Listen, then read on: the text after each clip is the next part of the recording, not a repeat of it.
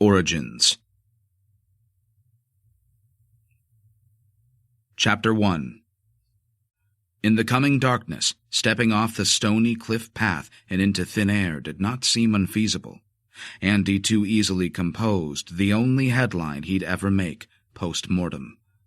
Body recovered in harbor. A mere glance down and he sensed the potential for a terrible skittering of his feet. The earth rolling marbles beneath his boots before the sickening plummet tingled his sphincter. Over he'd go, snatching, thumping, scraping onto spumes of foam and the din of water that smashed the slate teeth of the shoreline 200 feet below. Or would he drop silently, without fuss?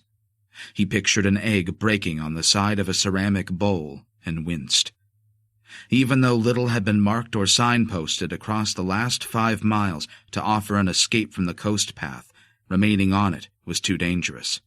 The further he'd ventured, the more remote and hostile the cast of the land, so unlike the lush, near-tropical sections around Torbay, or the long, open reaches of South Hams. Heather now bearded the slate and shale at the top of the cliffs, producing a vast rust and grey stonescape that suggested Scotland or the South Island of New Zealand, not what he expected to find in South Devon. Since the first coves of the morning north of Divellmouth, he'd walked the edge of an unceasing undulation of mostly bare, hilly farmland. Distant copses had occasionally sprouted on higher ground, the silhouettes of the trees seemingly silent and still with anticipation, like warriors watching on horseback in old westerns.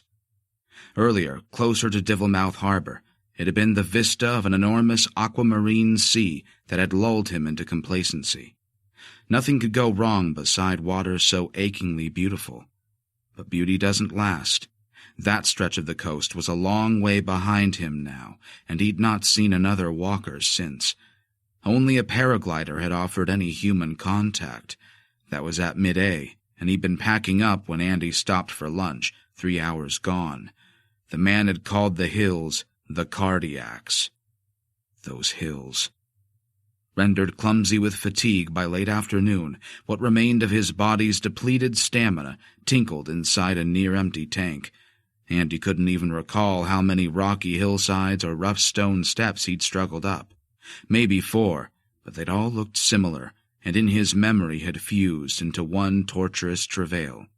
Descending the slopes had pressed his toenails into their cuticles. He'd not trimmed his nails before wearing new hiking boots, and was close to limping.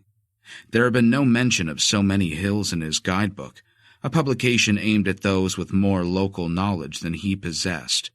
Although it had let him down on each walk so far, he'd wanted to get his money's worth, so had persevered with spectacular walks on the southwest coast path, South Devon. But what if he'd been elderly? The numerous steep rises would burst hearts. 40 minutes for lunch at midday was also a stupid decision, as were the hours he'd spent exploring the first 3 coves at 10. His 1 liter of water was long gone. This is how people get into trouble. The tone of his head voice was now his dad's. Time. The atmospherics served as a premonition of how dark it would soon be. To get out of the situation safely, he'd need every minute of the 1 hour of remaining sunlight, and then another hour of half-light to find the car. Andy looked up, imploringly, at the light situation. Cloud had tarnished the sky metallic, giving the sea an appearance of liquid steel. In one circular portion of the iron cumulus, light splintered to produce the sulfur and mercury of a Turner seascape. Far out at sea, one great shaft of concentrated sunlight struck the water, producing a white-gold disk too blinding to look into. But definition along the cliff edge was growing vague. Greens, blues, and reds were being extracted from the earth. He pictured himself reduced to a tiny figure in a dark aerial photograph, the surface murky with dust. Wind with cold pins began to sheet off the sea, shivering his flesh. Perspiration beneath his fleece transformed into a second skin of frost, covering his back, groin, and forehead. For all the protection it offered, his thin woolen hat might have been a Christmas crown made from tissue paper. The latest addition to the new script was rain. The white horizon was blackening. If you get wet in a cold wind, shit going wrong just builds. He could no longer use the GPS on his phone either. He'd run the battery down by taking pictures to show his wife. Anticipation of a temperature plummet at nightfall tightened the tourniquet of concern further, squeezing his thoughts into choices measurable on a 3-fingered hand. Should he go back to where he had a vague memory of a path heading inland in the direction of a land trust property? He guessed that route promised to be a death march uphill into the interior. Then he'd have to locate the house. Would it be open off-season? Those places usually closed at 5 anyway. Or was it 6? Or should he just press on for his original goal, the nature reserve at Brickburg? He'd intended to cut inland from there on the sole track his map noted, a route that would eventually circle back and deliver him to the small-access countryside car park where he'd left his Volvo at 9 that morning. Though it was the best option for locating the car, the Brickburg route would surely involve over an hour on the hilly coastal path in dimming light and intensifying cold, so Andy ruled it out almost as soon as he mooted the notion. A glance at the beach below pulled his eyes to the steep shale hills that buttressed the shore. The map helpfully indicated that 2 more beaches would follow that one too. There wasn't sufficient light remaining to make agonizingly slow progress up 3 more cardiacs. For the first time in years, he felt tearful. A third option involved a yomp directly inland from Slagcombe Sands, around the wetland and up the valley. But a glance in that direction invited the question. What awaited at the summit? A bloody fence? It'd take him an hour to get up there, too, the final hour of daylight. There was no street lighting out here, no prospect of electric light save from a few remote farms dotted about the hills. He'd seen a couple of dejected buildings earlier, perched atop the valleys, but distant yellow windows wouldn't illumine where he placed his feet on uneven ground. He'd already lost his balance and fallen twice in daylight. There were options, or diminishing choices made in desperation. None were satisfactory. He was not an experienced walker. At Christmas, as a means of keeping fit, he'd made his rambling debut. This was walk 6 in 2 months, but the first on the wilder stretch of the coast path. Self-loathing added to a fearful mix of incomplete thoughts. The day had no room for another bad decision, no about-turns, retracings, or hunkering down in the wind to beseech the map that he could barely see without reading glasses. The last few times he'd returned the book to his pocket, he'd already forgotten what he'd just looked at. Cold wind dementia. Option 1, the land trust property. Head down, his mouth a rictus, he meandered up a slope parallel to the direction he'd just walked. The period building would be on a road somewhere inland, behind this section of the path. It must be. There might be a phone. He'd have to reach it cross-country, across fields. So turn around, twat, and walk until the darkness swallows you. A dining room. 2 figures sitting upright at a table, painted red from their hairline to the soles of their bare feet, their torsos and limbs oiled to a dull sheen. Not speaking, their eyes closed, perhaps deep in the concentration of prayer and giving thanks for what they were about to receive, those bruised slabs of meat, wet and heavy upon their white plates. A fare not shocking Andy as much as the couple's appearance.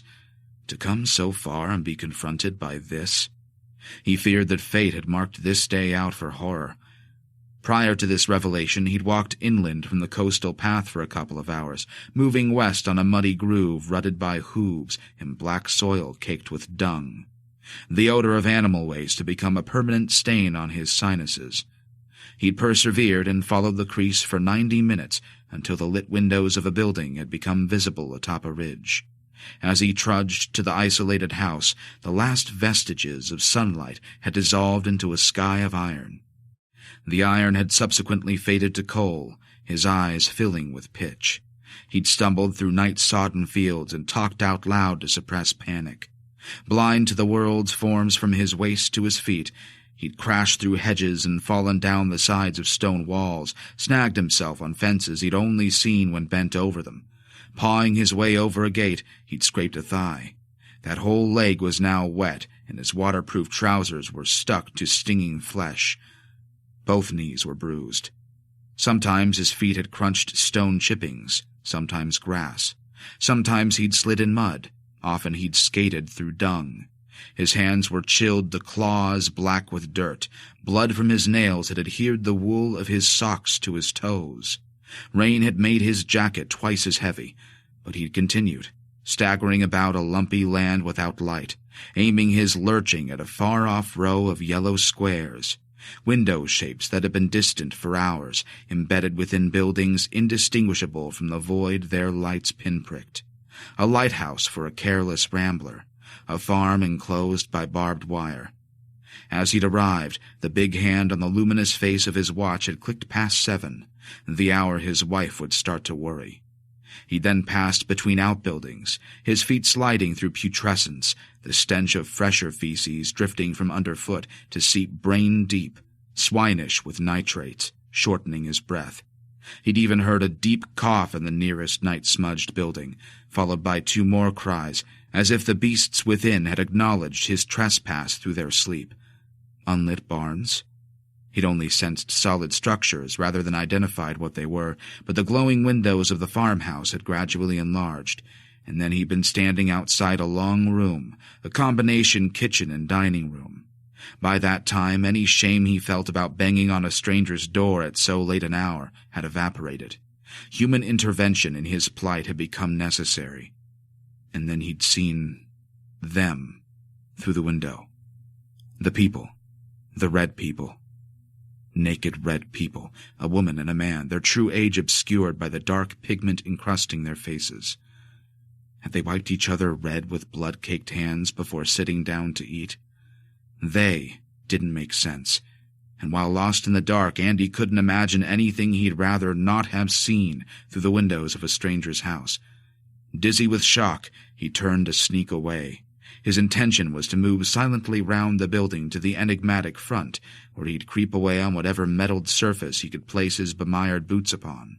But when the toe of his boot struck an object that refused to move, his hopes for a silent escape came off the table.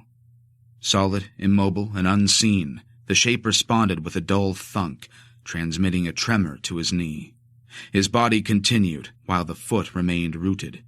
Falling forwards, he thrust out a hand, striking the very window that had so recently promised salvation. Second leg swinging wide, he just kept to his feet and righted his spine.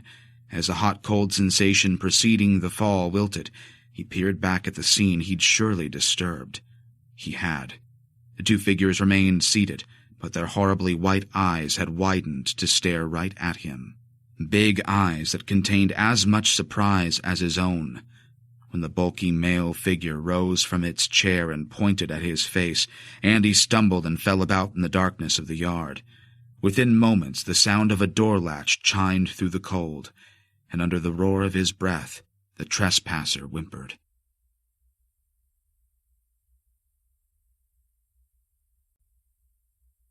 Chapter 2. Later that year. Bones seeped from the cliff's freshest wound. A few lay scattered about Matt's feet. Like fallen columns from an ancient temple, 2 great plinths of rock had separated from the cliff face and cracked apart on impact with the sand.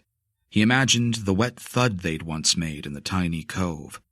Moving his gaze from the fissure above his tousled red head to the gray shore, he tracked the path of fallen debris, broken limestone resembling a frozen river, the furthest extent of the rockfall hurling rubble across the pebbles and into the sea. The cliff must have collapsed within the last week, so how long had those bones been embedded in the rocks? Were the darker pieces all bone fragments? Animal or human? Maybe even fossils? He decided to collect as many of the more interesting bits as possible before the tide took them away. The same tide that had eroded a notch in the cliff's foot and written collapse into its future. The new spring tide would rise higher with a full moon, suck at the landslip, and reclaim the relics. 30 years of coastal erosion and 1 month of continual storms were responsible for this avalanche, the sea's perpetual rage unrecognizable in this part of South Devon. So recently had these blue skies blackened with fury, and the aquamarine waters darkened to gray, before spitting great briny gouts, day and night and for weeks, right into any face turned seaward. Much had been smashed apart in South Devon. Comprising no fewer than 13 hurricanes, the sea's maelstrom had surged over walls, bent iron railings and train tracks, battered harbors and fishing boats into fragments, torn down holiday lets from Plymouth to Dawlish, and even shrugged off the cliff's heavy coats. What had been relied upon to be benign, sheltering, and gentle had reverted to assault. Over now, the weather front spent, the sea assumed a sheepish, remorseful character. But the towns remained shaken and their people subdued, bruised at a deep psychological level. No one trusted the sea. They wouldn't for a while.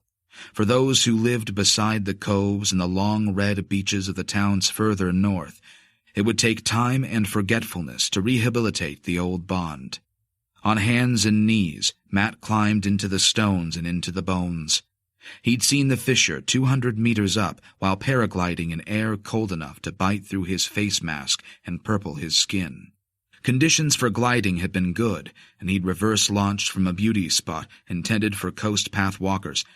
In seconds, a high easterly headwind charging off the sea had raised him from standing on his feet to sitting in thin air. As soon as his wing had flapped, risen over his head and inflated, he'd been aloft, his stomach momentarily loosening like it was too big and on the outside of his body, before tightening to a closed fist inside a physique rendered frail. Up through the atmosphere he'd risen, alone and dwarfed by an immensity of sky. Seated in his harness, he looked to the green water turning milky turquoise in one great stripe of sea.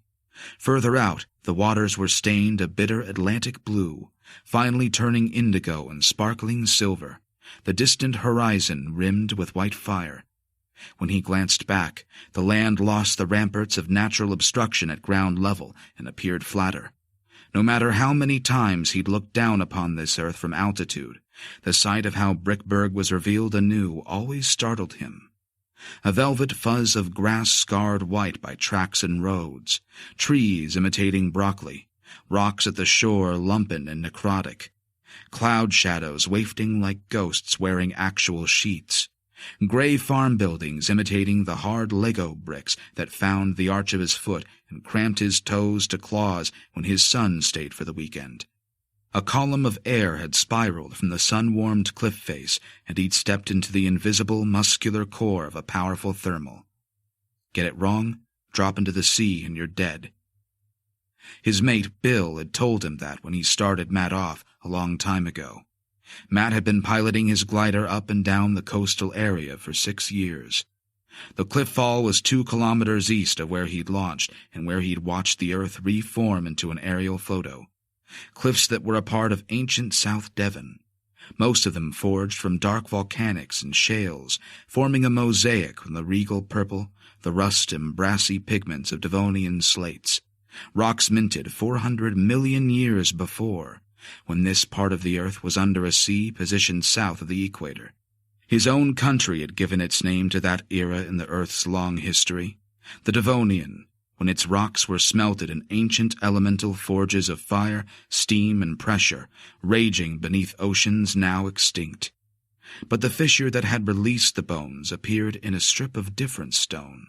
That rent gaped in the farthest southerly reach of the ancient limestone, once heavily quarried by the Victorians, a compression of prehistoric reefs and algae seamed with the rusty blood of hematite. Mining had reshaped the peninsulas to resemble the prows of vast ships, and it was beyond the last bow that Matt now gingerly picked his way. Eyeing the new cliff edge above him, at the rear of the gouge, he could see that a corresponding section of the coast path had vanished. On either side of the collapse, the new cliffs leaned forward, chins out. It didn't look stable. Gotta be quick. The top layer of rubble was loose, and the first bone he'd found he'd mistaken for a piece of waterlogged wood, until a closer scrutiny revealed a splintered end. In cross-section, the inside of the fragment resembled desiccated coral, or the inside of a sea sponge, animal bone that had once held marrow. Possibly a rib from a farm animal? Most of the hilly coastal land was used for grazing. All around Brickburg, herds of black Welsh mountain sheep roamed. Slow-moving ensembles of ebony ponies also drifted close to the coast path. But the bone's brittleness and mahogany to coal-black coloring suggested age, and perhaps a great age, thwarting his theory of sheep tumbling from the cliff before their remains weathered above the sea. Nearby, another bone was lighter in color and camouflaged amongst pebbles, driftwood, and chunks of hematite. The object's shape assured him that he was holding a portion of a jaw. The fragment's dimension suggested it must have once belonged to a beast no longer indigenous to the British Isles. 3 teeth remained. The most prominent tooth was worn, striated with capillary-sized cracks, and resembled an incisor the size of his thumb. A tooth compelling Matt to examine the ground about his knees more closely. He'd seen the remains of the great scimitar cats in the museum in Torquay, their bones chiseled out of limestone at Kent's Cavern further down the coast, the very limestone that ended here in Brickburg. Matt moved higher, through the rubble, filling his pockets with what must have been bird bones or the metatarsals of land animals, until he paused to inspect 2 larger objects, longer bones distinguished by heavy scores and cuts. They'd been worked at the top, too. Holes were bored into the flaring ends before the shaft concluded in a ball joint for the hip or shoulder of an animal. He knew other caves discovered in Devon's limestone had contained multiple entrances that weather and the movements of the earth had buried with rubble. Evidence of prehistoric animals and early man had been found in many of them. It was feasible that a cave might yet lie undiscovered. Matt's breath caught with excitement. Sweat replenished itself beneath his waterproofs and cooled. Jesus wept. If there was a cave behind that crack and he discovered it, would they name it after him? No one could have spotted the fissure unless they'd been hugging the shore in a kayak or seen it from the air. During the storms, the sea had been too rough for shipping, let alone pleasure craft. A giant freighter had even beached at Divillmouth. Not even the most extreme paraglider would have considered flying in that weather, and he didn't know anyone else who flew this section. It was too dangerous. So who should he tell first? The police? Didn't seem right. No, the council. Maybe. Or the land trust, who managed the public areas around the towns and farmland. Probably them. The crack itself was only a foot wide, and whatever lay beyond remained pitch dark. Maybe the inner space had seen no light for tens of thousands of years. As he drew close to the fissure, he slowed, reminded of an orifice. Blood-like stains in the hematite, issuing a sense of fleshy inner walls, moist and intersected by the pale bone of limestone. His thoughts turning unpleasant, his comparison switched from ideas of a cliff vulva to those of a horrible head wound, an analogy immediately reinforced by what he recognized as the top of a skull and the debris around his knees. Matt shivered. Mottled and tanned brown-black, the object sat upside down and formed a cup, like one half of an Easter egg his son had broken apart to retrieve a little bag of sweets. One half of a leathery egg with a jagged rim of spikes around the broken side, but the frontal and parietal bones were intact and still joined.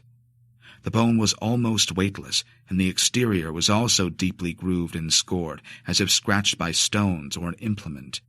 And if it was human, it appeared that the entire crown of this skull, from just above the eyebrows, had been roughly chiseled free. Carefully, Matt slipped the fragment inside his rucksack and folded his spare hoodie around the object. He didn't want it crushed under a stampede of rubberneckers when word broke. That is, if this was important. Everyone had bigger things to consider these days. Unemployment, a collapsing health system, the price of food, the terrible economy, a plummeting pound, the unpredictable climate, the strikes, unrest. No one might give a damn about a cave full of old bones.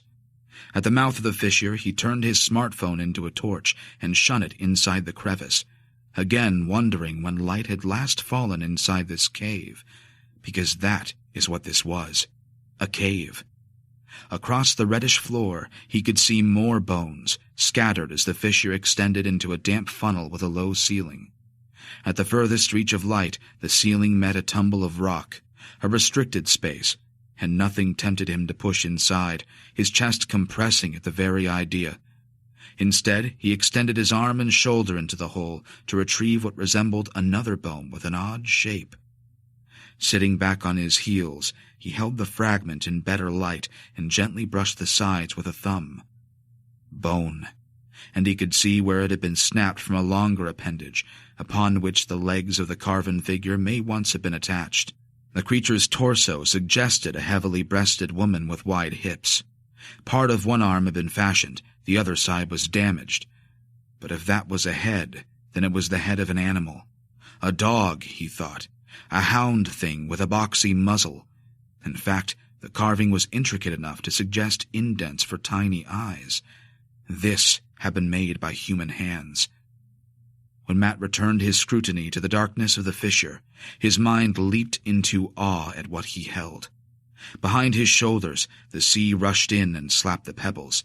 It then withdrew in a susurration across the stony shore, as it had done for tens of thousands of years before this very moment. Later, when questioned, he would struggle to articulate how he'd felt with the dog-headed thing within his hands. But he did offer, to anyone to whom he told his story, that he'd never felt as insignificant. Tiny, an irrelevant witness and a mere speck upon a great tide of time that surged ever forward, a tide upon which he too would be extinguished, the spark of all he was, doused in less than a cosmic moment. Just as the mind that had occupied the skull in his bag had been extinguished so many years before.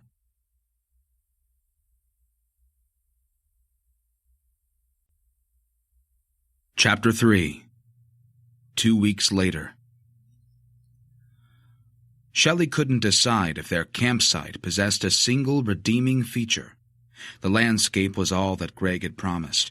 It was open, wild, hewn from steep valleys, framed by great vistas of sky and sea, and uninhabited, though the land must have been more hospitable once, and even crowded with trees, before deforestation had left it barren.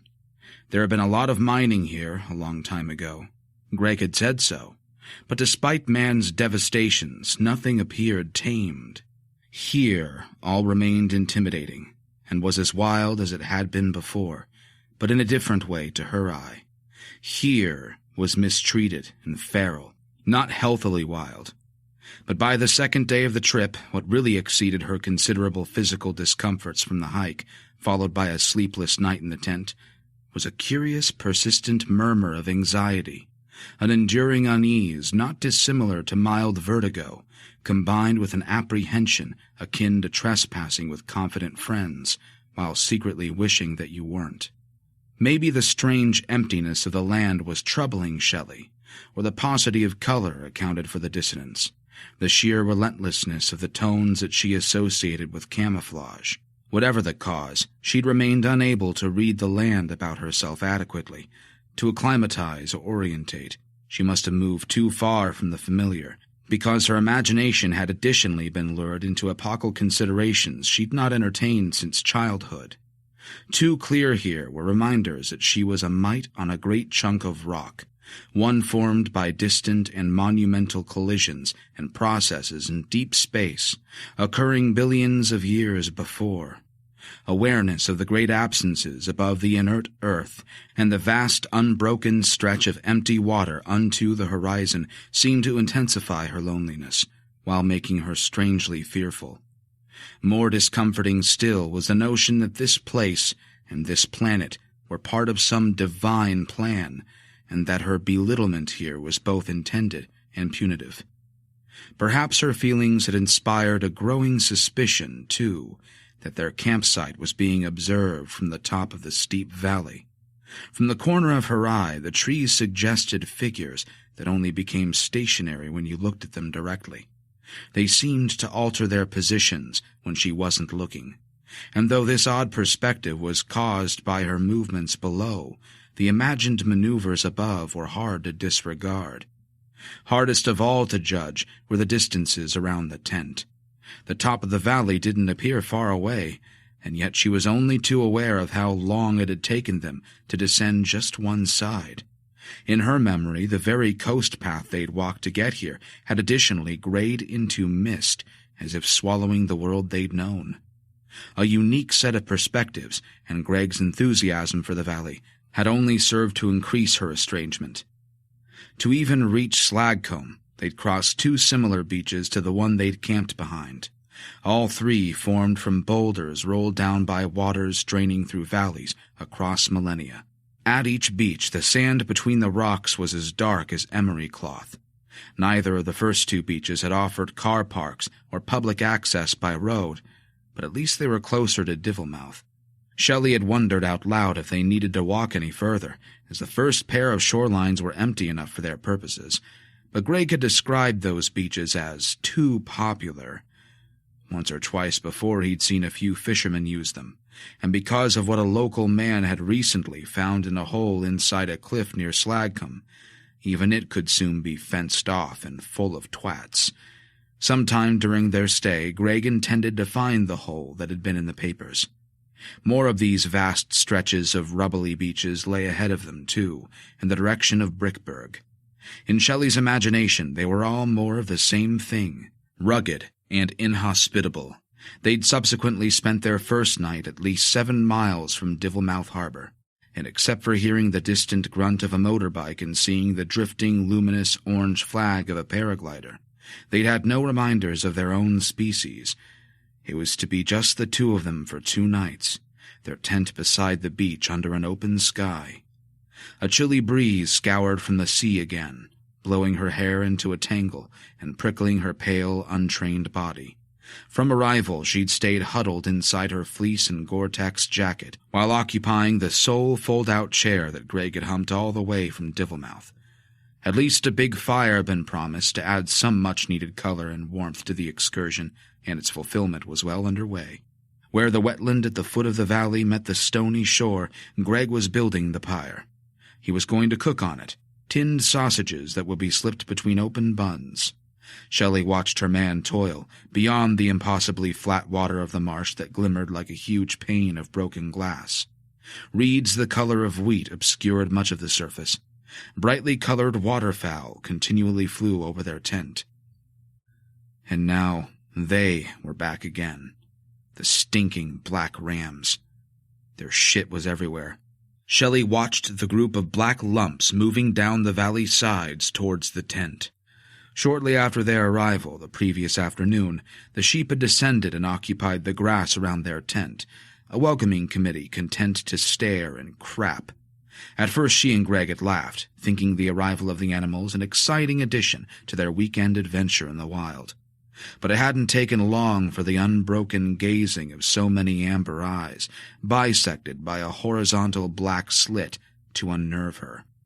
A stolid watching presence increasing their exposure at the foot of the valley, the intense, unreadable eyes embellishing her suspicions that other eyes, higher up the slopes, were also observing them just as keenly. Shelley wondered who owned the sheep. There were farms inland and a land trust house that was too far to reach, all uphill from the beach. Perhaps the sheep expected her to feed them. Their fleeces were matted with dung, their nostrils encrusted with snot, their presence a fitting epitaph to the romantic weekend. She needed Greg to shoo them away. "What?" she asked the one nearest the tent, but the ram stared, unblinking. "Piss off," she hissed. "You actually stink of shit." As if to mock her, the animal released a stream of black balls from its tangled backside. She would ignore them. She had far bigger things to worry about. The row at first light had been far worse than the annoyance of random sheep in the cold. The tense spitting exchange still echoed through her thoughts. Greg had even said, "Never again." She'd responded with, "It's shit, Greg, shit. It even stinks of shit. It's all round the tent in case we needed convincing. I didn't sleep at all, and I'm freezing. I can't get warm. Divillmouth calling, mate." He'd paled at her outburst, called her ball ache, and walked off to see the quarry.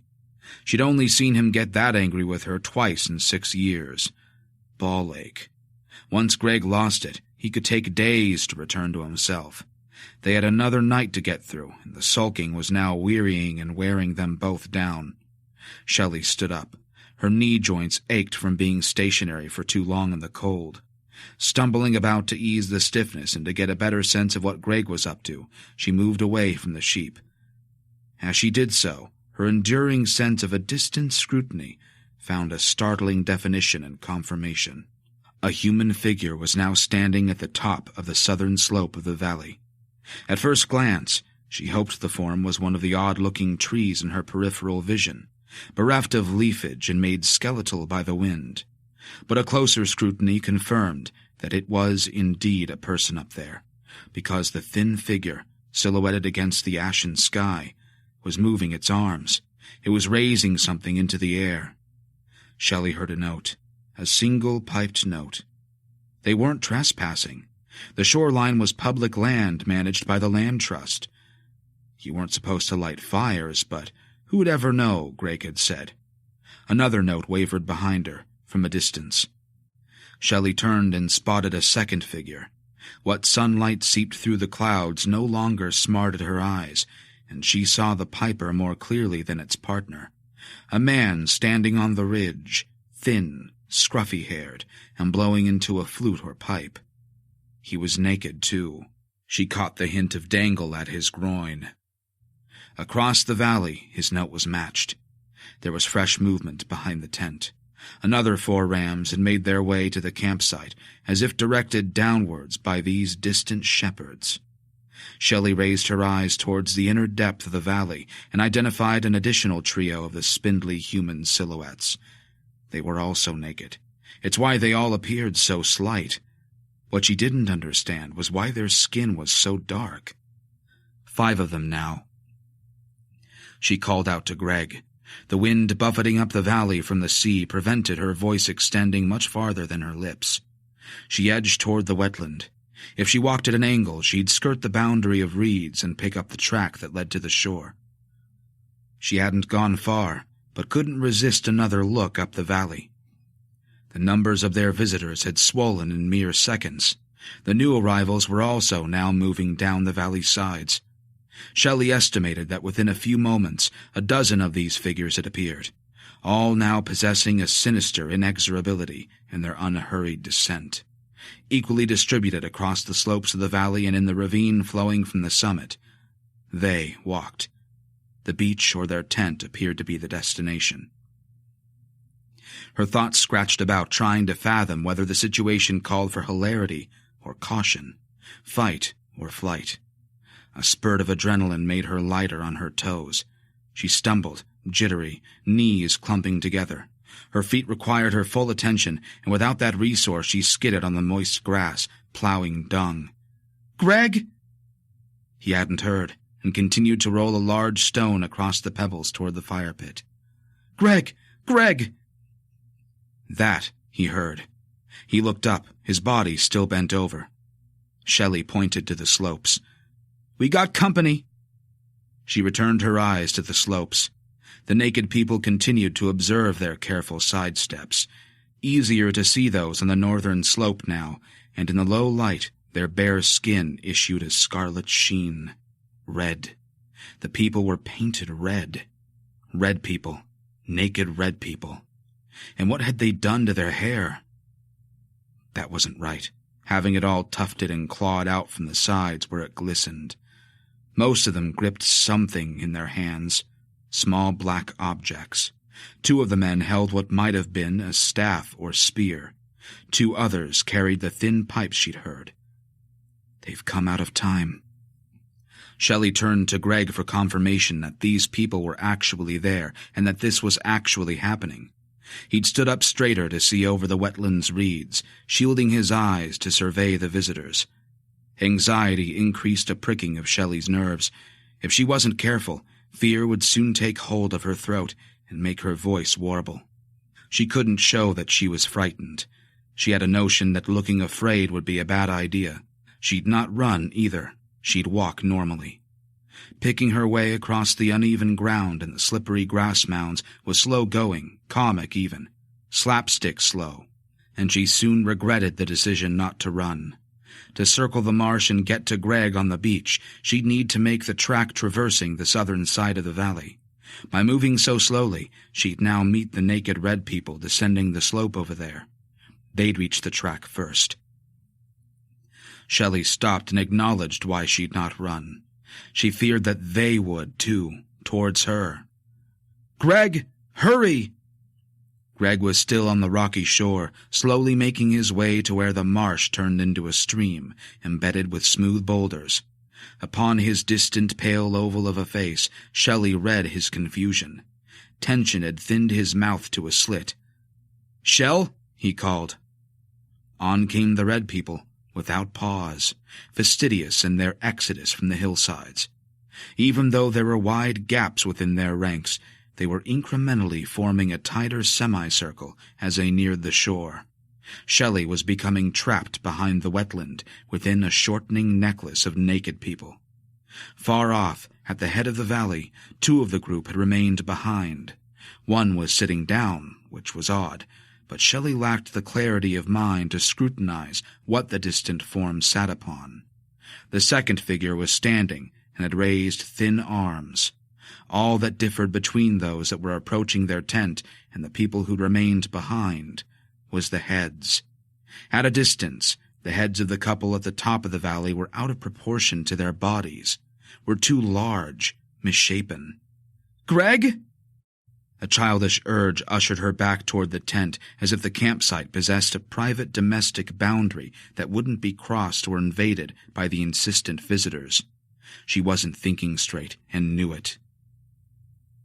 "Like the rams, they just came at you, just came from up there, out of the land.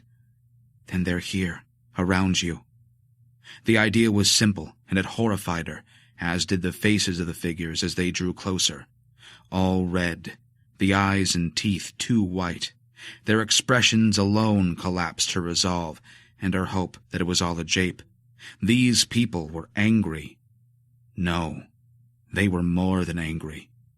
They were enraged, excited too, because they abruptly made a terrible noise. All of them started to howl and ululate like angry apes, a commotion intimating that the restraint they had used in their orderly descent was about to conclude. The pair at the valley summit with the malformed heads had incited the chorus by issuing faint, high-pitched shrieks that had warbled into a horrible skirl. When the sound had pierced the valley, their confederates had immediately taken up the cry. When Shelley identified what the red people were clutching in their fists, she wanted to sit down and protest at being intimidated. Black stones, rocks that tapered into points. "Get here! Greg! Greg!" As she looked desperately in her boyfriend's direction, her vision suffered a marginal judder. From the waist up, he was visible over the furry tips of the reeds. He was running from the shore to their camp. Ahead of him, a few of the red people had stopped as if to greet him on the beach path they had already reached. Their tatty, greased hands and scarlet faces seemed more monstrous as they grinned and shrieked excitedly at his approach. There were 4. He'd never get through them. "Oh, Jesus," Shelley said to herself and to the unhearing universe of air and stone and sea that surrounded her. "Jesus Christ." She'd waited too long to act, and only now was she running to the nearest gap between the 2 red things closest to her, women with grimacing faces. Both were elderly, their breasts strangely plump and shiny beneath stringy throats. But where did she go if she made it between them? Up there, up the sides of the valley? Already the left side of her chest felt as if an ice cube was lodged in a lung.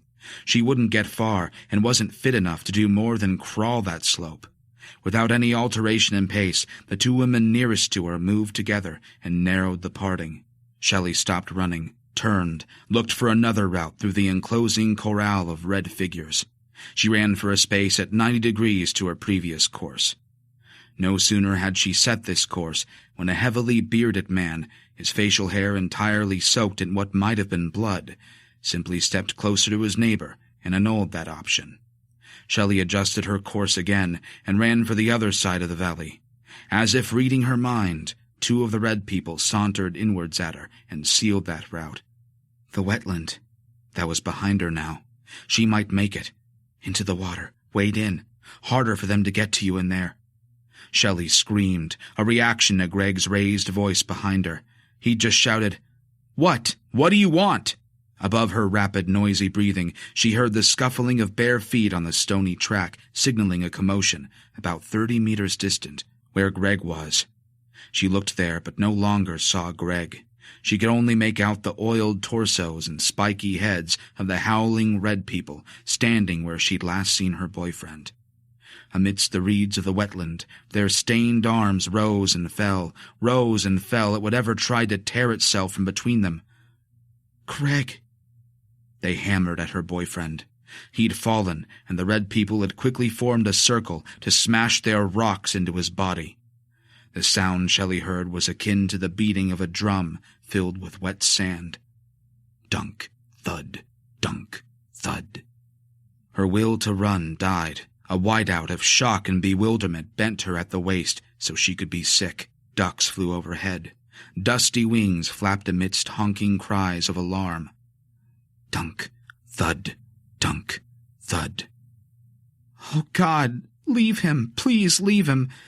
Don't you think he's had enough?" She wanted to say this, but there was no air inside her body. She sobbed breathlessly. Dunk, thud, dunk, thud. Arcs of dark liquid were flung into the air from the tips of many red hands, like suds cast from wet tools. The red arms went up and down, up and down. The flapping commotion of the waterfowls dimmed, and the noise of multiple pairs of bare feet slapping the turf drew nearer to her. She closed her eyes, then opened them. Standing upright, her arms loose and weak at her sides, her nose running freely, she watched the red people close. Mouths open and howling, here a filling, there a gap, purple tongues, black nostrils, eyes too big, wild like animals. A moment of strange calm came upon her. Then a warmth spread through her muscles. "No," her final word. The red people took her down to the wet grass and began tugging her into position. She wanted the first raised rock to knock her out so that she wouldn't feel the impact of the other 5. It didn't.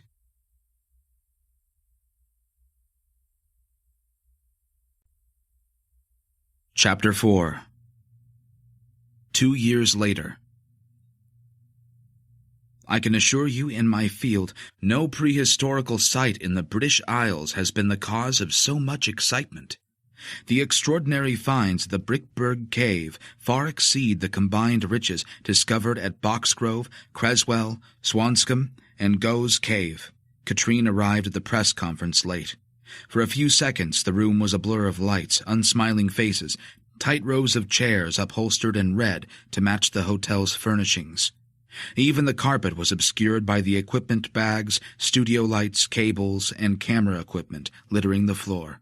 There was barely enough room for national press. Local was squeezed at the rear, the closeness of the air and its temperature already reaching stifling in the conference room.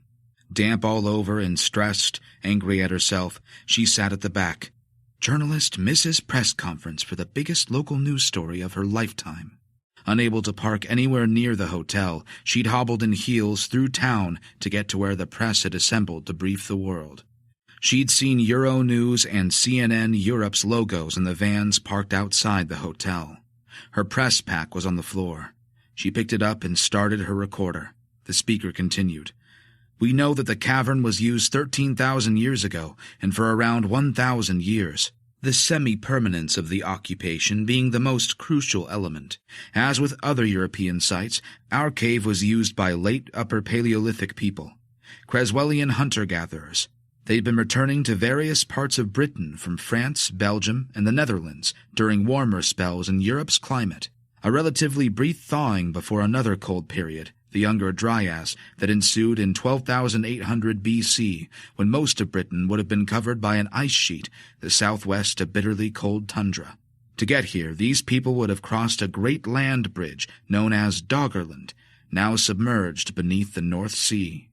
For a journalist, Katrine was terrible with names, dates, and figures, though she never forgot a face. The speaker was a leading paleontologist from the Natural History Museum in London. She'd seen him interviewed on national news during the first 2 years of the excavation in Brickburg. Her local monthly, Devon Life and Style, would dedicate a pull-out supplement to the revelations he offered today, the most significant press conference yet from the dig's management. But this is the only British site that signifies a formal occupation, including burials across centuries. The speaker paused, as if to allow the weight of that fact to sink upon his audience. A few people were taking notes. Glazed expressions or contrived looks of anticipation accounted for the greater number of faces in her line of sight. The speaker looked past the journalists from the London networks and towards the back, as if to appeal for some local enthusiasm. None was forthcoming. A camera flashed. He had his work cut out. Considering the current state of the world and its weekly upheavals, Cat questioned for how long this story would run beyond specialist pages and presses. We also know what the Brickburg community hunted and ate. Cat suppressed a yawn. Her eyes watered, blurred, then cleared. On screen, a picture of a grassland, bordered by marshes and small trees. A white flat landscape inhabited by wild horses, red deer, antelopes, some kind of giant ox, what looked like grouse, a solitary badger. A pack of wolves watched the game expectantly from one side of the illustration. Opposite the wolf pack, standing beside a marsh, a group of bearded men were poised, their muscular bodies part covered in animal skins. Rough, leathery faces crowned by tangled hair watched the centerpiece of the picture. A woolly mammoth. Spears were readied. Were mammoths down here? Cat wondered, and felt her interest increase, though not by much. It dropped a notch again when the professor presented the next photograph, which featured a tray filled with flint tools, carved spear blades and points. Notched spikes bore the caption, "Shin bones of Arctic hares." We've removed 500 tons of debris so far, and over 2,000 items of worked bone and flint. The flint came from Wiltshire. Katrine's feet ached and throbbed. She wished she'd worn jeans and trainers. Several women had done so, including the loathsome Vicky from Devon Tribune, one row in front. Much like her own publication, the Tribune was 95% advertorial, masquerading as news. But other than Cat, only the female journalists from the big networks were attired in suits and heels and lavishly made up. Those higher-profile journalists would interview the visiting experts for the networks, one-on-one. Women who exuded a cultivated indifference to everyone sitting behind them. Their heads even appeared to be enhanced by a celestial halo created by camera lights, a setup that produced the near-unbearable contained heat. Katrine removed her suit jacket, but didn't feel any cooler, and wanted to strip down to her bra. Her tights were laddered up the back of one calf. As she'd run from the car, a tiny burr of leather in the heel of one of her new shoes had rubbed a foot raw and fired white striations up her hose to the left knee. She wanted to pinch herself hard. From analyzing nitrogen isotopes in the wealth of the recovered human remains, we know that the people using this cave maintained a diet that was very high in animal protein. They were towards the top of the meat-eating food chain. Only wolves should have been competing with them for game. The cave lions had been gone for 15,000 years. These people mostly ate giant oxen, deer, elk, horse meat, and the occasional cave bear. We also speculate that domesticated wolves assisted their hunting, but, well, there was another reason why we called this conference before luncheon. Luncheon? Just bloody call it lunchtime. Katrine suppressed a flicker of class rage and refocused her attention on the next slide that appeared on screen. A photograph of a trench filled with hundreds, if not thousands, of bones, in all shapes and sizes.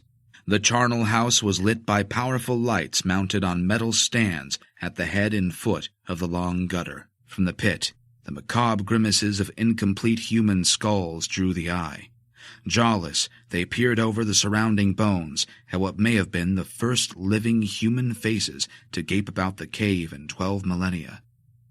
A bank of sediment on the south side of the cave that survived the cliff fall contained over 5,000 individual animal and human bones, interred together. So we can be certain that this cave was associated with sustained butchery, operating at recurring intervals across 1,000 years.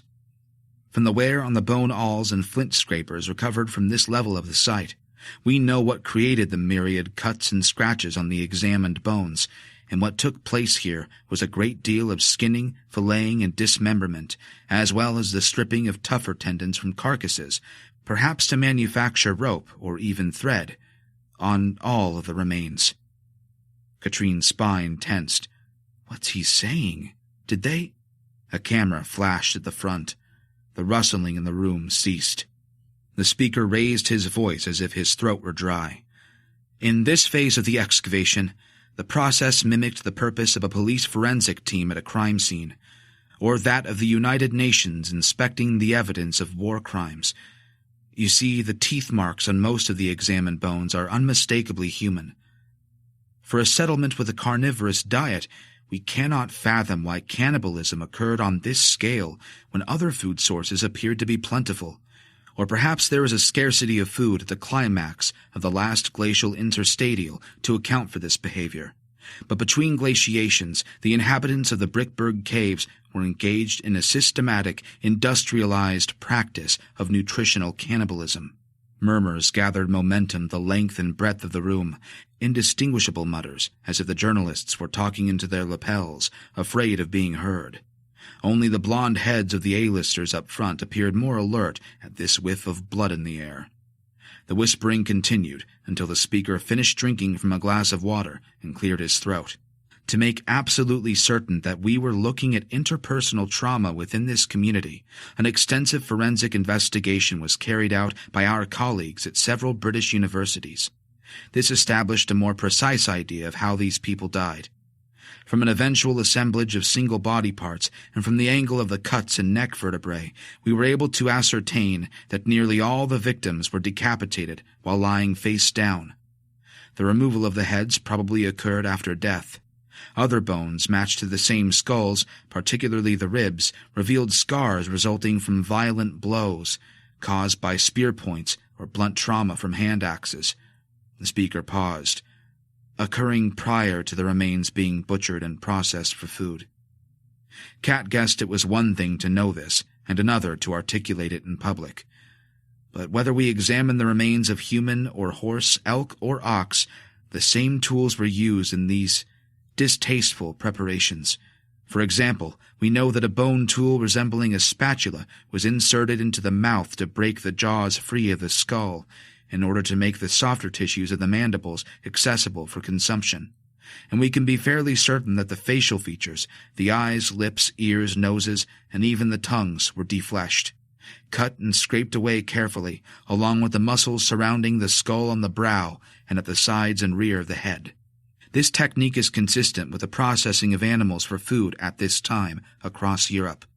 From a close scrutiny of the cuts impressed into the skull bones, we can even establish the actual angle at which the individuals' heads were held by one hand, while a second hand operated a sharp tool to remove the flesh and soft organs from the exterior. Rather gruesome, I'm afraid. It may even be upsetting for your readers and viewers, but we must remember, despite our sensibilities in the civilized world, that our species has resorted to cannibalism throughout its history, even in recent history in some parts of the world. But the evidence from the Brickberg caves chiefly indicates that there was no difference between the preparation and consumption of animal and human carcasses. Here, butchery found an equivalency between man and beast that we've not witnessed since the 20th century in Russia and North Korea. We must remember that the brain, bone marrow, and the soft body tissues all contained an important nutritional value in cold, uncultivated environments. These food resources were extracted from the broken bones by gnawing and chewing actions that we've matched to human teeth, so these human remains were not scavenged by other animals. So far we have assembled the mostly complete remains of 276 people who died and were processed in this way. The eldest appears to be a 43-year-old male who was suffering from what must have been very painful gums, infected by a tooth abscess. But neither women nor children were spared. The youngest victim was 3 and appeared to be perfectly healthy at the time of death. A woman towards the middle of the room stood up, apologized to those at her side, and left the room through a side door. Even Katrine wanted to shout, "Bastards!" This trench became, in effect, a rubbish tip or landfill for the discards or unused materials from the community's food supply. Interestingly, we also uncovered evidence of a 12-meter-long hearth close to the entrance of the cave, but the human remains do not appear to have been cooked. Attention was rapt.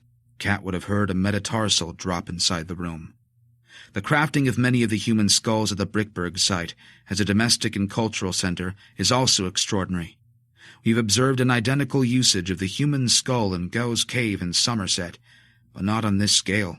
As I've mentioned, some of these victims were carefully scalped. Score marks on the skull bone are consistent with this procedure, and in 20 instances a sharp hammerstone was used to chip away the top of the skull. The cranial vault of some victims was of particular importance to this community. The upper part of human heads was often scraped and cleaned before being worked into what has been called a Magdalenian skull cup. We know in more recent cultures that such containers were used to carry liquids and as drinking bowls for ritualistic purposes. Upon the screen what looked like an ancient but intact pottery bowl appeared, modeled on the outside like a dark hen's egg, with visible impressions of tributaries across the inner surface, where blood vessels had once supplied a living, thinking, feeling brain. Kat wouldn't have guessed it was the top of a human head if she hadn't been told, and now she'd seen it and learned of how a human form was reduced to a cup and a pile of chewed bones. She wished she hadn't. For her feature, the details of the butchery and cannibalism would have to be toned down and reduced to bare hints. She knew her editor, Sheila, wouldn't print most of what had been shared with the press today. Their readership was predominantly elderly, affluent, and conservative. Considering the heat and lack of oxygen, Katrine didn't judge the younger woman, sitting 3 rows down, who at first seemed to be coughing with her head bowed. When the barking girl was identified by 2 self-conscious hotel stewards standing at the side of the room, they soon plucked her out of the seating and led her from the conference. The woman had been sick, probably into a coffee beaker. One of the stewards held a paper cup at an arm's length. Katrine held her breath. But moving on from the unpleasant evidence of how this early culture sustained itself in a harsh environment, I'd like to share some of the rich evidence suggesting that a sophisticated culture coexisted, one fully immersed in its own religious rites and practices, a community that also skillfully produced some very affecting art, artifacts, and funerary rites that demonstrate a great reverence for some of their dead. The speaker couldn't get the skull cup off the screen fast enough. A few journalists were already whispering into phones as if they'd received a scoop, and Kat guessed the evidence of cannibalism would be exactly that for the tabloids. She could even supply their headline, Cannibal Holocaust, the prequel. 2 arms were raised near the front, which encouraged the rising of a dozen more. 2 hands clicked fingers. "We'll have a Q&A at the end of the presentation," the speaker said with a smile. "I'd first like to share evidence of these exquisite burials, 12 in total, recovered in the section of the site excavated so far." The news slide featured an intact human skeleton lying in a dusty recess on the floor of the cave. The bones had been carefully exhumed and brushed clean by the archaeologists. Deeper inside the cave and interred within what we've been calling the false floor, we've uncovered the remains of 12 humans, all female and all aged between 37 and 48. Their remains are in an excellent state of preservation. We can see that each individual was carefully placed in a nest and surrounded with a range of remarkable grave goods. Some of this material's manufacture dates from at least 20,000 years earlier, so artifacts were being reused. The occupants of the graves had become known, on site, as the Red Queens of Bricksburg. As soon as the speaker uttered the regal title, every journalist in the room bowed to make a note. We've arrived at this term because each corpse must have been painted with iron oxide, a red pigment extracted from local stone. It would have been processed into a dye by these people. Ample vestiges of this hematite have been recovered from each nest. These interments were ritualized. We've also recovered a variety of animal skulls from each grave, objects that must have offered a special significance to these individuals, perhaps even a spiritual status. The first queen uncovered still held the preserved skull of a hyena, Crocuta crocuta, and a relic at least 20,000 years older than she was, an animal that was once the size of a modern African lion. This might have been rediscovered within the cave, or even brought here by the group as they transported their culture into the area. The other queens were also buried with skulls, though of wolves in 9 cases, an animal indigenous at the time. Interestingly, one of the queens was interred with the much older skull of a giant cave lion, Panthera spelaea, once endemic to this area. Another held the skull of the scimitar cat, Homo thureni. That species went extinct around the time the cave was abandoned at the onset of the Younger Dryas. This burial practice and culture are similar to what has been found at various German sites, and as with those continental burials, at Brickberg we also uncovered a large number of man-made grave goods, carven images and simple but beautiful musical instruments. And make no mistake, this is figurative art. Each of the flutes was carved from swan wing bones, the longest being 40 centimeters in length, the smallest 6 centimeters. Each instrument has been inscribed with precise and quite sensual images of water birds. A fresh slide on screen revealed a pair of hands, clad in rubber gloves, gently holding a smooth length of what looked like a pipe of hollowed wood. There was once music in this cave. Perhaps music was incorporated into ceremonies, ritual practices. Maybe it was simply a source of pleasure and bonding in hard times. We can only speculate. Of the carven artifacts, we know that most were crafted and worked out of mammoth bone, and most of the carven images appear to be representative of the human female, though the heads of these figures are animal. Hyenas, giant cats, dogs, or wolves, we think. But there has been some decay, and most of the recovered pieces appear incomplete. They may once have been attached to wooden staves, since decomposed. The carvings on screen were upright, straight-backed.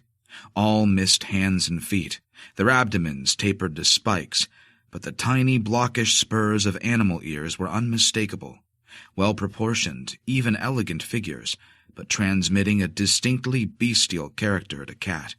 She found the shape and posture of the artifacts subtly aggressive, the worn but barking faces grotesque, even mad with a horrible delight. The last item of great interest that I will share today is this exquisite larger figurine of a woman's body.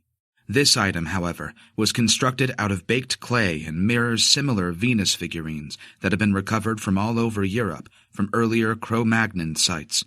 Again, we date this figure's manufacture at around 30,000 BC, some 15,000 years before a revival of its significance by this community. Despite the long, sensual curves, Katrine would not have described the black object as exquisite. A torso missing its head and feet occupied the screen. Suspended against a white background, its dark breasts were outsized, pendulous, perhaps suggesting a heaviness with milk. The hips and buttocks were given prominence from the rear and rendered lifelike. A tribute, perhaps, to fertility and the continuance of human life, or its flux and the prolonging of brutality. Cat disliked the turn in her thoughts, inevitable whenever she was exposed to the gruesome details of human history. Inside the hot room, her skin cooled. She closed her eyes, and her mind immediately became busy with what had just leered from the screen. The speaker called for questions. "Can I go now?"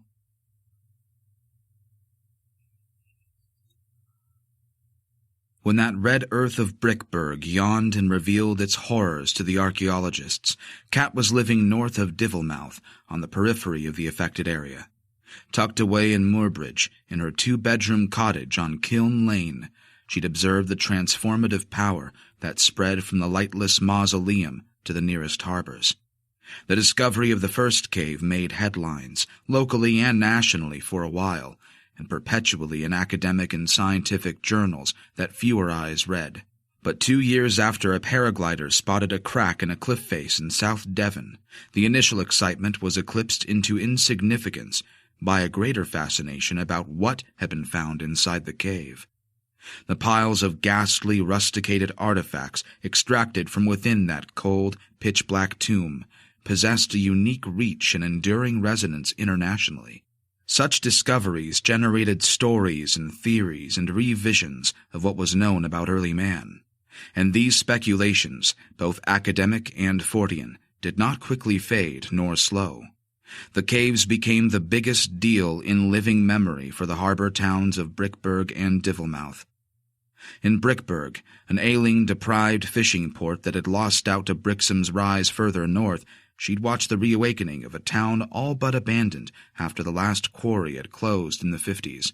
Further south, in the affluent enclave of gleaming yachts and white-walled dream houses that comprised Divilmouth, the air of the caves settled over the town like an enchanted whisper of even more gold than it already possessed.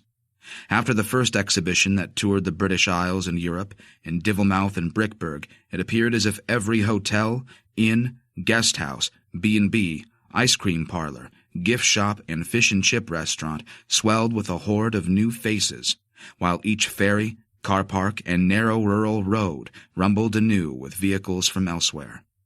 As if the caves had called out with some silent, summoning dog whistle, tourists from all over the world appeared again to startle the amiable, taciturn, and undemonstrative outer reaches of South Devon. We're on the map. Change is coming. That seemed to be the message, the belief, the impetus. And for a time down there, anything had seemed possible. Even out in Brickburg's purposeless, ailing satellite, Redhill, that tired gray village hanging on amidst the last working farms, the renewal that none had ever thought possible began.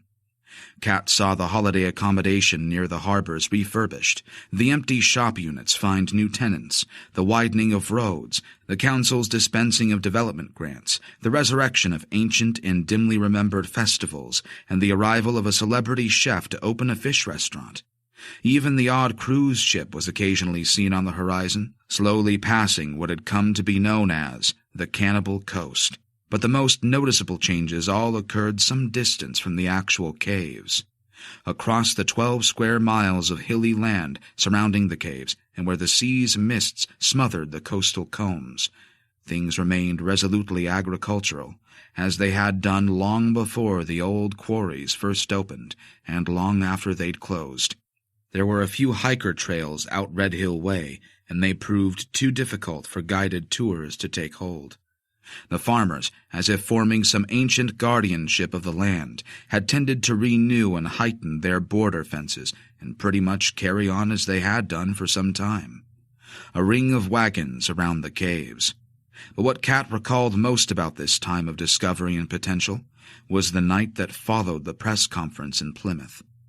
To her mind it seemed, and this was a mind that went to great lengths to protect itself from the madding crowds it had once known in London, her own past had been strangely exposed by the excavation, and her imagination infected by what had been exhumed from those caves.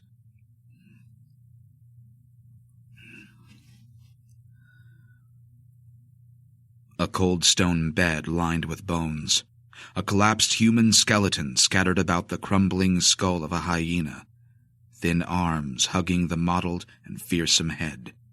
Red Queen. Crocuta Crocuta. Not fully asleep, nor properly awake, but between the two states, Kat's thoughts had drifted through an edit of the day's events. They always did. Like having a television show on fast forward, she'd paused her recall to trigger imaginary interactions, how things could have gone, should have gone, would have gone if... And through that dark, ruddy ether of her mind's deep space, these other things, the images, had reappeared and defined themselves. Snout raised and seemingly wet, the head alert, a jackal-headed figure of bone had rotated behind her eyes. The erect, footless image had even summoned the distant cacophony of a canine skirmish from the caverns of her mind. This had segued into another scene of an indistinct herd of immense beasts, in which a powerful animal had been pulled by the throat to its lumpy knees, and then onto its dusty side, with a thump that had shaken the frozen earth beneath where she lay. The felled beast was then hastily opened by a scrum of busy black heads. Snarling, becoming laughter. A dirty hand holding a black stone, carving flesh from a human face as if it were preparing fish. That final imagining had snapped her fully awake. She'd assumed that she'd been asleep and only dreaming, though the nightmare had seemed too vivid for that. There had been a sinking into a smothering darkness just before her nightmare, the sensation of physically dropping away from the room, her bed.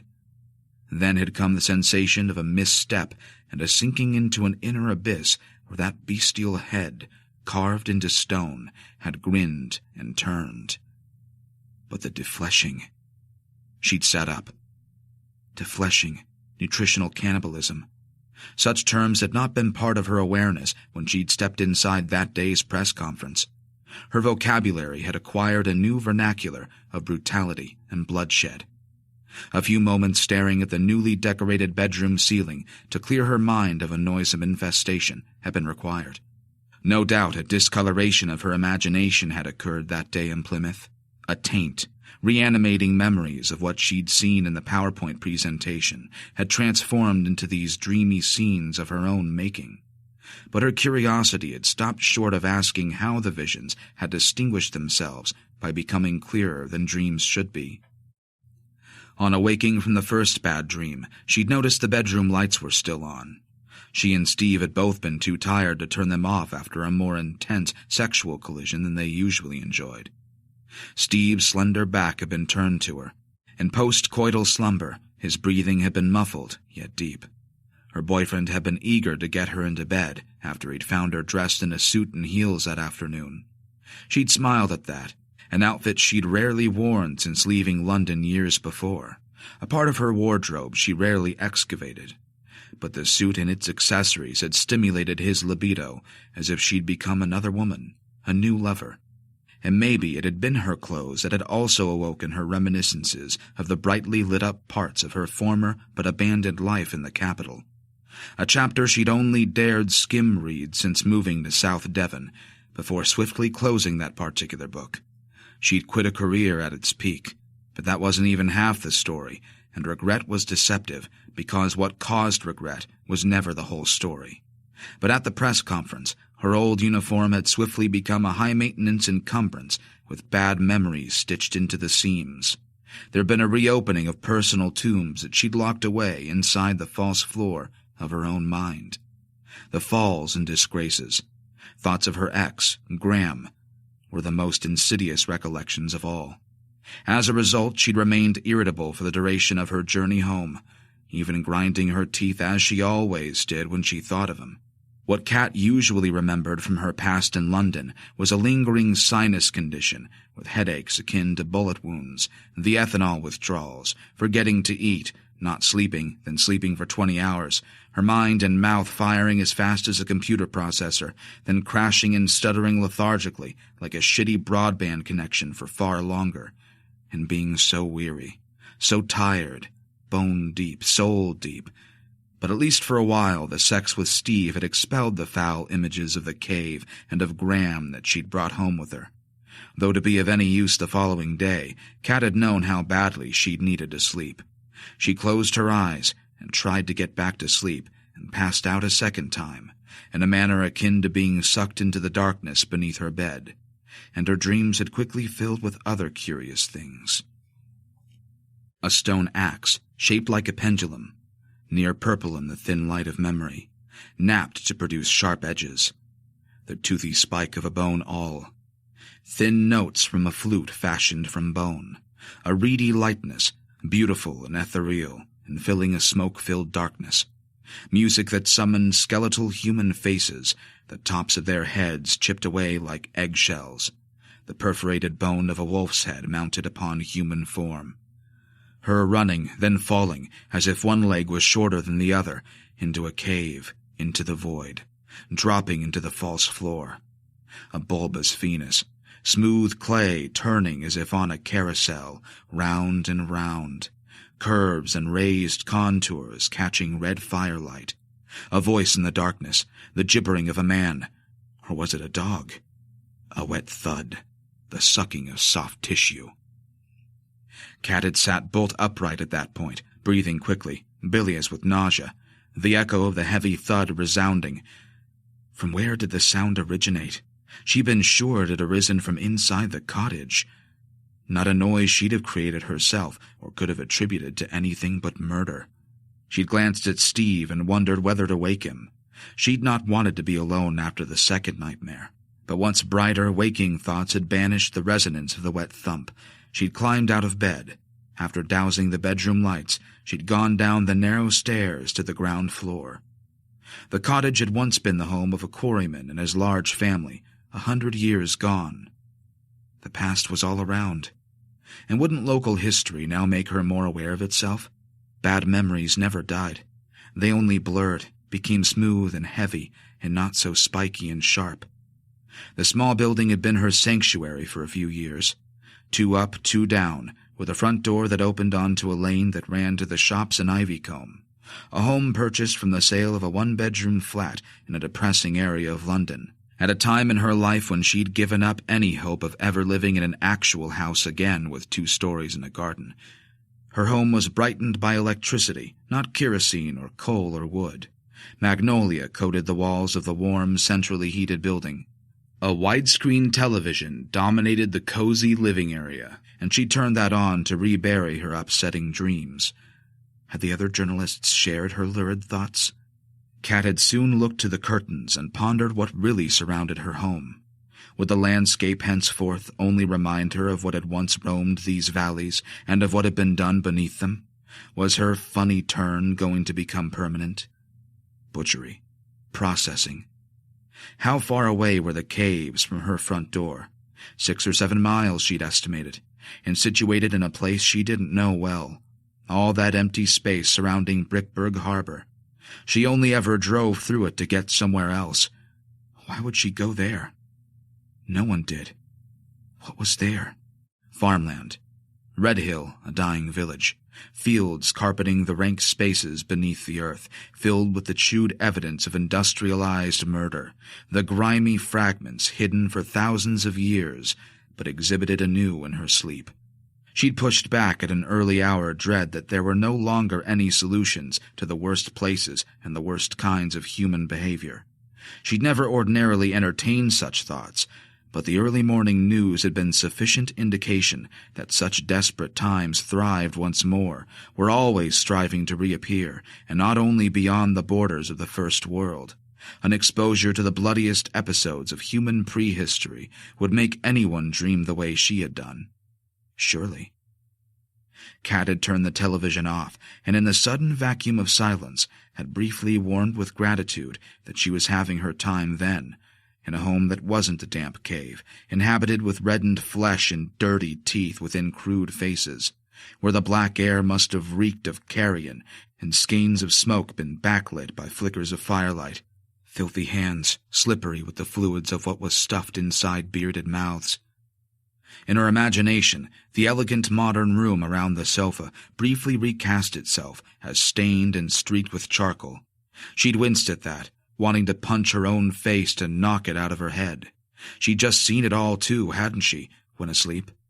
How did those things get inside you and display themselves with such vigor? Kat had willed herself to think of something else. Wrapping herself tightly within her gown, she'd curled up on the sofa and flicked through the local paper. Close to 3 a.m., she'd thought of her need to redraft her feature first thing. It was to be followed by 5 hours' work in the press office of the Arts Center at the Land Trust offices in Totnes, where she worked part-time. And the longer she'd stayed awake, the more she'd also yearned for the sweet-sour taste of cold white wine. That was a reckless compulsion. Momentary. Easier than ever to ignore, to wait out and let go. Kat hadn't attended a meeting or called a sponsor in 3 years. She'd not felt the need. She'd padded into the tiny kitchen and sipped from a glass of water, washed some crockery, checked the door locks, made sure the oven rings were turned off. Only then had she returned to bed. Sleep had returned as her wariness of it subsided. But sleep had again brought pictures and frantic motions of spiky shadows on red walls of rock. That third time, there had been screams, too, and children had wept. She'd awoken a third time and stayed awake until sunrise, stricken with a crazy notion, the kind of idea that appears in the early hours, that when so many old bones are disinterred from the earth, things were never going to be the same again in that place.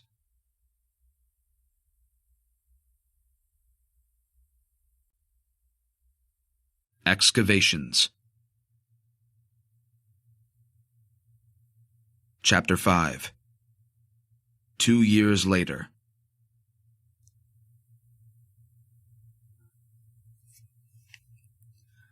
Recordings made by her dead brother were one click away. Lincoln had been gone 6 years. In Helene's bedroom, the laptop screen cast the sole illumination. Next door, her daughter had finally succumbed to sleep.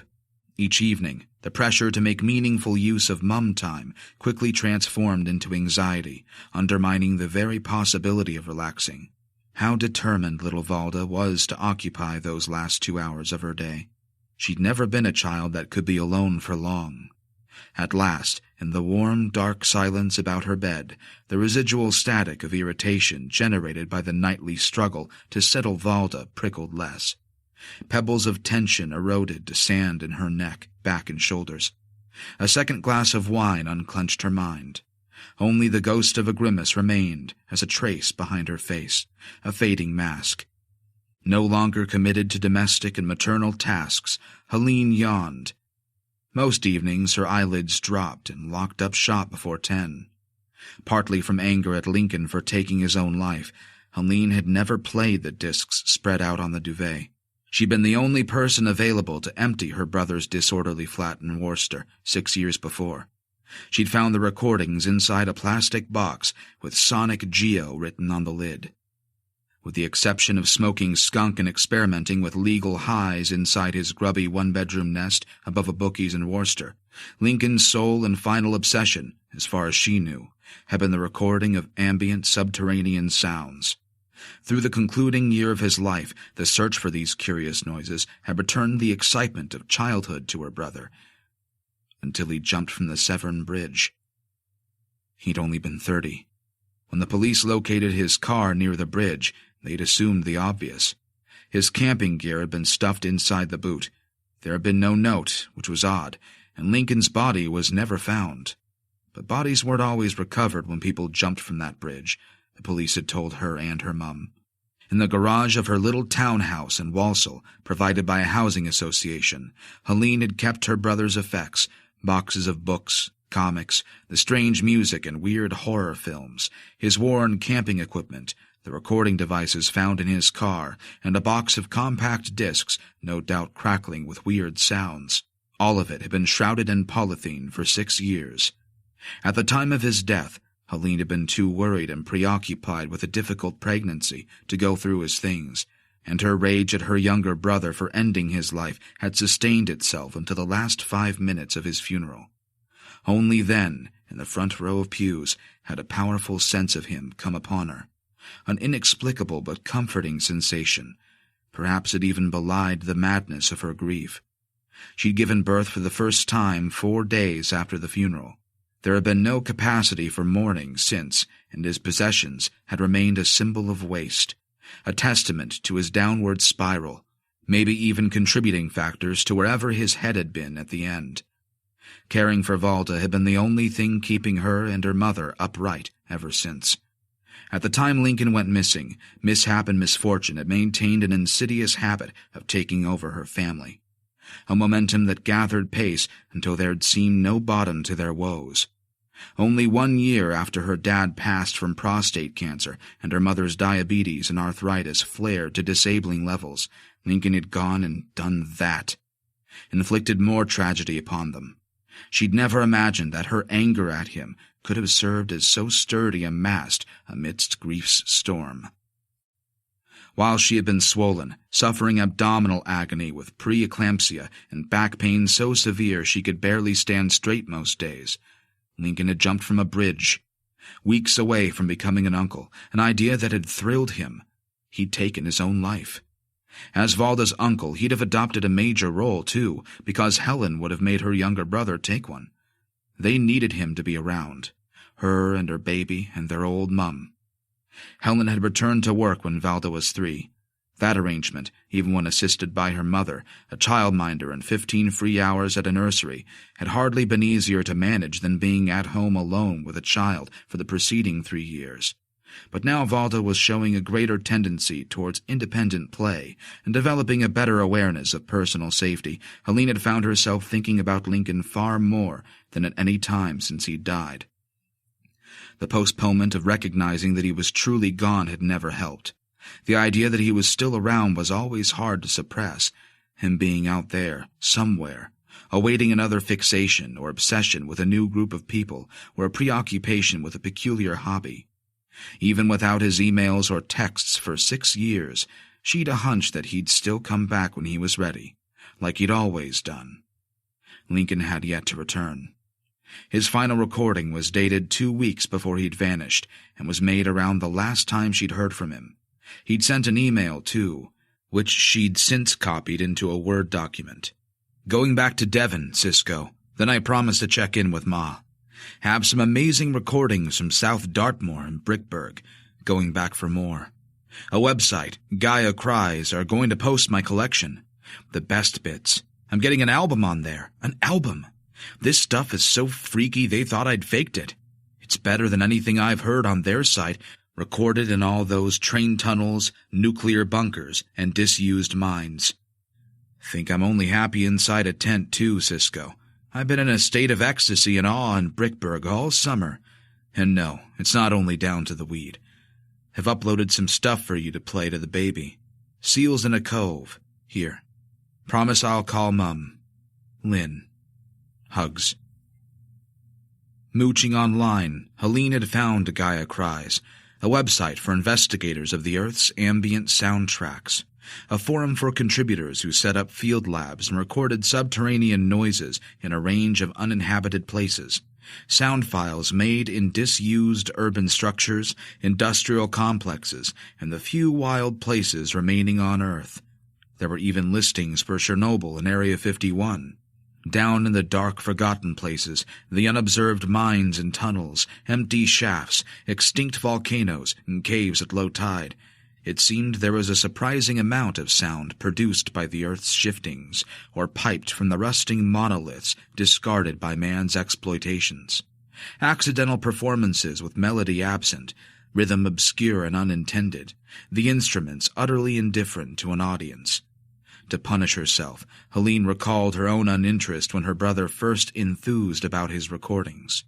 At their mum's house, in the spring of his final year, he jabbered breathlessly to her about his endeavors and produced a collection of wires in tiny black boxes from his greasy rucksack. Underwhelmed and frustrated with his inability to get his act together, she'd barely glanced at his equipment. Lincoln had always sought her approval for his enthusiasms, but she'd never offered even feigned interest. His attempts at making strange electronic music amidst a cloud of cannabis smoke had instinctively evoked a competitive resistance. Her hardwired habit of rejecting the past, her hometown, and the very life that she was more or less trapped inside now, had prevented her from seeing her brother up close as a young man. Her final act to her sibling had been to hurt him with indifference. She'd always pushed him away. She'd never encouraged him, nor stopped criticizing him. And for that, she disliked herself far more than she disliked herself for a myriad other reasons. The link in Lincoln's final email had led to cloud storage. She'd checked it at the time of the funeral, but there'd been no file of Seals in a Cove. Her brother had deleted every file, emptying the account the day before he jumped from the Severn Bridge. Despite a terrifying recklessness with MDMA, at least Lincoln had seemed energized and happy in his final year, and that was all she and her mum had clung to. Only he couldn't have been happy. It must have been evidence of a bipolar mania. There had not been much else to salvage from his life. Her brother had been rat-shit poor at the end, with only £170 in a bank account and an unpaid credit card debt of £10,000. She'd never known anyone work so many terrible jobs and give up so many terrible jobs as Lincoln had done, often quitting a position in less than an hour. He'd once recounted how, one Christmas, he couldn't pass through the main doors of a warehouse on his first day of temporary work. He described the experience in typical fashion. A strange force had filled him with a paralyzing dread, and he'd known that a part of his soul would die on the other side of the metal roller doors. He'd walked home in the rain, made poached eggs on toast, and returned to bed to eat them. "Little brother." Helene smiled and wiped the first tears from her eyes. The turn in her thoughts shuffled memories uncollected for decades. His freckled face, a cowlick of hair sticking up on his crown, his cockerel's comb. A boy, grinning, wearing a patterned jumper knitted by Nan. A brown and orangey haze to that photograph. Not even a proper memory, but a picture in Mum's leatherette photo album. But never a boy who'd stayed upset for long. That she remembered without recourse to family photographs. When they were kids, she'd regularly been mean to him, but he'd always come back to her, his tear-sodden eyes doleful, with a hope that his older sister would become receptive to his prancing, restless antics once more. And how she'd made him cry was unbearable now. That little boy. Why must she remember that? As if it were a heavy, cold stone, remorse pressed her heart. Her pained love for her brother suddenly transmuted into a yearning for the child in the next room. The need for her own choked her, and she vowed to never hurt her daughter's feelings, never discourage her, never allow herself to transfer her frustration, her resentment, or to get too angry. Helene stopped crying. She pushed at the painful memories until they sank through the floor of her mind. She slipped a disc inside her laptop and braced herself for the sound of his voice. Messily scrawled on the disc was a title, Divilmouth, crevice above Wheel Cove and crevice and cliffs at Ore Cove. Lincoln's voice never materialized. A mercy, but whatever he'd recorded was faint. She adjusted the volume, slipped on headphones, and only then did the sound of the sea, foaming over rocks, rush inside her ears. Eyes closed, she listened to the water's swishing entrance and its withdrawal from an enclosed space. Nothing else existed. The rhythm was soothing. Helene changed the disc. She selected Cliff Cave, Whaleham Point. The disc was labeled with a star and exclamation mark, classifying a priority that was lost on her.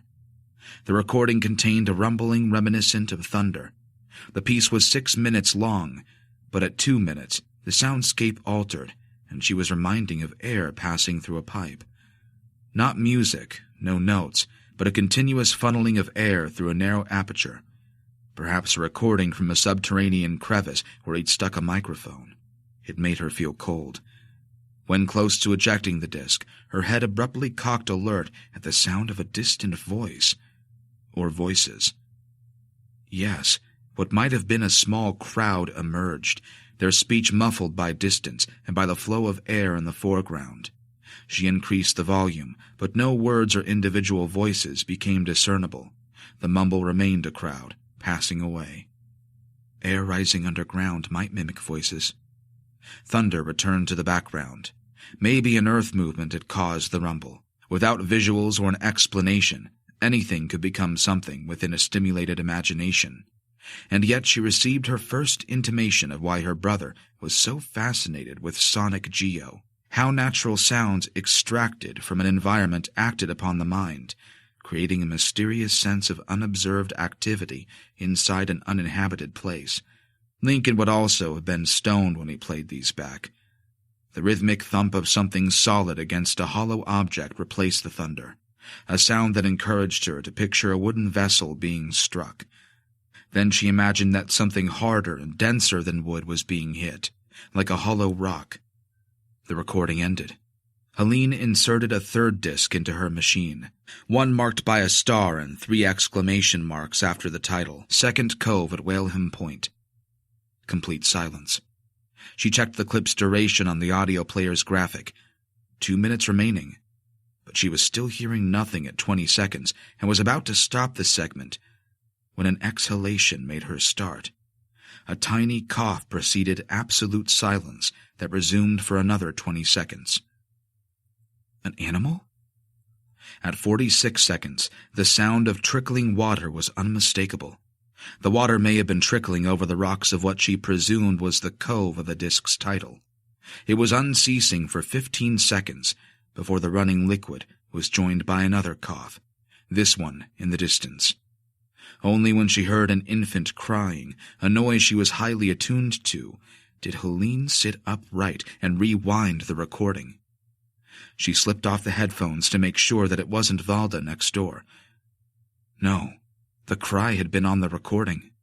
She replayed that part of the track. There it was again, behind the sound of running water.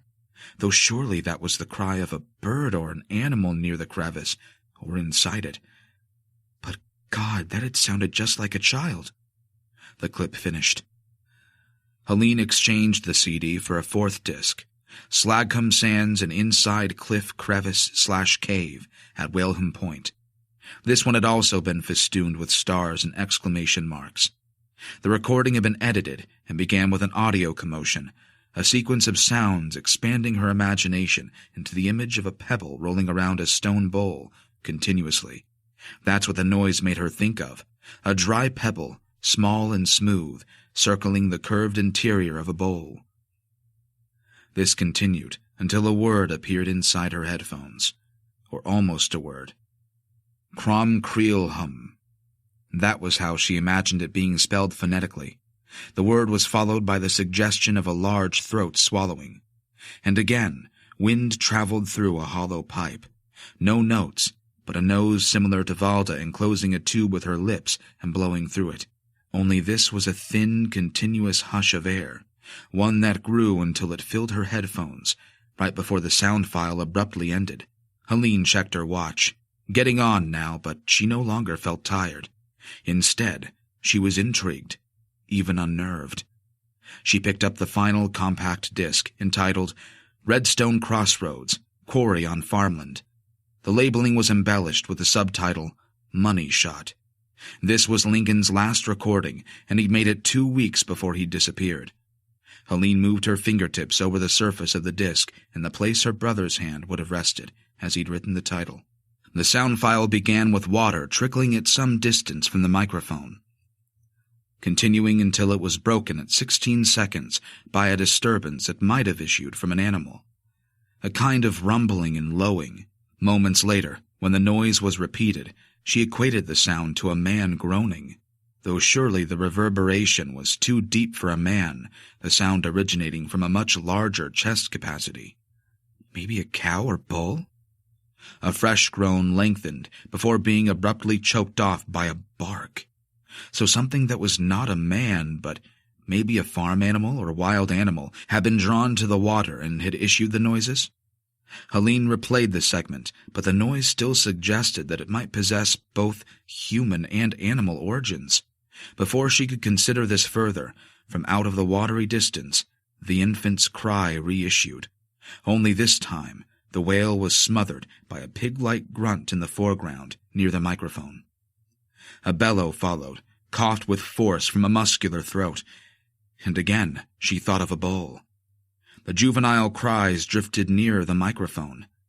An animal imitating a child? A rattle deep in a phlegm-filled throat. A savage, feline hiss. Whatever Lincoln had recorded had been angry. Again, the hiss. Might that be a great cat? A rumbling growl emerging from the pit of a large stomach. A fox? A badger? But even when agitated, Helene couldn't readily imagine those creatures being responsible for these noises. Though how would she know? She was no expert on wildlife. When the growling ceased, silence ensued, bringing her more relief than she was comfortable acknowledging. She suspected she might have been caught out by a practical joke played by her dead brother, but as these were the last sounds he'd ever recorded before leaping to his death from a bridge, his excitable, confused states of mind and drug use found an abrupt, momentary connection in his sister's thoughts. A sudden synthesis occurring between a sense of her brother and the horrid recordings, as if a fatal inevitability had always shadowed his experimental attitude to life. The clip petered to its conclusion, but was far from done with her. From the middle distance, the microphone picked up more of the animals, because there must have been more than one contributor, and these creatures were really distressed. Gut-deep rumbles ascended into sharp, pained bleats, as if expelled from the muzzles of awful, oversized lambs. And yet, was that not the snarling yipping of a dog or a fox that she was hearing, too? Though surely nothing so small could possess such a powerful range of cries. The cacophony grew, the intensification matched by her certainty that the cries possessed no possible origin inside human throats. This section of the recording effortlessly created an accompanying mental imagery. of brawny, monstrous shapes skittering and fighting within darkness, perhaps after detecting a man's scent on the intrusive equipment buried inside their cave. Helene reached for the volume control as a series of swinish bleats descended to a resumption of a growling behind closed jaws. Large jaws. And what kind of mouth was she now imagining, with black lips quivering as it emitted that snarl? An idea of yellow-brown teeth and discolored gums, so horribly moist, snapped at her nerves. Helene thought of pit bull dogs. Idiotic teenage boys on the estate were dragged about the local park behind them. How quickly she'd sweep Valda off her feet at the first sighting of the dogs, while their juvenile escorts would cry, "Y'all right? She loves kids." So maybe her brother had recorded, at a remote location in Devon, a wild or rabid dog? Didn't people holiday, keep second homes in caravans, and make ice cream down there? Had these noises occurred in equatorial Africa, she'd have found the recordings far easier to accept than their actual origins in Devon. Lincoln's recordings were absurdly incongruous with what she knew of the place, which also wasn't much, admittedly. Without warning, a high-pitched laugh erupted from the glottal medley. Helene flinched. It resembled gibberish uttered by a madman, or a shriek from an exotic animal that only sounded as if words existed within the cry. How would she ever know? But as the noises became increasingly ape-like, the cries appeared to her ears too cruelly amused for a creature lacking human intelligence. Mercifully, the laugh dwindled, until only a trickling of water remained inside her headphones. When the clip fizzed to white noise, she was sure she'd never play the recording again, nor any of the other discs from Lincoln's box. Helene left her room, walked across the landing, and sat in the doorway of Valda's room to watch her daughter sleep.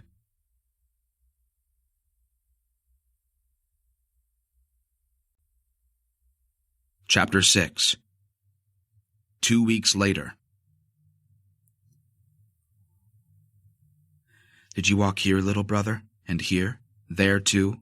Did your scruffy hiking boots stand upon this spot? Did you crouch and take in this view? Did the sea breeze ruffle your red hair? Google Maps, a walker's guidebook, and the scribbles on the CDs had enabled Helene to identify the inlets where her brother recorded the weird sound files. At first light, she found the first 2 sites. Each unremarkable cove had been near Divilmouth Harbor, where she was staying, and each rugged aperture between the sea and forested cliffsides had contained a plethora of crevices and fissures. Inside a couple of those, her brother's microphones must have picked up the sighs and grumbles and the tinkling of hidden streams inside the earth. A good 7-mile hike had then stretched ahead of her to Whaleham Point, the site of his penultimate recording. Inland from there, near a farm at Redstone Cross, he'd captured the nightmarish animal cries recorded in his final sonic geo clip. Those were the last 2 sites she planned to visit, curious monuments to the summer before his smile vanished from this life. Save the bridge near Bristol, which she never wanted to see, only those places significant to him at the end interested her. There was no time for Dartmoor, a place he'd explored for 10 months before Brickburg. But right here, during his final few weeks alive, her little brother had seemed happy and enthused while living out of his tent and scrabbling round these cliffs. And yet, his inner life at that time remained as alien to her as the darkness inside the caves he'd explored alone, as much of a mystery as the strange subterranean songs that had called him here. She'd come to better understand him at the end and to decipher what he'd been doing with such enthusiasm. But mostly, she'd come to bid him farewell, as she had failed to do 6 years before. 4 days at the coast was all she could give him, with 2 consumed traveling between Devon and Walsall. As every hour had to count, she'd lit out early. Knowing that it was probably going to be an emotional day, she'd also braced herself mentally and counted the empty coast path ahead of her as a blessing. She didn't want anyone to see her talking to herself or crying. It was hard to cry at home because of Valda, and she'd not had a single day apart from her daughter in 6 years. Walking from Divilmouth, she'd been struck by how the land changed, the difficulty of moving through it increasing rapidly. 12 or so miles might have separated the two harbors, though had someone shown her two sets of photographs of the coastline, one set near Divilmouth and the second set near Brickburg, and claimed that the two sets had been taken in different countries, she'd have believed them. The land corralling Divilmouth's harbor and its ranks of millionaires' yachts was made soft and green by great capes of fir trees. The place reminded her of Switzerland, but also the tropics, pines and woods interchanging with lush palms and private gardens. A town built into cliffs and hills festooned with enormous, beautiful houses, arranged in curving rows above the mouth of a broad, glittering estuary. The sands the color of unbleached sugar, the residents' yachts moored below their mansions, boats upright and gleaming like a regiment of royal cavalry, their lances vertical and white. It's why she'd chosen to stay there. Initially enchanted as she'd surveyed the harbor, when she'd had time to dwell on the matching lavish lifestyles of the residents, she'd become deferential, before eventually feeling excluded. She'd also wondered, when these yachts had sailed along the coast in the past, if any of them had spotted Lincoln's little tent in one of the valleys or combes, the thin nylon walls shuddering from an exposure to the winds that now buffeted her. Once clear of Divilmouth, Lincoln's final expedition had taken him, as it now took her, up and down a hilly collar of farmland above a serrated shoreline, a place almost bereft of human habitation for miles beyond a handful of farms and one land trust property. Above the sea, the continuous range of mountainous mounds might have been the barrows of forgotten gods. The surface had been wind-flayed into long, coarse, wheat-like grass and brittle red heather, roamed by black sheep and small herds of jet ponies. Thorny hedges and black trees divided the turf into a patchwork eiderdown. Valleys emptied streams onto gunmetal sands. Crude faces, roughly hewn from dark volcanic rock, glowered over the empty gouges of coves that required ropes to reach. When she was long clear of the yachts and big white mansions of Divilmouth, even the water below her boots on the coast path had looked unsafe for swimming. When cloud from the moors drifted west, the color of the sea transformed from the turquoise of Aztec jewelry to slate. She'd passed two ancient kilns, each covered in ivy, a cement gun emplacement from the Second World War, and an abandoned cider mill. All were in ruins, old, ravaged, and scarred, but a land no longer interfered with. Halfway between the harbors as she neared Whaleham Point, the sense of solitude before such a vast sky and sea had been intense enough to trigger flurries of panic. How had her brother withstood it, spending week after week here alone? Or had he shared the remote landscape with a companion? But who? Not Vicky, the young woman he'd been seeing in a long and fractious relationship.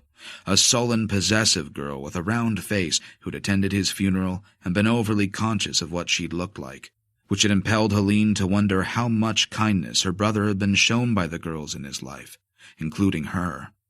She'd rushed into adulthood and away from home, powered by self-importance and a slow-burning humiliation about her origins. Nothing had worked out. Her face had never been a fit in the places she'd tried to fit herself into. Opportunities had been scarce, wages low, lovers immature or incompatible.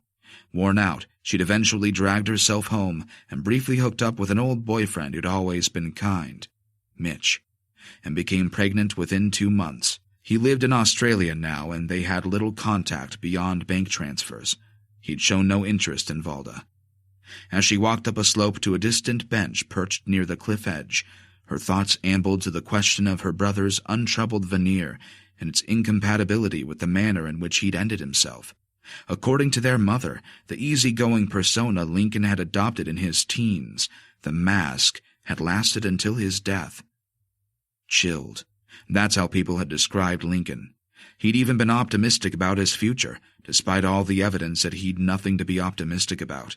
This confounded Helene. Her brother had been a hippie trapped in the wrong chapter of history. But to take your own life.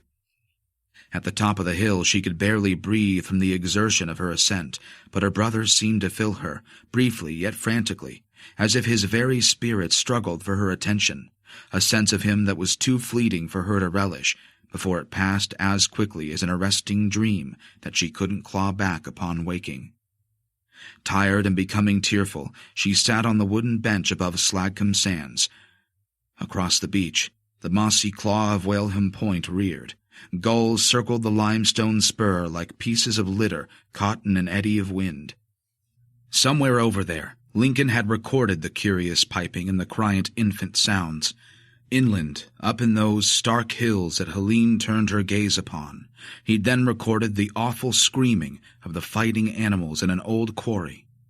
The merest echo in her memory of those terrible cries made her wish she were not alone. She suddenly wanted to see a walker. Even one in the distance would do.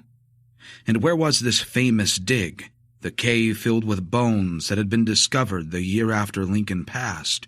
This coastline didn't look celebrated. Nothing was marked, but she was not surprised that the cave had been discovered relatively recently. There was nothing to draw a crowd here, and it was dangerous for walkers. The sight of a distant cove directly beneath her toes made her dizzy.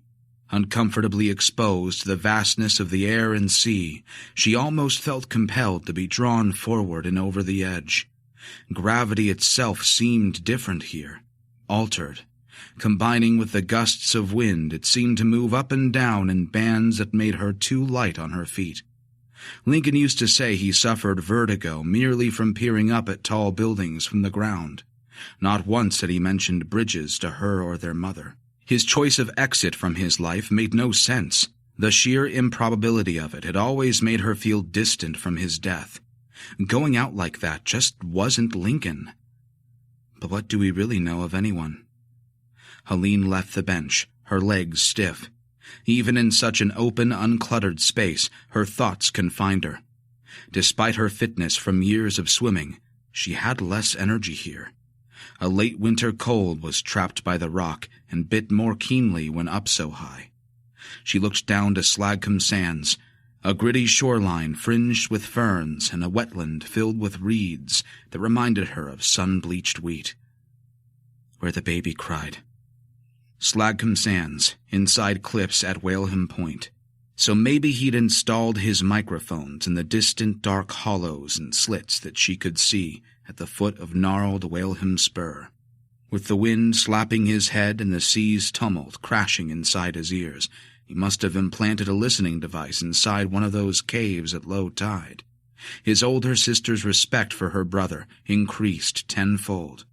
And at that moment, out of the very land and water, came a piercing light. Not a warm, golden light, nor the soft seaside light of Torbay that she'd driven through to reach the guest house in Divilmouth. Nor was it similar to the bitter white light of the north she'd known as a student in Lancashire. The light here was white-silver and pewter, like it marked a passage into another world or time. At its most concentrated and brightest, where spikes of sunlight pierced the cloud canopy, the light struck the battleship gray of the sea like a welding torch, becoming too strong to look into with unprotected eyes. So there was magic here and beauty. Amidst her discomforts, she managed to acknowledge this. This place was not idyllic, but here was a raw and wild beauty, one that inspired awe. Lincoln had used that very word. Here, right here, he'd found something special. As soon as it appeared, the brief silvery glare out at sea was swallowed by cloud. The wind and sky changed everything, constantly. The colors, the temperature, the light, and her perspective of how far she'd come and how far she had to walk. Having recovered from the recent ascent, Helene made her way down to the beach. Nah, you can't get through here. University's here most of the time, on the dig. They don't want no one nicking souvenirs, so can't let you in, sorry. The portly security guard wore a luminous yellow jacket, its vibrancy at odds with his glum, bored face. To escape the cold, he was sitting inside a portable caravan at the entrance of a fenced paddock above the caves. You gotta go round, up that track, then down the other side of the fence, over there. You see it on the other side? That's where the coast path starts again. Or you follow the road to Brickburg that we use, only other way out. Helene hadn't lingered. She disliked the way the guard had looked her up and down with grinning over-familiarity. She'd walked away before the attention had turned suggestive, though not before establishing that the excavation was on the northern side of Whaleham Point, the cave located in the cliffs and not visible from the direction she'd traveled. Online, she'd seen pictures of archaeologists entering the caves, accessing the site by a ladder and ropes, or up from the sea at low tide. Every local website she'd checked had linked to the dig, and she'd been surprised to discover work was continuing into a 5th year. The archaeologists were still making finds in deeper sections of the limestone's secret hollows. There was another exhibition running in Exeter for a month, before the newer artifacts toured the country. If she had time tomorrow, she would go, maybe first thing before she drove home. But when Helene reached the security fence, what startled her to a standstill was the realization of how close Lincoln had camped to the Brickburg dig. During his final fortnight alive, and while making his penultimate recordings, her brother had planted his devices around the dig site. Throughout an entire summer 6 years before, her little brother had been recording on the side of Whaleham Point, opposite to where archaeologists were now clawing out the earth to find so many long-hidden bones. Had her brother returned the following winter after the cliff fall, he might have discovered the cave. And had he done so, his life would surely have followed a different path. Unlucky and typical of Lincoln, but somehow his proximity to such an important historical discovery made his death appear strangely significant to Helene, as if a new epitaph now competed with his leaping from a bridge. From the dig, Helene moved 3 miles inland, retracing her brother's footsteps to the place where he'd make the final recording and where the first leg of her hike would conclude. The GPS on her phone bade her follow soil paths worn the color of drying blood, track scarring hillsides increasingly used by farm animals, judging by the copious black droppings scattered around her boots. At some point in the 19th century there had been quarrying here. According to her guidebook, a stone was mined and a pigment extracted from it for the manufacture of dye and paint, and it must have been inside one of those disused quarries that Lincoln had recorded the bestial shrieks. The hound leaped, again and again in an effortless propulsion from all 4 legs, its reddish eyes drawing level with her own. Elbows out, hands raised to protect her throat, Helene gave pitiful cries that only excited the barking dog. A big rangy creature with a liverish coloring that suggested a Doberman, though she'd never seen one as big as this. As it menaced and herded her deeper into the hedge, even with all 4 paws in the ground, its head was still higher than her waist. She twisted to conceal her exposed skin from the foamy teeth, and the dog immediately appeared on her other side, to leap before her face once again, untiring, insistent. Through her panic-blurred vision, she noticed a blue figure run from the driveway she'd just walked past. There had been a white van, its bonnet open, parked before a dilapidated house. "Kent! Kent!" It took Helene a moment to realize the man wasn't shouting the name of an English county, but calling the name of the hound barking into her eyes. The dog ignored the call, continuing to spring up and down, higher and higher to match its uncontainable excitement. With her shoulder blades flattened against a stone wall, Helene's head completely disappeared inside overhanging wisteria. Through the screen of verdure, a man came into sharper focus, dressed in a dirty overall, unzipped at the front, with a ragged red jumper hanging loose beneath. A bearded face loomed. There was something odd going on with his eyes, but she didn't see much more because the dog snapped its jaws through the vines, an inch from her nose. She dropped into a crouch, hands over her skull. Yelping, the dog was pulled away, the owner's grimy boots sloshing through scarlet puddles where the tarmac was worn to mud. A chain was clipped to the dog's collar. Up on its hind legs, straining, the hound still matched its owner's full height, and like a horseman, he applied all of his strength to hold the lead, while the dog tottered like a kangaroo, both choking and barking. Helene shrieked when 2 more dogs of the same breed turned from the driveway and ran at a low, fast trajectory at her legs. They stopped just short of her body and appeared to smile at her distress. Their tails, mercifully, were wagging. A thin woman followed them, her body also covered in an overall, shiny with oil stains to the knee. At first glance she was a waif with unkempt blonde hair, but she grew older as she drew closer, until her skin was riven with deep clefts about her eyes and nose, and heavily freckled. Too much sun.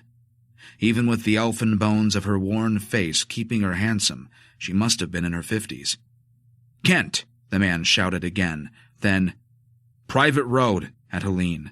Two of the sinewy dogs retreated to the woman. Like a current, they swilled around her booted feet.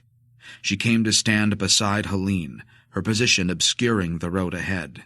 The bearded man moved beside the woman, crowding into her, his dog restrained on a shortened chain.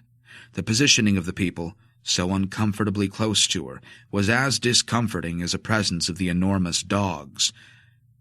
Now she could see him clearly. The man might have been blind in one eye. One of his eyeballs was bisected by an oyster-colored scar, the surrounding sclera gray. A pale blue iris existed as a residue of his former sight, and the eye peered down as if in shame. Around and under his beard, his skin was red, his facial hair speckled with flakes of dead skin. A wispy ponytail collected his hair at the back, thinned to several bootlaces on top of his scalp, scraped across the narrow red skull. It looked like psoriasis, his rage further inflaming the skin condition. "Private road! Private road! Private road!" he roared at Helene. Tiny balls of salivary foam speckled her eyes and made her blink. He was worse than his dog. "How the fuck did you get in?" The woman softened her expression of fearful concern to pity. When she touched the man's arm, he quieted and stepped back. "What do you want?" she asked softly, in what might have been sympathy, but her eyes remained cold. Their accents were also immediately incongruous. Even with voices raised, they suggested the upper middle class, in stark contrast to their tatty, dirty appearance and the wretched state of the farm buildings that Helene had assumed were deserted. These people were posh. "Can't you read?" The man pointed the way she just walked, a distance of no more than 50 meters. The thin woman caught his eye. "The gate must have been left open. She wouldn't have seen the sign." "Richie, fucking retard." The man spat at the woman at his side. "How many times has he been told to close that bloody gate?" Helene hadn't noticed a gate, let alone a sign. So overgrown was the hedgerow, she'd not looked at the sides of the lane. Relieved to see a road after passing up through woods to reach the crossroads, she'd merely walked south to where she guessed the quarry would be. She'd assumed she was on a public road. The bearded man turned down the volume, but his anger maintained itself as an ugly sneer. "Who the bloody hell are you? What are you doing here?" Helene straightened and stepped out of the overhanging wisteria. "Walking. I was just walking." She took the guidebook from the pocket of her coat. "I didn't know. I thought the road might go to the quarry." Her interrogators looked at each other, then at her book. The woman snatched it from her hand without asking. She looked at the page Helene had marked with a post-it, then showed the man, who stared at Helene as if he'd just caught her stealing. "I just wanted to see the old quarry." "Well, you can't. This land is private." It may have been thin and forced, but at least the woman managed to smile. As if weary of his ranting, she touched the man's elbow again. "There's nothing left," she said. "A half-demolished kiln, all overgrown. Some big scars on the earth. They're only visible from the air, and they are not open to the public." "I'm sorry, I didn't know. I was just walking. I didn't know. I'm sorry. It didn't look like a private road." "Where did you come from?" the woman asked, her stare unwavering. Helene had to think. In her agitated state, she thought she'd been asked where she was from. Walsall slipped out, then she corrected herself. "The coast path. I'm staying in Divilmouth. I just wanted to see the quarry before I walked back." The couple seemed to relax at that, as if realizing they'd only confronted a harmless idiot, but the smirk within the man's scratchy beard boiled Helene's relief into anger. "Was all of this necessary? Do I look like a bloody thief? Jesus Christ, it's an easy mistake to make. The path from Whaleham Point leads here. My book says there's a quarry, Redstone's Cross." It must happen all the time, she wanted to say, and then realized that the violence of their greeting was sufficient indication that it probably did. The man released his dog. Helene gasped, flinched. The hound ran off to find the other two, but its owner clearly enjoyed the sharp and visible ascent of her fear.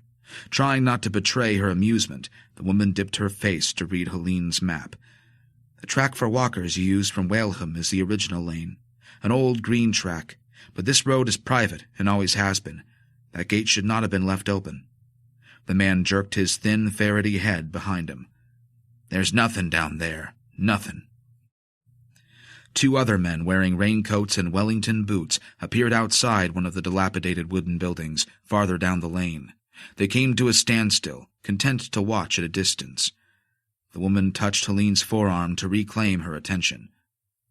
There are two public lanes. One goes north to Brickburg. They use it for the dig.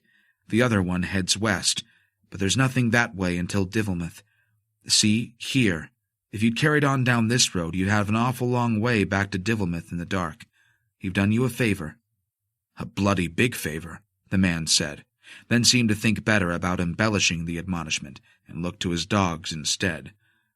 I see, Helene said. Shock wilting, she now felt chastened and out of her depth, an unwelcome outsider that worried sheep and left gates open. A trespasser.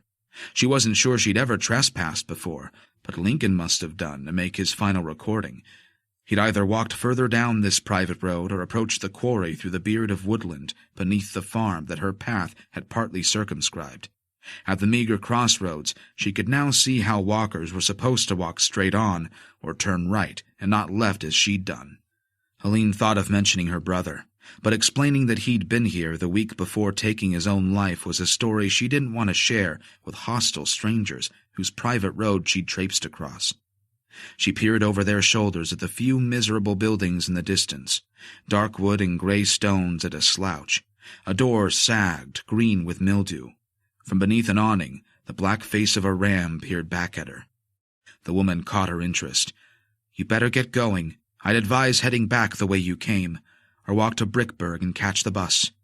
Helene nodded, tersely thanked the woman for her help, and hurried away. Retracing her footsteps, she glanced at the house she'd passed on the way in, a building that seemed to have been transplanted from the deep south of America, intact with peeling porch, shuttered windows, and neglected laundry haggard from days and nights left on the wire. Myriad engine parts were strewn across overgrown lawns. When she'd come up, she'd thought the house eerie but strangely enchanting. Going out, she noticed part of a gate and the back of a white sign riveted to a metal rung. Both had been pushed deep inside the overgrowth so that a vehicle could drive through. Her hands were trembling. Helene tucked them inside her pockets, her urge to return to the coast path desperate. She might even run down the valley. The encounter had come close to spoiling the entire day, the wild land she'd walked since dawn acquiring a sudden, unwelcome association with the awful sounds on Lincoln's recordings. But her new respect for her brother and his daring deepened. He'd camped out here for weeks, in the wild, where horrible pricks lived, which also made her wonder if he'd crossed paths with the posh nutters and their terrifying dogs. Maybe those very dogs had sniffed out his equipment. Could a dog have made those sounds? Before she picked up the green path to Waleham, Helene looked back. The vicious man and the dogs had gone, but the thin woman had remained in the lane to watch her leave.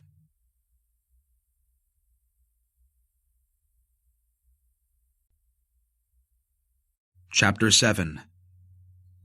The occupant's lengthy unlatching of the front door was Kat's first indication of trouble. When the barrier eventually opened, a haggard face appeared in the gap. A pair of faded blue eyes studied the street.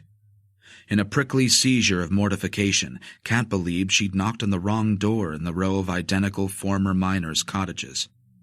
The quartet of doors in the lane adjacent to the main thoroughfare of Redhill were all painted brown and studded into uniformly gray stone facades.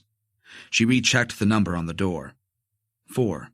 Right house, so maybe this was one of Matt Hull's elderly relatives standing on the threshold. When the door widened and became an invitation to enter, the frail figure spoke softly. Hey, Katrine. Good to see you. Only then did she recognize the paraglider. She'd interviewed him 2 years earlier at the first Brickberg Cave exhibition, when the cave's discovery wrote international headlines. 2 years prior to the first exhibition, it was Matt Hull who directed the light from his phone inside a cliff fissure and revealed a cave filled with prehistoric artifacts. When the broad, sparsely populated spur on the Devonshire coast had drawn the eyes of the world, they'd lingered on this man for a few weeks. He'd become a celebrity overnight. 2 years after their interview, she found herself startled by Matt Hull's appearance. Maybe a serious illness had subsequently harrowed the diminutive figure on the doorstep to this form. Redrawn as worn and stick-like, the facial skin craggy. She remembered him being small, slim, and muscular, but the sleeves of his shirt now sagged from a pair of wasted arms. Above his belt, his shirt billowed over empty space. What she recalled was a working-class man with a warm smile, a local character, case-hardened by manual work and misfortune, divorced and shaken by the trauma of his family breaking apart, yet gentle. She'd been impressed by his resilience and the quiet wisdom he'd evinced. A father devoted to his boy, who'd accepted the breakup of his marriage in order to stem his own bitterness, to catch it in time. A painter and decorator, too, who crafted exquisite furniture as a sideline from materials foraged in local woodland. Addicted to another hobby, paragliding in his 30s, he'd originally described himself to her as a man happier in the sky than upon the earth. That kindly impression had lingered, and she looked forward to his company today. A very different impression was forming now. The village he called home had altered just as much, albeit in another way entirely. Redhill was the nearest settlement to the Brickberg dig, and though she'd not been back to the village since their first interview, its regeneration surprised her. Composed of 6 streets, 5 curling about the main road and petering out into tributaries blunted by farmland, Redhill had since laid claim to a grocery store and a pub. 3 houses had been converted into hotels. A nearby field was now a large campsite for motorhomes, tents, and glamping huts. Messy lines of performance vehicles choked the narrow lanes. Several building sites dotting the village's outskirts revealed the bones of large detached houses undergoing assembly upon the bare red earth. Swimming pools were being dug in expansive gardens. If Matt Hull's discovery of the caves had led to this level of prosperity in a decaying village, the crumpled figure on the doorstep appeared to be the only thing remaining in Redhill moving in the opposite direction. Feeling as delicate as if she were visiting someone in hospital, Kat lowered herself carefully into an easy chair in the small front room that opened onto the road. To put them both at ease, she accepted Matt's offer of a hot drink, though when she inspected the contents of the mug that arrived after some delay, there was no milk in the instant coffee. She also detected the presence of several spoonfuls of sugar. She'd asked for tea, milk, no sugar. Through a connecting doorway, she'd watched her host's slow preparation of the drinks, his rough, shaky hands scattering the unasked-for sugar. Perhaps the soul within the tired shell had been subjected to some whittling from painful preoccupations. As a sufferer from anxiety and depression herself, she allowed herself to presume as much, knowing too well what fatigue and exhaustion looked like, and how simple movements became painful exertions. Dull, tired, and too heavy for their sockets were the eyes that soon confronted her, their light reduced, snuffed by what throttled the mind behind. His attention was either projected beyond the room or back inside his skull, giving his worn face the appearance of vacancy.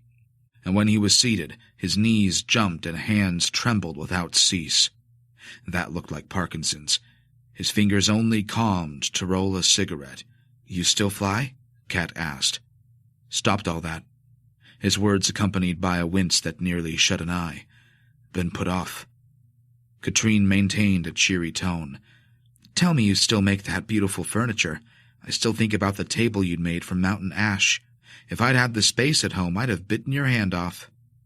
The smile Matt attempted required too much effort, which made Kat unsure whether to ask after his boy. The man's domestic situation might be the cause of his current plight. During their first interview, most of what Matt Hull had confided was about his son. When she couldn't think of anything else to say, her nerves prompted, Your son doing okay?" He calmed a fraction at the mention of his child. "Colin's doing well, yeah. Crackin' little rugby player. He'll play for the county at Colts. Sailing, too. Really taken to that." "Great. How exciting for both of you." The twitching resumed. "I'm only here because of my boy. He's with his mum in Brickburg. I don't want to be any further away." Kat fidgeted to stir her own mind into less of the blank it was intent on becoming, which prompted him to add, "I can't talk about it anymore. Not in the way we did." His doleful gaze rose from the end of his cigarette. "The caves. It's something I try not to think about. Without much success, it must be said. Gotta move on, though. At least try. Been over 4 years. Colin's my priority." Of course. But if talking about the dig was off the table, Kat couldn't fathom why he'd accepted her request for a follow-up interview. The magazine had space for a few comments to augment her feature on the second exhibition. A showcase of finds from the excavation's second phase, housed in Exeter Museum. Most of the article would be pictorial. A chat over the phone with the man who discovered the cave would have sufficed. At best, Matt Hull was a footnote in the cave's history, his name rarely mentioned now. But when she'd called him, he'd insisted they meet at his home. "I will say I wish I'd never found it." Tense, her awkwardness increasing with the cooling of the terrible coffee in her hand, Kat struggled to respond. "I'm surprised to hear you say that, Matt. I really am." She braced herself for a story of how finding the cave had brought him nothing but misery. "A few years back, I never thought I'd hear myself say it either." "I'm curious about what's changed for you." "This off the record?" "If you like. I was only looking for a follow-up comment, then and now quote, because of what the site has clearly done for the area and economy. I have to say I'm a bit taken aback at just how rapidly the village has changed. It's almost unrecognizable from 2 years ago." Matt nodded, smiling a wry acknowledgement, as if she'd hit upon the very thing, though she had no idea what that might be. "The article will only be about the new finds," she offered. "I take it you've heard the hints about what they found in the new caves. So I thought you might want to contribute something, a few words. None of the new developments would have been possible if you'd not been flying over there." Matt returned his attention to the end of his cigarette, and his smile vanished in the trail of smoke, his face turning an even unhealthier gray. "Matt, are you all right? You seem very tense." His lips moved for a while, but he didn't speak out loud. "Would another time be better?" He pulled on his cigarette in an attempt at composure, though one betrayed by a shaky hand. "The first exhibition, I was interviewed in all the local press, TV, radio, the works. I was on the BBC, too. Sky, everything. In America, too. All over. I was at all the UK openings." "I know. Back then, you were the only person I spoke to who was different." "I'm not sure what you mean." "In all the excitement, you saw things a bit differently. About the cave. That was my impression." Katrine scoured her memory to identify what signal she might have transmitted to him during the first interview. "I'm good at reading people, and you had a bad feeling about what they found. And I remember you telling me that you came down here for a new start, away from the city. London, was it?" Kat nodded. "You'd had it hard there. That's what I felt. I think a person who's had a bad time of it makes a particular kind of impression, like I did after the breakup with my wife. Makes you tuned in to others, too. Their distress, you know. You said you'd been through something similar to me. Bad relationship. Even if you'd said nothing specific, I'd seen it in your eyes. It made you sensitive. To people, situations that could cause you more trouble. Instinct sharpens. Sixth sense, yeah. Same with flying. I just knew when to call it a day if things didn't feel right on the cliffs. I knew. And no matter how much time passed between when the caves was in use and me finding that hole, you suspected something was off about the place. Because of all the terrible things that happened there, even such a long time ago, you still knew what they found wasn't for gawping at or raking over. The caves still had a kind of, I don't know, power. like they wasn't dead. Kat shifted her position and couldn't prevent a noisy swallow. Down there by the sea, that place was special, you know, like Stonehenge or something, to people in the past. And when I got over the adrenaline of finding the skull and that little carving, it hit me, too, in a weird way. That all took a while to sink in, maybe even a year. But things changed for me, lots of things. They never stopped changing. His rapidly blinking eyes paused to watch her with so keen a scrutiny that Kat coughed to create a distraction. Matt was unstable. What he said next confirmed her diagnosis.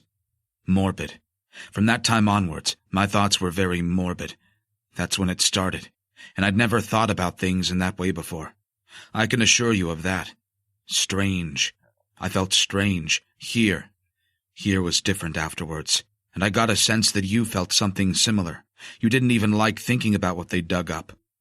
I remember that as clear as day. What was done in there, in that dark, horrible place, should have stayed buried. And no good will come of them digging up any more of what's down there. You remember, we ended up talking over our problems? Me, mostly, about my boy. But your ex came up. It was like we were always avoiding the real subject of the interview, which was the cave. An unusual observation, but Matt was right. After the press conference in Plymouth, Kat hadn't wanted to cover the first exhibition 2 years later. She'd have been happy to skip the new revelations, the latest cycle of prehistorical horror. Initial reports and rumors suggested that what had been uncovered in the Brickberg Cavern during the previous 2 years was even more barbaric and gruesome than what had been excavated at the first level. But she needed the money. Steve needed work for his portfolio, too, and as affable as Sheila, her editor, was, she was not to be defied. The assignment was always going to be Kat's. Matt pulled on his cigarette. It's different for me. I'm local. I live on the same land as the caves. That place is only a few miles from where I sleep. But you ain't that far away either, and there's miles of tunnels down there. They reach out like... Miles? Not to Kat's knowledge, and though a larger chamber had been found and several annexes attached to the first cave, she was curious as to what brought Matt to this conclusion. We're separated from what happened by thousands of years, Matt. You tell that to my dreams. Dreams? Dreams. What got inside me. My moods, too. I don't understand. Or you don't want to. But I wanted to tell you a few things that you can't print. This, today, is not for that, for the news and all that, the magazine. You wouldn't get it in there anyway. Your readers would think I'm mad. Maybe I'm going that way, but this is something I wanted to tell you. Only you, because I think you might get it. And today is also for insurance. The Brickberg curse. She wondered if his imagination had dialed itself into that story. Did he believe that his mind had been influenced by his proximity to the cave? These would have been her questions on a professional basis. His answers might even add an interesting local angle to the better-known story circulating about the fate of several members of the archaeological team, who'd spent so much time underground in the early period of the excavation. But that would be unsuitable for Devon life and style. Sheila had little time for the conspiracies. That was a preserve of the internet and the tabloids. Life and Style, or L&S, filled its glossy pages with coastal vistas, restaurant reviews, local conservation. Not features on curses, unless it was a cozy ghost story, something cheesy about a lady in white in a castle tower. Over the years, her editor had even managed to erase any mention of the cannibalism in any story related to the caves. That didn't fit with editorial direction or the publication's tone. L&S's sole focus had been on the carved artifacts, the bone flutes, and the idea of primitive music, the opportunities for upscale tourists. This time around, the feature would be dedicated to the incredible cave paintings. Some details of those had already surfaced. Insurance? She ventured. Matt nodded. There's no one else I can say this to, not round here. No neighbors? A friend? She stopped short of suggesting a GP. He cleared his throat to speak, circling a trembling hand around his head. It's hard to explain. Kat pondered making an excuse and leaving, but there is a conviction in what Matt was trying to impart. To her. Only to her. It's more surface with some folks, an attitude that covers something deeper. Only I don't know what. I can identify the signs, though. Maybe you think I'm paranoid or something, but I don't think it'd be in my best interests to mention any of this out loud. Not round here. You think you're in danger? Matt chuckled humorlessly, then whispered, I'm a bit past figuring that out. Because of the caves? There's a connection, but I think this vibe has been round here for a while. And other things, other business. Hints of it. An atmosphere is what I'm talking about, like an influence, and it's got this kind of momentum now. Even if it was mostly buried in those cliffs, maybe it was the cause of the change, as well as the other stuff that's been happening. Here. Kat frowned. He'd lost her. It's like something was restless, in them rocks, in the spaces between them. How deep they go and keep on going. All that's buried, could still come out a bit. That's what I reckon. Been that way before I found the cave. There's lots of local stuff you don't know about. Kat's disappointment and pity came close to a physical manifestation, a sensation akin to indigestion. Matt Hull wouldn't be included in the article at all. That was clear to her. She also worried that if he didn't get it together as a parent, he'd be facing problems with access to the most important person in his life, his son. She found that idea unbearable. It would destroy what was left of the twitching man on the worn leather couch. You see, Kat, I've had a privileged perspective, if privilege is the right word. Up there, in the sky, I've seen things, seen a lot of things. They know it. My gear is bright orange. It was always hard to miss me when I was airborne, and I've been all over, all round here, 20 miles in every direction. I've noticed stuff. Kat's discomfort merged with bewilderment. Curiosity was the only thing keeping her in the room. There are things I've seen that I won't mention to you, things that bring some real trouble down on me and on the people who are important to me. Stuff that goes on round here. Things that make people desperate to protect their interests, if you follow. Ruthless. And they have been ruthless at times. I know they have been. So that's got nothing to do with me or my boy. So I always looked the other way. Always kept my head down. Told them that, too, when they've confronted me about flying round here. I'm not following, Matt. That's just background. You probably know how some folks make their money round here. That's not what this is about. Not what I wanted to talk to you about. Forget it. That's something else. Now she got it. Illegal activity. Unlicensed alcohol. She'd heard the rumors. And the talk about cannabis farms. That's what Matt was alluding to. The drug farms. She'd never believed there was much validity to the rumors, but assumed a kernel of truth existed at the root of the tales. Not everyone was content with fruit picking, serving in a cafe, emptying bedpans in care homes, or selling ice cream on the beach for £3 an hour. Hydroponics in a loft was, allegedly, a traditional income stream north of Divilmouth. There's a connection, yeah. One thing getting into another. The caves have already seen to that. That's what I'm saying. And then bad places and hard people get worse. More lines get crossed, and what's done on the other side of the lines becomes normal. Part and parcel. Perfect environment was in place here. That's what I'm telling you. You'd not notice if you were only passing through like a holidaymaker. But if this was your home, you'd get it. And you get noticed by it, too, because it spreads. No matter how subtle she'd tried to be, Matt caught her inspecting her watch. This is hard for me to say, Kat. Can you tell me something more specific about what is upsetting you so much? Before he spoke again, Matt looked at the floor for the best part of a minute before sighing resignedly. Not long after I found that cave, I was told that the sky, the actual air, above Brickburg, was out of bounds to me. All of it. By who? I'm not getting into that. For your sake, not mine. Trust me, girl, you don't want to go there. But why did they want to ground me not long after I found that cave? I already knew what they were doing round here, on some of the farms. I'd seen parts of their operations, They let that slide.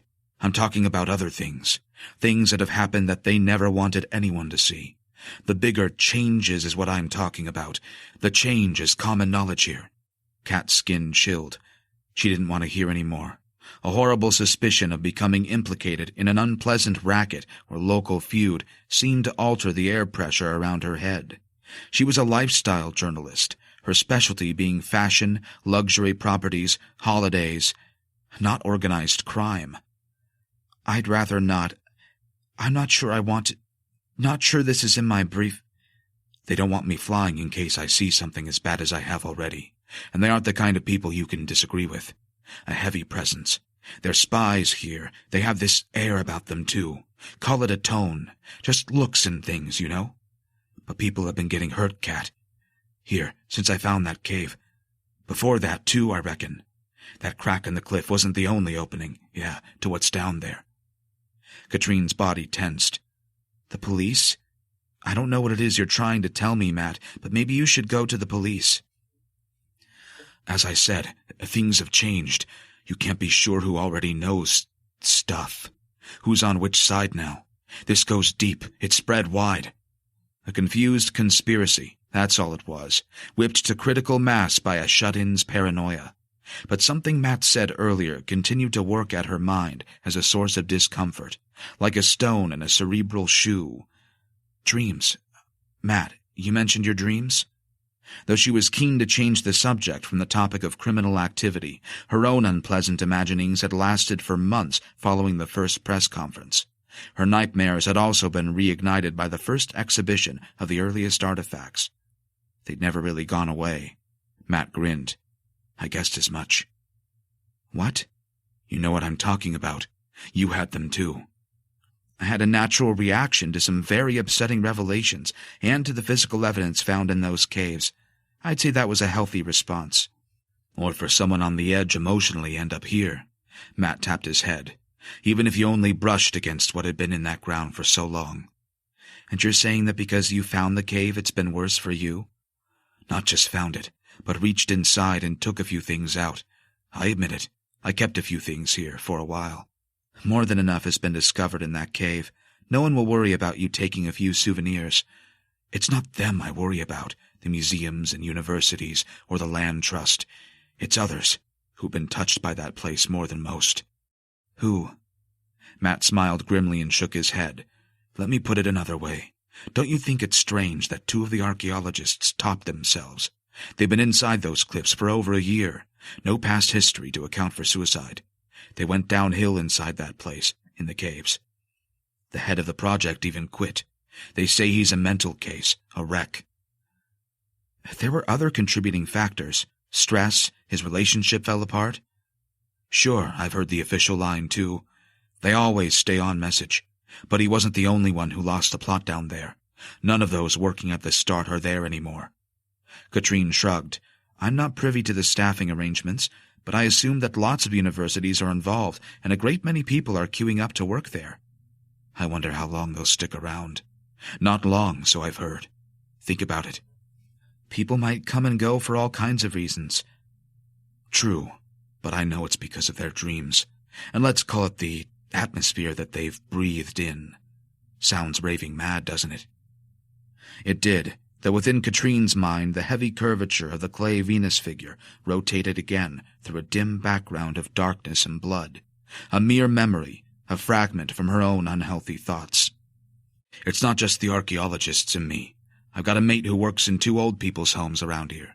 Dementia, end-of-life care, that sort of thing. And he says he's never seen anything like it. The way they're all behaving in there, yeah. Elderly people who can't look after themselves. He's no liar. But it's in their heads now, too. It's why I got rid, took it all back. The pieces I had, the statue, the skull cap, the little pipe, all of it. Chucked it all away into the sea. I know what you're thinking, but I'm not superstitious, not religious. What I experienced was unnatural. And what I saw from the sky, 2 weeks after I found that cave, wasn't right either. But it was all part of the same thing. Same thing? As what's in my dreams. It's connected. Half of her didn't want to hear any more. The other half, the half she had no control over, asked, "What did you see from the air?"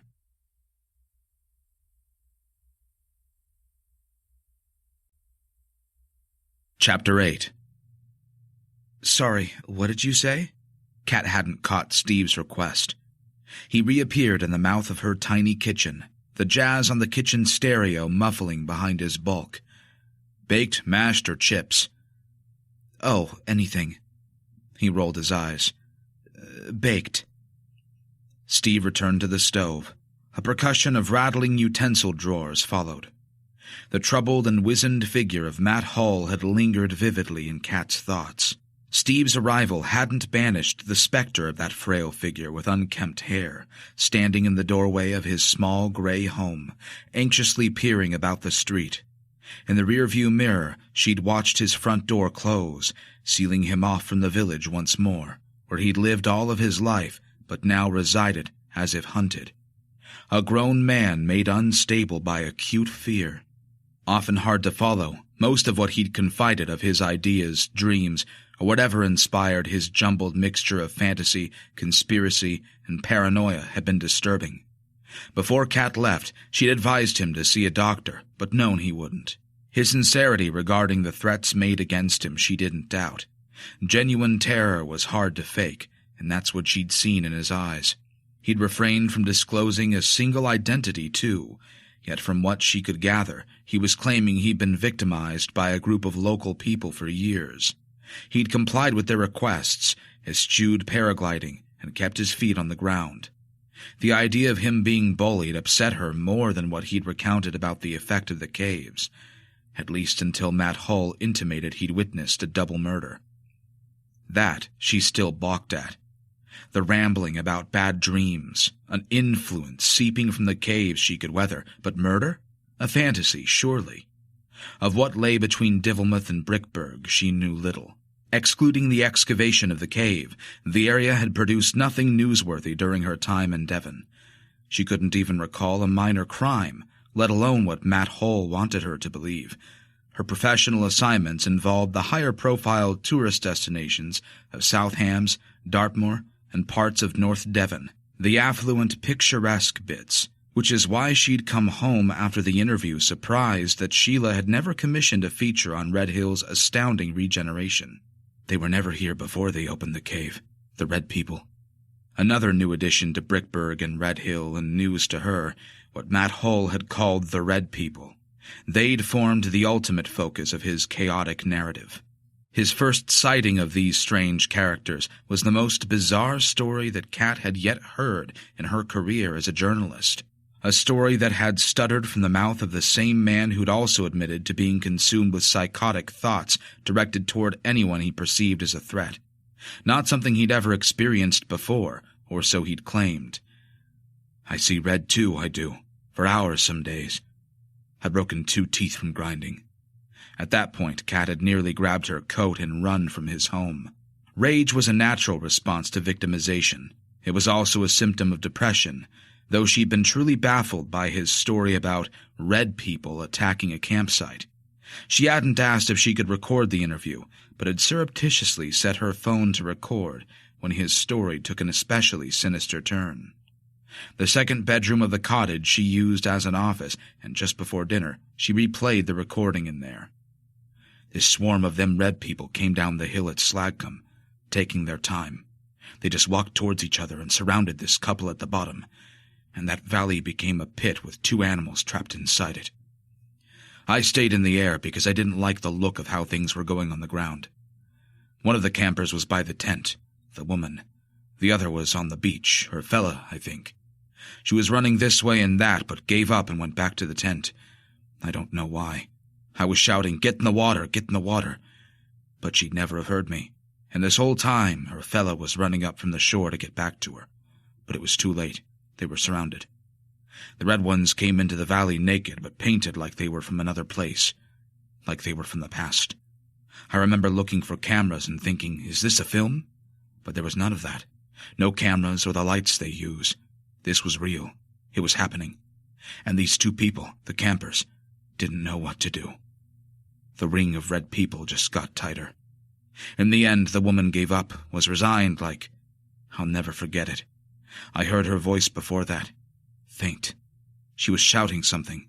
I don't know what. But the bloke was done first. He stopped running and they got round him. He went into the reeds. I saw his arms in the air as they got close, crowding him. That's when I realized they had something in their hands. Small black things, these objects, like rocks. and it kicked off. He tried to break through them, and they were hanging on to him like a pack of animals. But when they got hold of that woman, I'd seen enough. I flew north, back to where me gear was, near Welham, where I launched. My phone was there, and I was going to call the law, but those red bastards were already waiting, you see, waiting for me. 3 of them had got there first and were staring into the sky, right at me, just all standing beside my gear. A woman, 2 men. They'd have done me too, like the campers. So I carried on, further up the coast, and I came down hard on Saviour Bay. Nearly came a cropper too and took a dip in the water because I was so rattled by what I'd seen. But I got untangled and put everything away and hiked back home. And that's when I had the first visit. You see, they were waiting for me to get here. They already knew who I was. But these others, inside here, weren't red. He'd broken off then so as not to reveal the identities of who had been waiting for him at his home. They were sitting in my chairs. They'd broken in. And I was told in no uncertain terms that I was not to fly again, that the air belonged to them from now on. They knew all about my boy, too, and I lost it when they said his name. But what they did to me, what they showed me, left me with no choice. I hadn't a chance against them. There was no fighting back, and there was no leaving here. They made that clear. They told me I couldn't go. They wanted me where they could keep an eye on me, and so I could do a few favors for them. Cat remembered Matt Hull pausing again at that point to rub his face. He'd wiped tears from his eye sockets. The red ones came that night, too, to make sure I knew how much shit I was in because of what I'd seen in that valley with the campers. The first one I saw was in the garden. She was just standing there, staring at the windows. I went out with a torch to see who'd set the neighbor's dog off, and there she was, naked, all red and shining like her skin was peeled off. All her hair was pulled out, too, from her head, and twisted round this horrible old face. I went back inside double quick, but there were more of them, and all looking through the front windows, showing me their red faces, their teeth, the white eyes. Never been able to put that out of my mind. They weren't right, their eyes. I'd never been so freaked out. I shut myself in the bloody bathroom upstairs, but they left something. The back door had handprints on it. Red handprints. A sign. All of this was a warning, like I was marked. That night was a demonstration of their reach. They could show up any time, unless I did exactly what they wanted. A couple of days later, my ex-wife mentioned that someone had painted a red hand on her back door. My lad and his mate swore they weren't responsible, and she believed them. I did too, because I knew who'd done it. I've been on the ground and mostly in here ever since, losing my mind. Work's gone to shit. I'm unreliable. I know I am. They took my gear with them. All of it. Clipping my wings is what they said they were doing. But they'd bring me gear back when they wanted favors doing. They left this too. It was just sat on my doorstep the next morning. Matt had shown her the effigy he'd found on his doorstep, a marker set in place by the strangers who'd apparently peered through his windows and stood in his garden, naked and painted red. She'd seen a similar design before, a crude figure of a woman, about the size of a Barbie doll, carven from bone, with the head of a snouty dog. Its small skull was made unnervingly alert and eager, the pair of small ears pricked upright. A thing with origins in the Brickberg Caverns. You might be content, and for the rest of your life, covering the fun runs, the new musicals down the coast, the Michelin stars, the guide dogs, ponies, a new llama at the zoo, or whatever the fuck it is that we're always doing here, but I can't take another year of it, Cat. The argument with Steve began after dinner, within minutes of her playing her recording of Matt Hull to him, and he'd been quick to make his accusations too, leaving Cat desperately wishing that she'd never shared the information with her boyfriend. But keeping it to herself would have made her unbearably tense and anxious. She'd only wanted to lighten her load, to get a second opinion from someone who cared about her, who'd tell her that Matt was unstable, exaggerating, that everything would be all right, and that she'd not need to break his confidence any further by going to the police or getting involved in any inquiries into a local drug gang. Her compulsion to confess to Steve now made her feel pathetic. As much as she tried not to dwell on the issue, Steve was much younger than her and less experienced in just about every way that she could imagine, save windsurfing and partying. But since they'd met, she'd been the catalyst for Steve to grow more ambitious professionally than she would ever be again. And within seconds of sharing Matt's story, they'd been competing again, a situation that always made her feel ill. During a playback of the interview, Steve had been enraptured. Only after she'd admitted she intended to do nothing about Matt Hall's claims had his response been harsh, the scold burning hours later. Admittedly, Steve had been tipsy, having moved from beer to wine from the afternoon to the evening, and although he rarely spoke to her in that tone, his dissatisfaction with what he was doing with his life had clearly been festering more toxically than she'd hitherto intuited. She'd secured all of Steve's freelance work at Life and Style, as well as work for several digital marketing companies. But of late, he'd increasingly had the gall to make her feel like an impediment, holding him back professionally. Kat had long taken therapeutic measures to prohibit her own history's intrusion into the present, but they didn't always work. The past was a greater part of the present than the present itself seemed to be. And that evening, her head had filled with the pretty face of a girl called Clarabelle. At a magazine Kat had worked for in London, she'd employed Clarabelle as an intern, a young woman from a privileged background who'd wasted no time in undermining Kat in editorial meetings, and she'd been surreptitiously encouraged to do so by Kat's rivals. Kat had lost the job 18 months later when another round of cuts had kicked in. It was, in fact, her final staff position in magazine editorial. The redundancy had occurred at the same time as Kat's 12-year relationship with her fiancé, Graham, fell apart. The fallout from Graham she was still dealing with, and Steve had unpicked the stitches. That evening in her cottage, he'd exuded Clarabelle's sense of entitlement to the best professional work and an assumption of all that came with it. Steve came from money, and like the intern, it was as if he found it preposterous that someone from the lower social orders like Kat should hold a position senior to them. There must have been some mistake. You're not one of us. That's how Kat read both situations, and her personal experience wouldn't allow an alternative interpretation. She and Steve had been together, on and off with non-committed periods, for over 3 years. But what was the relationship built on? That was the question she asked herself again. What you can do for him, that's what this is about. Within moments of Steve's outburst, their age differences and the disapproval Kat harbored about his codependency upon his parents also reared scaly heads. His criticism of her an inevitable tripwire. She'd always found Steve's terror of his mother hard to respect, though she managed to suppress judgment. He was 32, but Mum and Dad were still bankrolling him. They owned the flat he lived in rent-free. They wanted grandchildren, too, a desire for multiple heirs, the enhanced social standing. It still concerned the affluent as much as it had ever done, and she was unable to give Steve children. So how was this going to work? Her internal cacophony had included her certainty that Steve's mother disapproved of her being 10 years his senior. His parents were present in all their arguments, at least in spirit. An unfailingly polite couple who'd never really warmed to Kat, who were potentially of the unspoken but implied opinion that she wasn't good enough for their son. And once the disapproving specters of Delia and Reg appeared in her mind, her repressed anger unsuppressed itself. The argument with Steve had escalated fast. When Steve had said, "I'll go to Sheila myself," Kat had genuinely loathed him for several minutes that had made her skin go cold. "She doesn't want to know, Steve. I nearly had to revive her with smelling salts when she saw a picture of a gnawed bone that was 12,000 years old. The Gazette in Torbay. Plenty will be interested in this. It's privileged information from my source, not yours. I only told you because it upset me and because I needed to share it with someone. I wanted your support.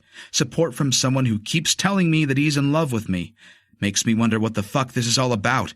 Am I useful to you? Is that it? A stepping stone? That's low. This is not material for you. You're not even a journalist."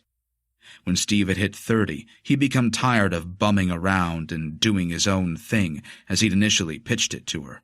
Nigh on a decade of windsurfing, raving, and the creation of a dad-funded app that never worked had given him a premature midlife crisis. Meeting Kat had incrementally worsened his frustration.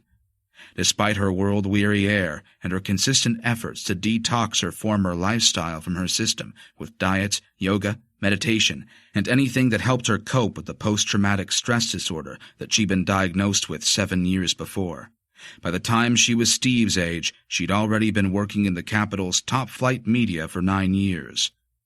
Her CV bothered Steve. His resentment had acidified. "It's just not right to keep this quiet," he'd insisted that evening. Preposterous, too, his lecturing her like that. It had been worse than his pretense that he gave a damn about Matt Hall. She'd exploded. "You're going to lecture me about press ethics? From your considerable experience as a press photographer, not even 1 year's freelance work under your belt, work that I bloody secured for you. You do realize that Sheila has far better people available. My pictures are good. For a fish restaurant in Plymouth, so don't get ahead of yourself. I'm not an investigative reporter. I never wanted to be. So you're just going to let them get away with it? With what they did to that poor bloke? He's unstable, probably delusional. If I had a name or a shred of evidence besides some crazy stories about red people attacking a campsite that he saw from 1,000 feet up, I'd contact the police. But all I have is a garbled story of the Brickberg curse from a man who needs psychiatric help." At that, Steve had smirked triumphantly, and she'd really wanted to slap his face. "Oh, he's not alone," he'd carped. "There are others. I've heard all kinds of things about that area. It's notorious. You wouldn't know that. You're not from here." At that attempt to exclude her, he'd quickly looked sheepish, embarrassed, and out of his depth. He'd left soon after, unable to withstand the cast of Kat's trembling face. Unable to sleep after the row, Kat dug around online. She vowed that whatever she found would not be shared with Steve. His enthusiasm for checking it all out needed little encouragement, and she wouldn't risk his appropriation of the story because he was bored and desperate. A competing guilty suspicion that her courage had failed, that Steve was morally right, and that she should help Matt Hull by going to the police was exacerbated by the results of her online search into missing persons, in or near Brickberg and Divilmouth. On the Torbay Gazette's website, she quickly located 2 stories relevant to her search, as well as old appeals for information. The same information was repeated at 2 further newspaper websites in Plymouth and another in Exeter. The incidents were 5 years old and must have occurred around the time Matt Hull discovered the cliff fissure. Matt had said the camping incident had occurred at the beginning of spring. While aloft that final time, he'd seen wheat ears, a red kite, and meadow pipits over the coastline. A flock of Brent geese had been flying in the opposite direction on their long journey to Siberia. At the same time, a pair of campers who were believed to have been camping near Brickberg had instead performed a curious double suicide in North Cornwall, not long after being reported missing. Shortly before their demise, a walker had vanished from the coast path near Brickberg.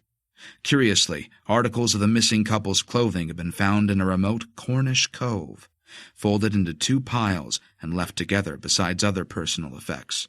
Though alerts had been posted as far away as Dorset due to the sea's currents, their bodies were never recovered.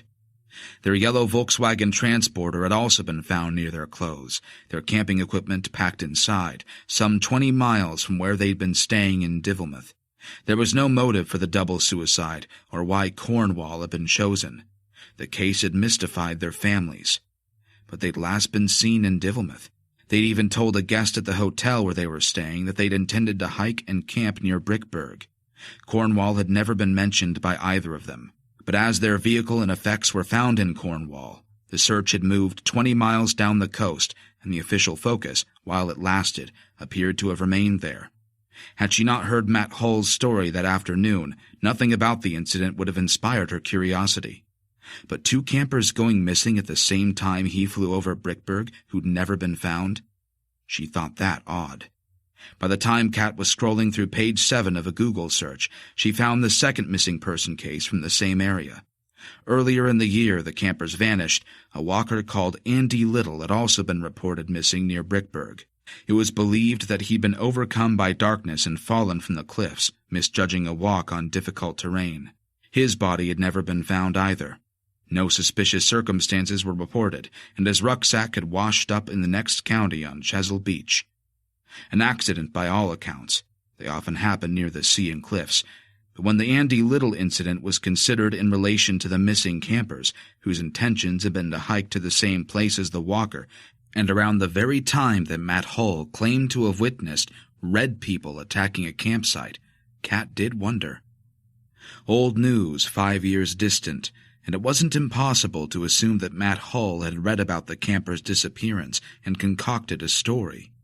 But when she recalled the torment in his eyes and his twitching limbs, her instincts insinuated that he might have seen something on that beach, not far from where he lived in Red Hill. The following morning, before she left home to gather material for an L&S feature on a sculptor in Dartington, Kat called a contact stationed with the police at Brickburg. Rick worked in community liaison. He was the press officer for the emergency services covering the area and might ask around for her. She knew him via the news desk of the magazine, in effect, a communal phone in the magazine's tiny office. Kat lied to Rick and claimed she was undertaking consultancy work for a property developer and prospecting a potential cottage renovation near Red Hill. She asked him about illegal activity near the village, adding an emphasis on the drug rumors she was picking up. She said she was being lazy on due diligence and would rather talk to the law than wade through the council archives. Rick happily told her that 3 years before she'd arrived in Devon, a large cannabis factory had been found and closed down at a Brickburg farm, about 7 miles from the cave, resulting in 4 arrests. Rick also admitted that everyone knew the crop was still being grown surreptitiously in pockets here and there, but little was sold locally. Unless anyone was hurt or tougher criminal elements were drawn to the area, they had little chance of finding the operations. "That area is massive," he'd said. "Better the devil you know between us, when there's no violence and us being so short-handed from the cuts." Matt Hull had alluded to organized criminal behavior, though not specified a line of business. But he'd said the perpetrators were ruthless. Didn't drugs inspire ruthless behavior throughout their supply chains?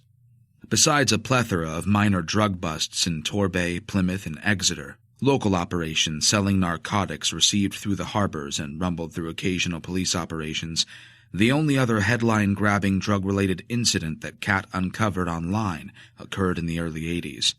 The story appeared at the end of her search, some 20 pages deep. A story that interested Kat for a reason unconnected to Matt Hull. Oddly, the story was not carried by any local press sites, probably because it predated the internet.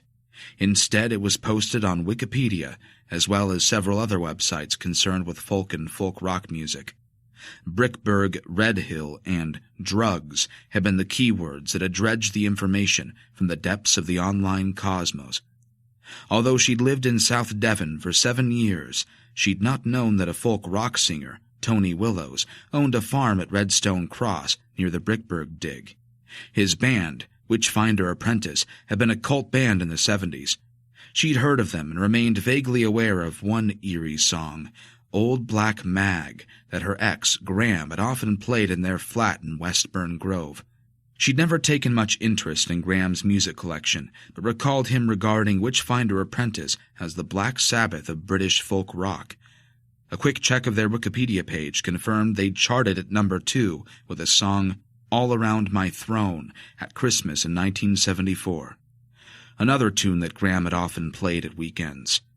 At the edge of Tony Willow's farm in 1979, the dead body of a young woman had been discovered the day after the solstice, her system full of cocaine, LSD, and alcohol. Apparently, the girl had been a guest at one of the raucous, seasonal private parties that Willows had thrown for his old entourage. The woman had also suffered head trauma from a fall. Willows briefly went to prison for manslaughter and possession. After his release, he was never seen in public again. The excess of the singer's lifestyle was also documented at length on the band's Wikipedia page. Kat skim-read it, learning that he'd suffered a massive breakdown in 1977, either brought on or worsened by long-term LSD and tranquilizer use.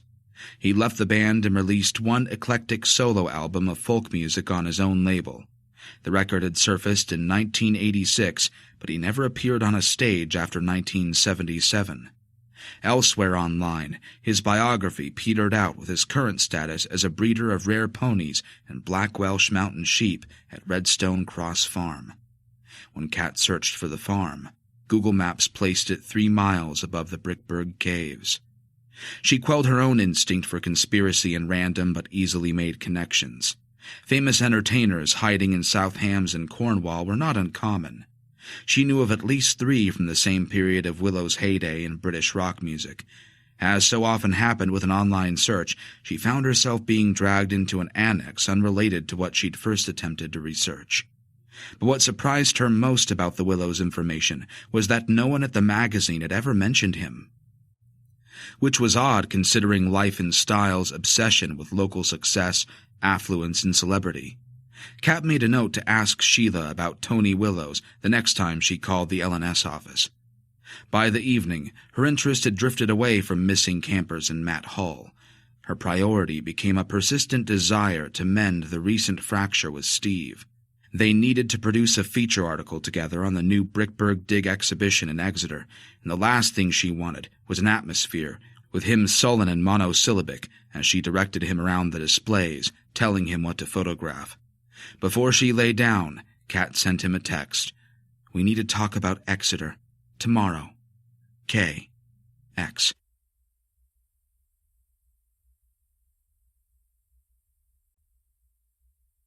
Chapter 9. The great expanse of time elapsing between the exhibition and the distant inhabitation of the caves was not as apparent as Helene thought it should be. The condition of the recently recovered artifacts was remarkable. What she saw was also unpleasant. The home of a lost people 60,000 years B.C. The relics on display had been recovered from the deepest level of the Brickberg Caves so far, the most important Neanderthal site ever found in Britain. An extinct people occupying the Brickberg Caves, periodically, across another 15,000 years. Helene paused to glance at maps, illustrations, read some information boards.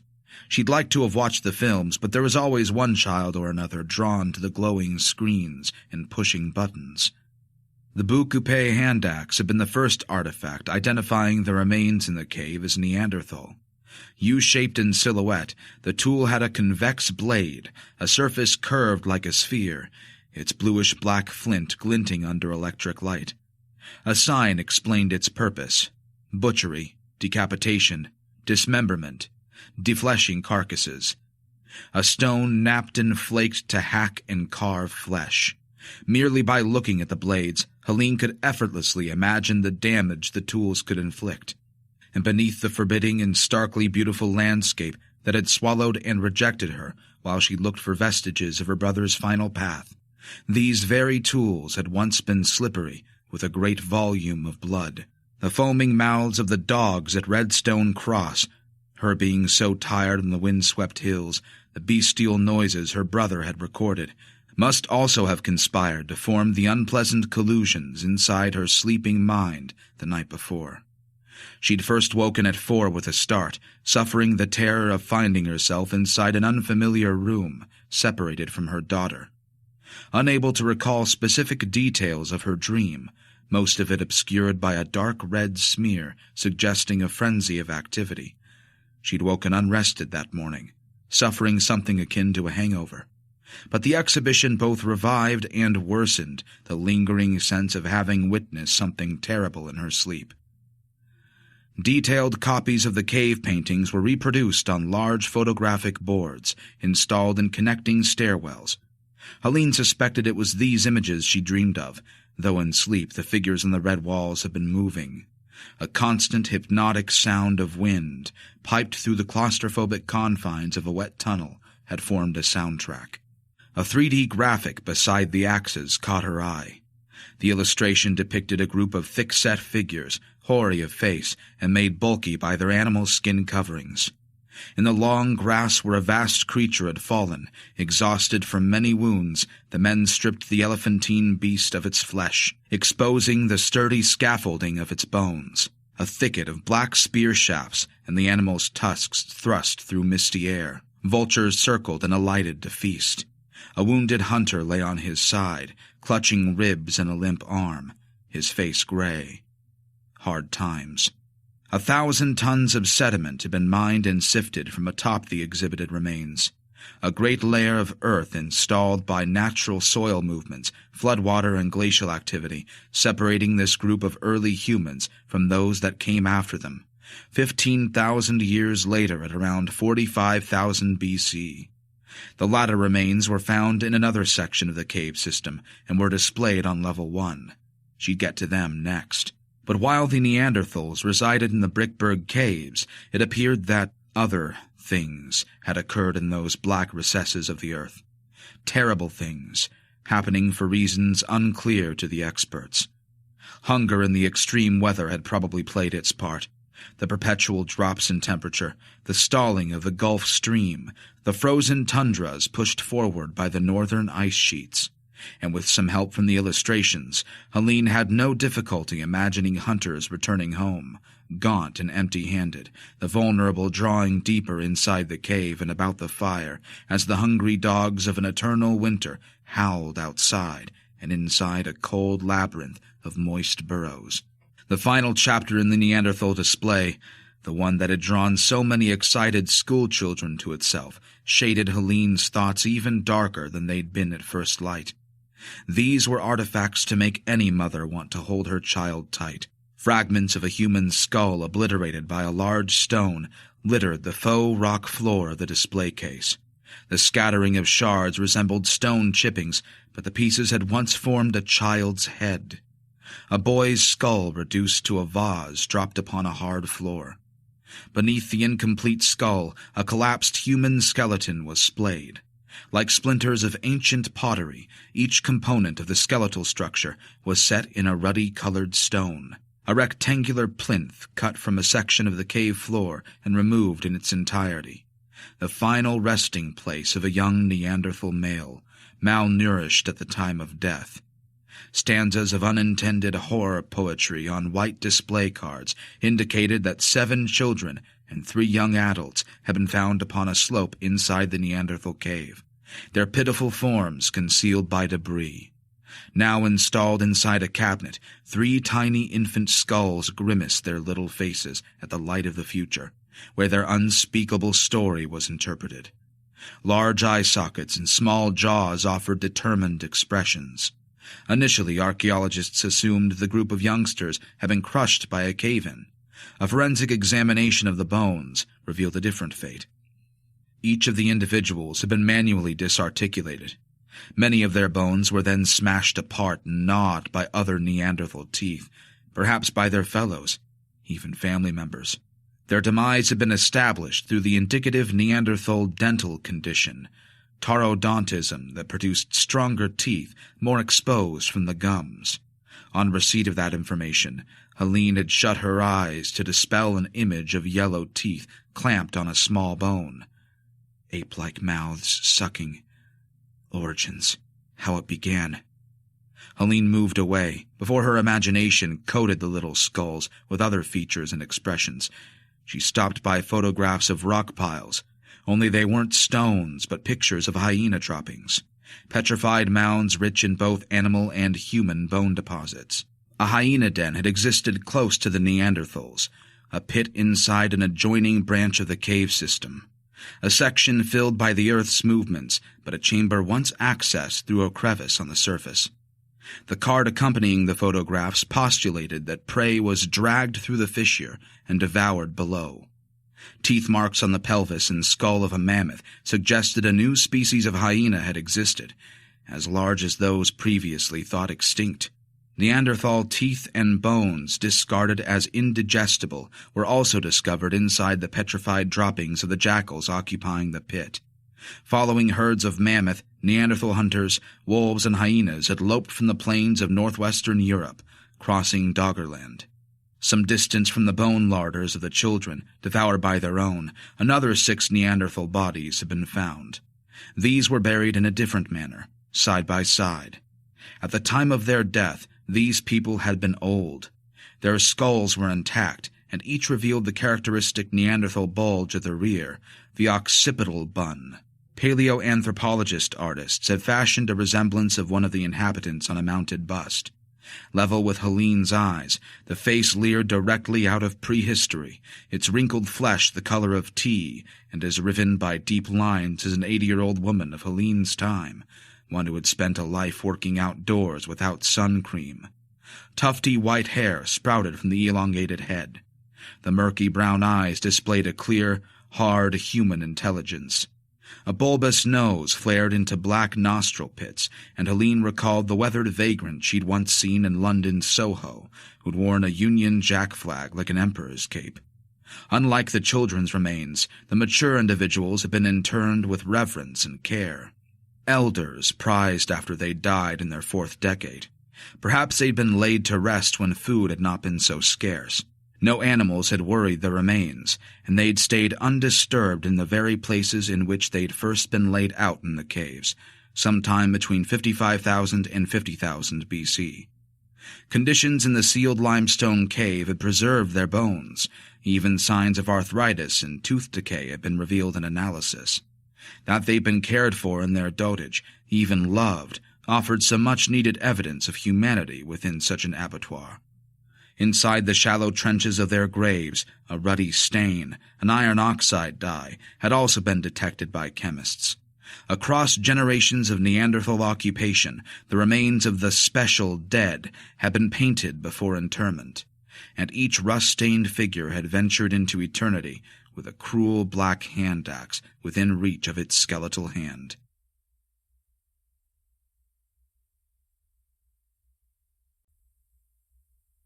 Chapter 10. It's the faces I keep seeing. Red faces.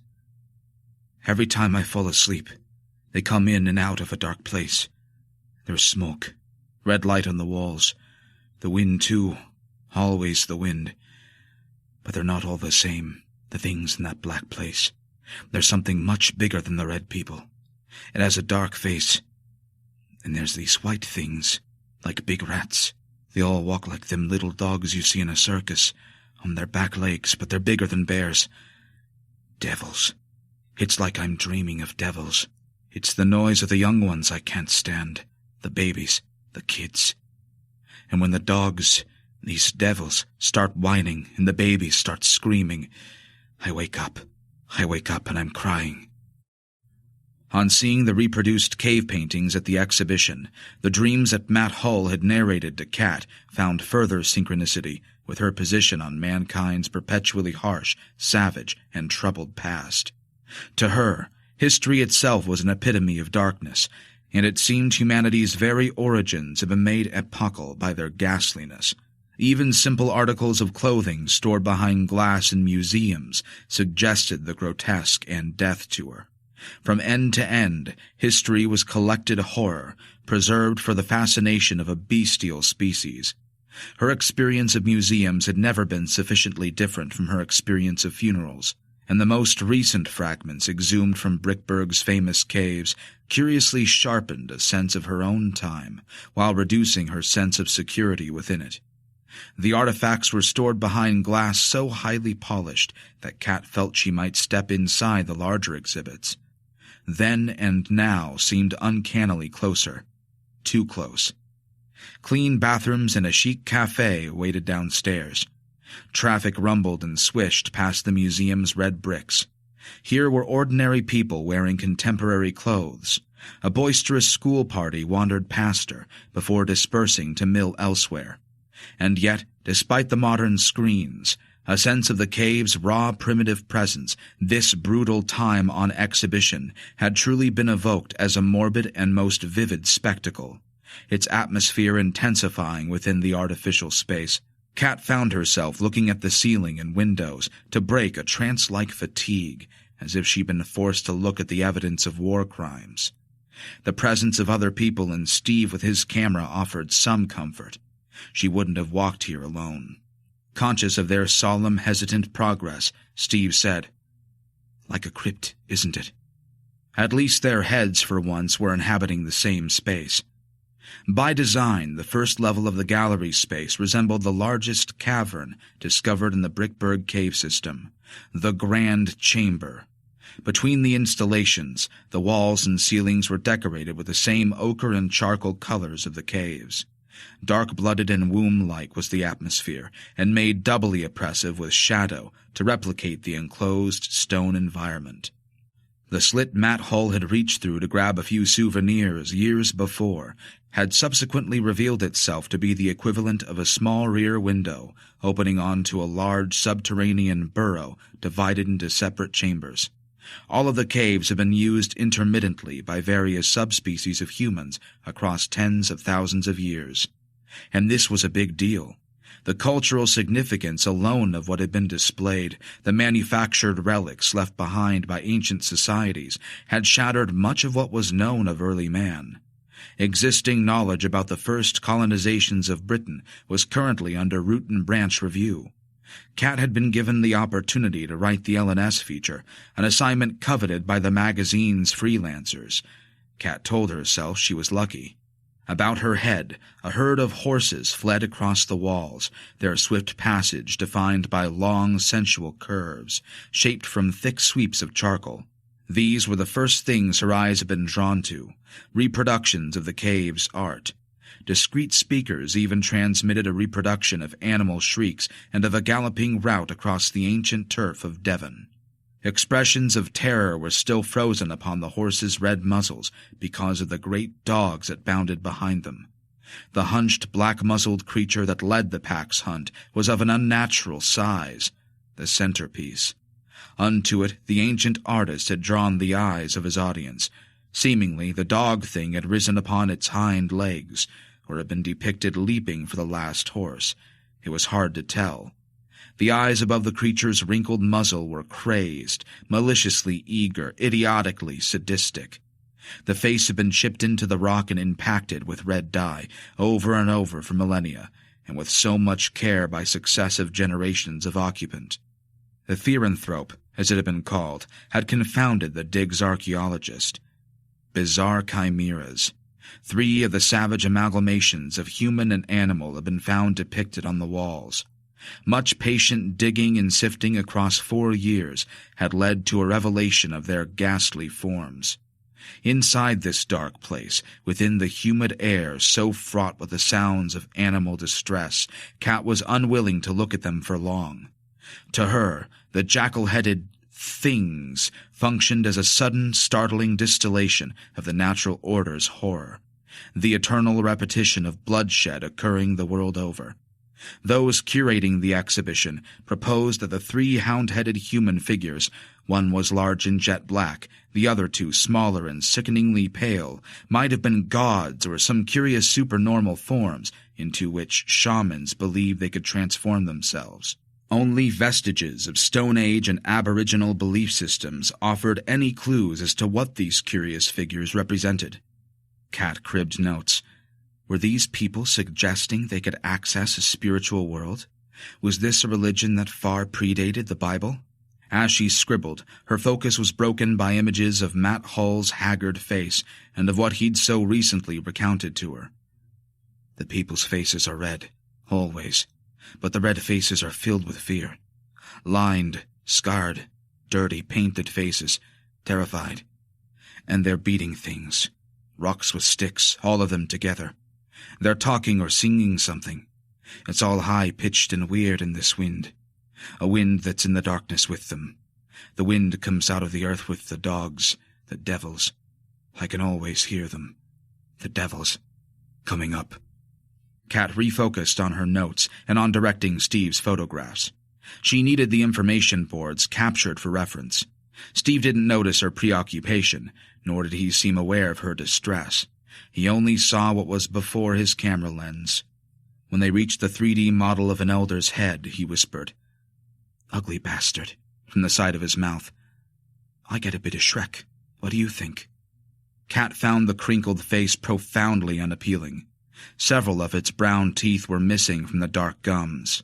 Set amidst wild white hair, its bloodshot eyes leered from out of a face powdered the red of paprika. The flesh might have been flecked with dried blood, and was far worse than the Neanderthal head upstairs. This one's features were flatter and broader. Red people. Matt's rambling narrative remained prescient. Kat wondered if the man's sinister fantasies had only worsened after persecution at the hands of local criminals who'd suspected he'd witnessed their drug operations from the air. Maybe the intimidation he'd suffered had mixed itself up with these artifacts. He lived near the site. Due to the size and expense of the operation, local volunteers had been involved from the start to delicately remove thousands of tons of earth from the cave. They'd have seen the cave paintings and buried elders and been told that they were once painted red. Red Hill's small population must have chattered about what they had dug up. Matt would have heard things. Suggestion. Kat rediscovered the thread of her notes. The original entrance of the hyena's dog chamber had been reopened as part of the ongoing excavation of the Grand Chamber. It had led the dig team to the lower Neanderthal level. Impossible to imagine, but the later human species and the Neanderthals before them had shared the caves with hyenas. In each era of human occupation, this natural abattoir had been filled with large hyenas. They had been the size of African lions and should have been long extinct. Inside the dog pit, as well as the bones of horse, woolly rhino, bison, and Irish elk, prey hunted down and dragged through a crack in the earth, and much like the older Neanderthal remains, the chewed bones of later human occupants had been discovered in abundance. Tests proved that many of the human remains had been broken and gnawed by hyena teeth in the terrible darkness of the earth. Bodies torn apart before their bones were cracked open for their rich marrow. Nor was this the last of the macabre connections between the Neanderthals and what was found at the first level, dated at 12,000 BC.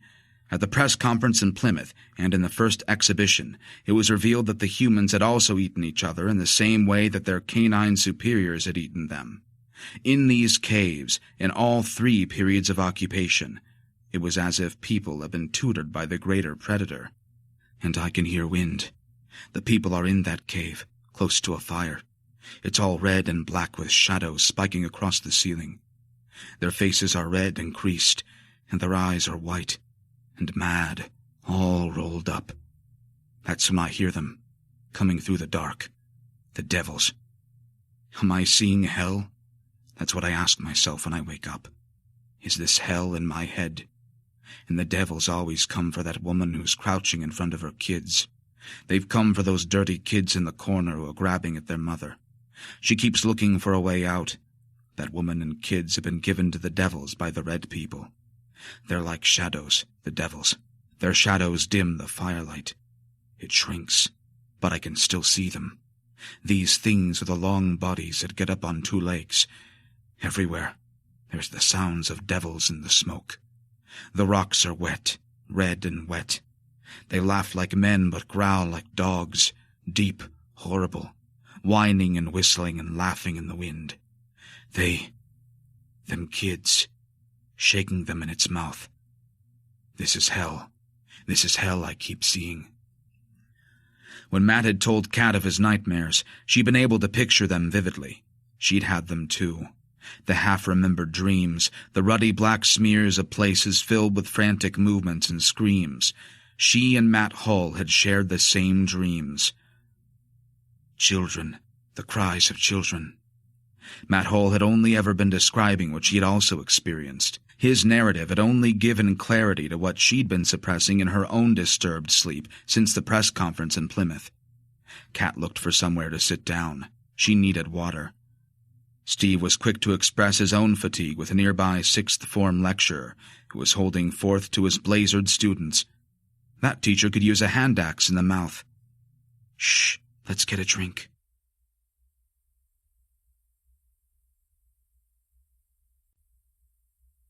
You all right? A voice beside her. Helene dabbed her nose and blotted tears with the napkin that had come with her coffee. Tired legs, a poor night's sleep, missing her daughter. None of it was helping. Mostly she'd just been unsettled by the exhibition, and in a way that she'd never anticipated. When she'd reached the final section, her thoughts had returned to the bearded face and scarred eye of the hostile man at the farm the day before. Him shouting at her, the thin woman watching her retreat, the dog leaping, its wet teeth, the mad brown eyes streaked red, images impressed into her memory by fear. The only confrontations she was accustomed to were with a recalcitrant 6-year-old. Lincoln and his desperate, inexplicable end, the reason she'd come here, to better understand and to say farewell. He'd killed himself mere weeks after recording those horrid sounds from a quarry neighboring the subject of this very exhibition. A crying child, a relentless trickling of water, an agitated animal in a lightless space. Her instincts and imagination made connections she couldn't rationalize. The displays had also opened a path into the previous night's dream, equally ineffable. She couldn't remember when she'd felt as mixed up. Sipping at her water bottle to create a barrier, she returned her attention to the concerned face of the young man sat at the next table who'd spoken to her. A camera hung from his neck on a red and black strap. A plastic badge on a lanyard read, "Press Pass." A dark-haired woman with a plump, handsome face sat across the table from the photographer and eyed Helene with what looked like disapproval, twinned with wariness.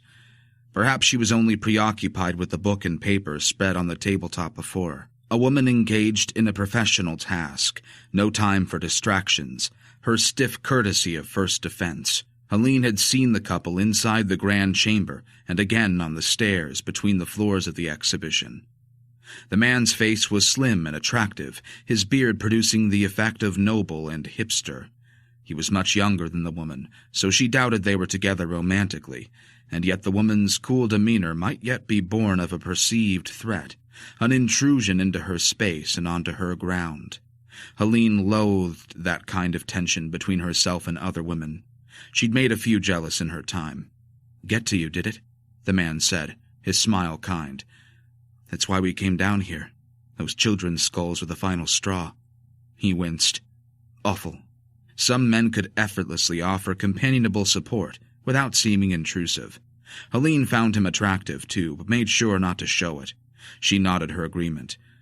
"I'm a mum," she added to placate the woman, in case they were an item. "Must make it worse," the man said. "Even though it happened tens of thousands of years ago, it must still get to you." "You're not wrong." But to change a subject she didn't want to dwell on, Helene asked the couple what they were doing at the exhibition. The man answered, "She's words, I'm pictures." He then introduced himself as Steve and said other things about an assignment for a magazine. The name of the publication didn't register. Helene asked if they were local, and they said they were. "Mind if we join you?" Steve asked, and Helene raised no objection. But the woman, who had been introduced as Kat, cast a black look at Steve that only reached the back of his head. Once they'd shifted to her table, Helene shared a few tentative details about Valda. She felt obliged to account for her tears, how the exhibition had made her needy. The journalist, Kat, finally softened when Helene offered a few photographs of Valda she kept on her phone. A jam-smeared face, a small figure dressed as a fairy with wings, a face split with crazed laughter during some antic that Helene couldn't recall. Steve said he loved kids, and Kat appeared to stiffen for a second at this admission. When Helene tactfully moved the conversation away from herself and asked about their work, she found herself immediately impressed with Kat and wanted the woman's resistance to disappear. She wanted to be liked by her. Not once did the journalist brag about her career. She only mentioned her work in vague terms. It was Steve who recited Kat's CV to Helene. 3 of the magazines Kat had worked on in London Helene still read. She must have read Kat's work in the past. The journalist offered a thin smile when Helene stated as much, and quickly quelled Helene's admiration by suggesting that her career had been of no consequence. The couple's attitude only shifted from polite friendliness when Steve asked what brought Helene to Devon. "He was here, and then he went missing?" Steve asked Helene, after she'd nutshelled Lincoln's story. He and Kat had exchanged glances. Perhaps the mention of a suicide accounted for their reaction. 2 weeks before he passed." "Sorry, I don't mean to pry," Steve said. "Then why are you?" Kat asked him. Steve looked chastened but was clearly irritated by Kat's terse remark. "It's all right," Helene said. "It happened a long time ago. But it's weird. I think I'm only coming to terms with it now. It's another reason why I was upset." "Grief affects people in different ways," Steve offered, and Kat looked at him again as if to question the experience behind such an observation. As if he were present, a startling sense of Lincoln warmed through Helene.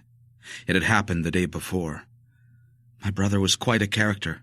It was typical of him to spend a whole summer here, camping and recording underground noises for an obscure website.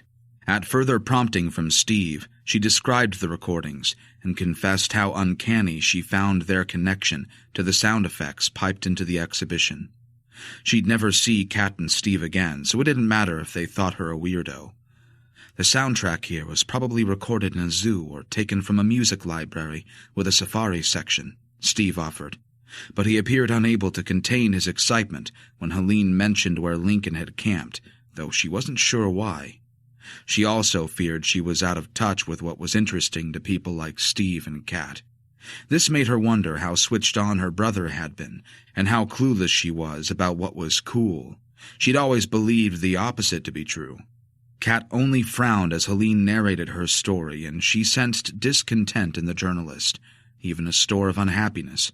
She thought Kat was glamorous but careless with her appearance, offering an impression of not really caring about what she'd thrown on. Helene found that odd when someone could afford such nice clothes. On discovering that the journalist and Steve were in a relationship, she had to suppress her surprise, as well as a tinge of disappointment. Gradually, Kat overcame her irritation with Steve's wooing of the single mum in the museum cafe. He was definitely flirting, and that made her dwell on how often he flirted, or worse, with other women. A familiar preoccupation. For far too long, she'd liked the fact that she wasn't in love with Steve. The mutual lack of expectation suited her. But recently, it had dawned upon her that she'd fallen for him. Steve was out all the time, and Kat only saw him twice a week at most, which suited her more than him. She never kept tabs. Maybe he'd made the most of that arrangement. And there had been an assurance, an easy confidence with no inhibition, when he'd identified a damsel in distress in the cafe and attended to her. An approach much practiced. He'd picked out a hot one, too. Helene was leaner than her, taller. Her short haircut suggested Paris more than Walsall, and boyishly framed the strong bones of her even features. Steve had always paid a lot of attention to Kat's legs, but this woman's were longer, more slender, stronger, with a second skin of skinny fit denim emphasizing powerful calf and thigh muscles. She was athletic and probably worked out to remain so rangy yet feminine. In time she might go stringy. Helene also seemed moody, though it only contributed to her air of being effortlessly sexy. Single, with a lovely daughter, and Steve was becoming increasingly interested in having kids. Kat's penchant for paranoia enabled her to imagine Steve with the woman and her ready-made family. His boyish antics would delight the 6-year-old. When she felt sick, Kat stopped the punishing fantasy. A dark presence, a cold pall more than a cloud, pushed again at the edges of her memory. Graham and his horrible rejection. They'd had 12 years together in London, 8 years gone, but the coals of that relationship were prone to being raked over if she didn't remain disciplined. Her separation from the only man she'd ever wholly loved had been excruciating. Graham had left her to start a family with someone else, a family already under construction, in another flat in West London, while she and Graham were still together. His deception had been monumental. Jane had been a mutual friend. Graham had made her pregnant during the 5-month affair that Kat had missed, while consumed by the unraveling of her career and her war with the intern, Clarabelle. Jane's pregnancy had finally turned Graham's sullen dissatisfaction into a conclusive rejection of what he'd had with Kat. He'd been so relieved once he'd finished with her. She could still hear the sentence that tore her apart. "I can't do this anymore." She'd sat still, bloated yet weightless with trauma, in their flat in Westbourne Grove. A linen curtain had wafted across her face like a shroud. In that moment, the world had been lifted from Atlas's shoulders and dropped onto her face. Graham had already made Kat infertile. Chlamydia. She'd not known he'd passed it on when they'd first met. By the time she found out and they were treated, it was too late for her, but not for Graham. In the cafe, Kat had to close her eyes for a few seconds before she lost control of her jaw. She then scraped herself back into the present. She shouldn't dislike Helene. Jesus Christ, she lost her brother. A suicide, too. Kat thought of a long drop from a bridge into cold water and shuddered. She knew unhappiness, she knew desperation, but she'd known nothing like that. And Helene was here for closure. On that matter, Kat was tempted to inform her that closure never happened. Not really. In time, the past was partially covered, and your memory moved on to fill itself with other things. But the damage to your hardware remained permanent. "You hear this, Kat?" Steve asked. "Her brother ended. This happened near Bristol, not here. But the last anyone knew, he was here." Steve emphasized his point by pressing an index finger upon the table. The couple in Cornwall? The Walker?" Helene was frowning. "Sorry, I don't follow." Steve turned to her. "Oh, just something we're looking into." "Hardly," Kat said quickly, to curb Steve's conspiracy theorizing. It was getting out of hand again. He'd started first thing that morning when she'd allowed the discussion about Matt Hull to resume. She'd also broken her vow to herself and shared with Steve what she'd found online, though it would only have been a matter of time until he discovered it himself and went mad at her for keeping her findings to herself. She had also told Steve that she would consider looking into the information further before sharing it with her contact on the force, because she needed more information. Under the table, she tapped Steve's thigh with her knuckles. Steve turned to Kat. "We'd love to listen to the recordings, though, wouldn't we?" "They're her recordings, and important to Helene." "It wouldn't be a problem," Helene said, looking from Kat to Steve with her alert blue eyes, long eyelashes, jet black and velvety. So pretty. Lincoln wanted to share them. He'd been really excited about having his own album of noise, but it never happened. She dabbed at the wet weight of another tear that had formed in the corner of an eye. Kat's heart cracked. She clenched inside with self-loathing for perceiving this grieving woman as a rival. Helene blinked her eyes dry and cleared her throat. "They are really weird, though. I have no idea what's making the noises. But they'd be a better soundtrack than the one they've got here. Everything Lincoln recorded actually came from underground, too. Some of it was recorded close to the caves." "Fantastic," Steve said. He clapped his hands. "Then we can eat."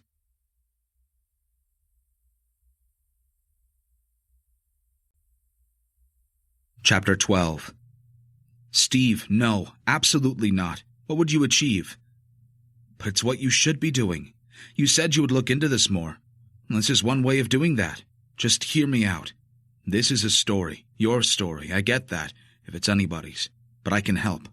Steve smoothed his hands over the great paper blanket created by the Ordnance Survey map that he'd brought to her cottage and spread across her living room floor. The corners were weighted with used Witchfinder Apprentice CDs he'd mail-ordered. "Kat," he added with an exasperated finality, "just join the bloody dots. That paraglider wasn't lying. Matt, he was clearly warned off from flying here. People got hurt because one of these farms is growing dope, and big time. Matt could be suffering from paranoid delusions, Steve. He had a bad breakup with his wife. He was also a local hero for finding that cave, but the cameras moved off him years ago. He's been left high and dry. I'm not so sure he handled his fleeting moment of fame all that well, never mind the fact that it's now over. The copper you know in Brickburg also said there's past history. A drug farm bust went down. Long time ago, nothing since. Ancient history." Steve pointed at the iPod speakers. "Then there's this guy's parties that got out of hand." A download of Tony Willow's solo album, Hark, Hear the Red Folks Sing, played quietly. "In the 70s. Old news, mate." What drifted through the air of her living room was morbidly haunting. Even the jaunty passages darkened by bleak lyrics. The voice she remembered distinctly from when Graham had played his Witchfinder albums. It was thinner on the solo album, but still high, melodic, almost feminine for a man, and quavering with more anguish than she remembered. The pipes accompanying the acoustic guitars were unusual, too. Other than that, it was folk music, plain and simple, conjuring a sense of the past or medieval balladry. But a woman even died at his farm. People die of overdoses all the time, Steve, in the towns and the cities round here now. It's not uncommon, despite appearances in the tourist brochures in our rag. You're trying to rake over a minuscule, out-of-date scandal. Those might not have been parties on Willow's land. They were more like festivals, rites, Unofficial. All very secretive. Need to know. Private. Invite only. Crashers were dealt with. That's what I've been told. It's weird, but someone, this old guy, Mac, in the pub, said that Willows wasn't even present. He was in prison when this stuff really took off. They were held at certain times each year for a long time. That's what Mac said. Some were an annual thing connected to the moon or something. Or something? Mac said? Mac? Jesus, Steve. A party once got out of hand and Willows got in trouble. He's not interested in any kind of public life. He's retired and reclusive. He burned out in the 70s. Went a bit Sid Barrett from what I've read. It's safe to assume he'd had enough of drugs and all that they bring a long time ago. And I asked Sheila about him yesterday. She said they tried over and over again to get him involved with the Divilmouth Folk Festival and the big one in Sidmouth. He always regretfully declined. He gave up touring in the 70s, and he's just an old hippie that breeds sheep now. No one's seen him in public for years. A few old crusties kept his music alive until the new folk bands revived his back catalog. That's the only reason anyone even mentions him now. Steve rolled his eyes. Helene's brother? He was up there. Redstone Cross. Where he made those recordings was in the heart of the quarries that supplied the old paint factories. Redstone. Some of those quarries are on Willow's land. Her brother was recording those noises we heard a fortnight before he died at Redstone Cross. In a frickin' quarry, Cat. Come on. And the couple who said they were going to camp out there? Why did they top themselves? Did they really? There's that walker they never found. People get lost. They climb over the wrong fences, but who knows what he might have seen out that way. Matt was threatened, victimized, just for paragliding. Steve, down a notch, please. We don't know anything about Helene's brother. Not really, besides him being into drugs. His sister said as much. He had a weird lifestyle, blah, blah. Could be any number of contributing factors to his suicide, which, by the way, was near Bristol. Bristol, Steve, not Brickburg. The campers had some kind of suicide pact in Cornwall. They were nowhere near here when they topped themselves. The links are tenuous. We have no idea what was going on in their minds either. I mean, you've very little idea of what goes on inside mine. Steve looked at his map in silence. He seemed so young then, a thwarted boy who desperately wanted an adventure. When he spoke again, his voice had lost its power. What about Google Earth, yeah? What's that? He'd shown her the Google Earth satellite photographs of the Redstone Cross area and Tony Willows's farm. A few buildings with dark roofs, strewn down a lane surrounded by unbroken woodland on all sides. Beyond the trees were miles of pasture, copses of woodland, a series of steep valleys cut by streams that drained water from the hills, great clefts separating his land from two neighboring farms, all remote. Further along the private lane where Helene said she'd unwittingly trespassed was another bigger structure with a newer roof.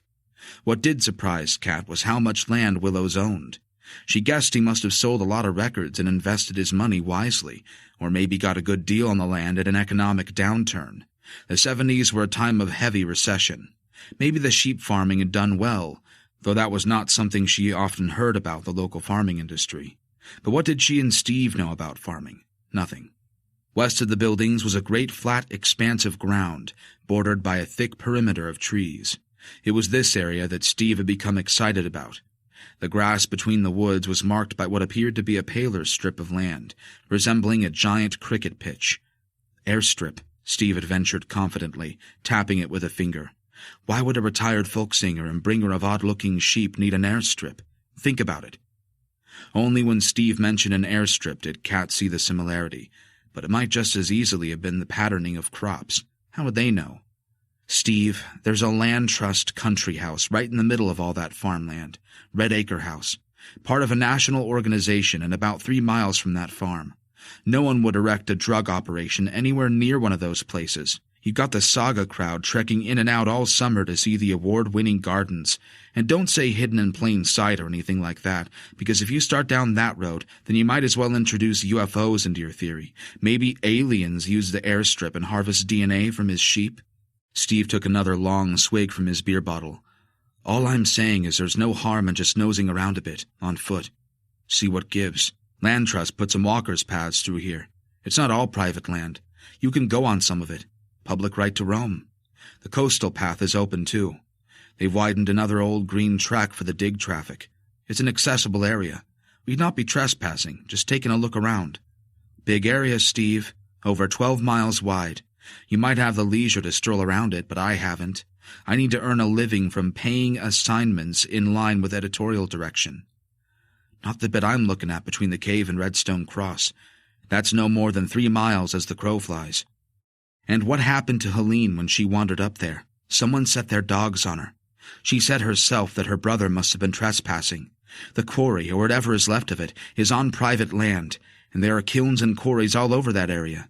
If they weren't preserved, they'll be overgrown. All you can see are big gouges in the earth and a few bricks. I know. I covered the Industrial Revolution season in South Devon that was run from Torbay. You could walk straight past an old quarry and not know it. These aren't filled with water. They're just overgrown earthworks. You'll never find where Helene's brother stuck his microphone into the ground. How do you explain those noises on the discs then? Shit, they were freaky. They had been.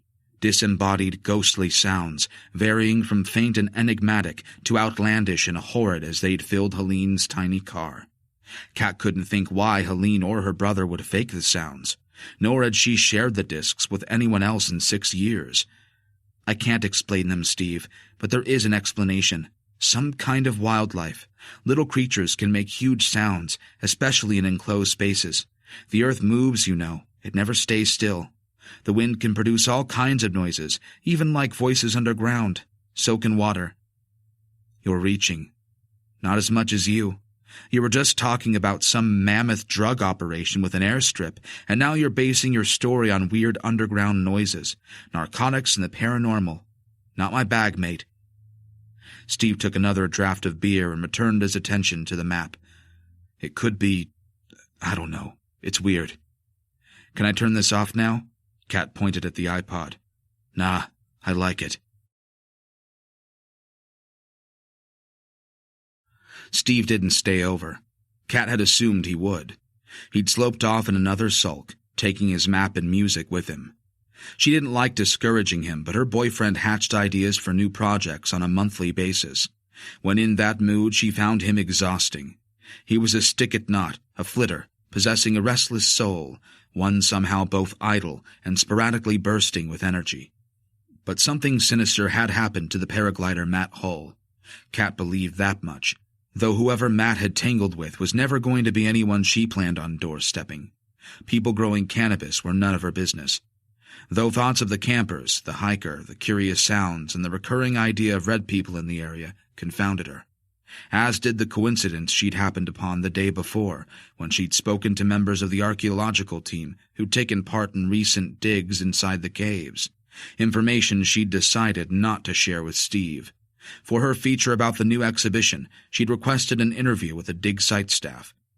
She'd only been seeking a couple of quotes about the second phase of the dig, but had received far more. At the end of the interview, she dropped a few hints about the weirder aspects of the caves, suggested by Matt Hull's sinister tales and Helene's recordings, and had been astonished by her interviewee's response. Helene couldn't have known that similar noises, effectively the sounds of life that Helene's brother had accidentally recorded, were reported by staff working on the dig's second phase. Disturbances transmitted through solid rock from the direction of a sediment-packed enclave of the cave system. From a senior geophysicist, Roger Price, Kat had learned that a number of on-site staff also claimed to have heard sounds of distress underground, those of animals and even children trapped on the other side of walls. The reports had encouraged the archaeological team to explore further south. What the geophysicist had told her had never gone public. According to him, a world-famous sedimentologist, a paleontologist, a palynologist who'd been examining the soils, 2 geophysicists who'd mapped below the surface to detect new artifacts, and a cultural archaeologist who'd been identifying and interpreting the man-made tools they'd found in the Grand Chamber, had each encountered the ghostly sounds at some point in their work. Roger knew them all well. They were scientists and academics, and not prone to spreading stories about unexplained phenomena. And if Helene's recordings could be trusted, the caves of Brickburg had been issuing strange sounds long before Matt Hull discovered the original fissure. Eventually, surely, there would be a theory citing natural causes for the disturbances. There always was, but there was a story here that could be printed. She wasn't going to allude to drug farms or red people or anything Steve was pawing at her to chase up, but a piece on the eerie sounds from ancient graves might just bring in another billable assignment. Over the phone, she discussed Roger's story with Sheila, and her editor had been intrigued by the idea of ghosts within the caves. Sheila had suggested Kat research a supplementary story to the main feature, a nod to Tutankhamun's curse in the Valley of the Kings. By a pure chance meeting, Helene had put her within reach of a soundtrack. They could play the sound files on the magazine's website with a link to the story and credit her brother. Helene might like that. Kat had sent Helene a message. "Was lovely to have met you. Next time you're down this way, do get in touch." She also reminded Helene to let her have copies of her brother's recordings from an FTP site. Helene had readily agreed, and once the article about the cave's ghosts was done, Kat would consign the cave and all of its strange sounds and curious tragedies to the past. As for Matt Hull's situation, she'd unobtrusively keep an eye on that front, but do nothing rash. Steve she'd keep on a leash. Kat turned in early, but when her alarm sounded the following morning, it quickly became apparent that her involvement with Redstone Cross and with all that was piped, whispered, and shrieked beneath that hilly earth was unwilling to remain at the safe remove she wished for. "Kat, they're back. They paid me another visit. I'm sick of this shit. Just sick of it. So I'm getting out, yeah? It's gone too far. I'm being watched, yeah, all the time now. There's a car. I know it's them. It's getting worse." The message had been left on her phone in the early hours, and Kat picked it up later that morning. Matt Hull had also sent photographs. I swore that next time they tried this shit, I'd be ready. I'd get a picture, and I did. I got one of them looking through the kitchen window. I tore out into the garden, and I caught one of them running away. This is sick. So I'm taking off, clearing out. I'm going to my brother's in Somerset for a bit. I won't be far from my boy. I swear, anything happens to any of us, then you know who's behind this. It's them at Redstone, at the farm. Yeah, I've said it. Something's up with them again. I don't know if it's because I spoke to you. I don't know. How would they know who you are? Unless they saw when you came over. But why now? Nothing for over a year, and now I've got red handprints on my door again. Don't bother with the police. I've called the law. This time I did, and one of them came round and saw what I've sent you. He said he'd look into it. I've heard nothing since. While he was here, he said it was a prank. Prank? What kind of prank? I said to him. Painting yourself red, yeah, and looking in a window. What's that? That's sick. It's threatening behavior because of what I know. Has anything been stolen? Any damage to your property? That's what he asked me. I mean, what's that? It's not about that. And there are prints on the window and door. Get the prints, I told him. Get those prints. He never did. No one's been since.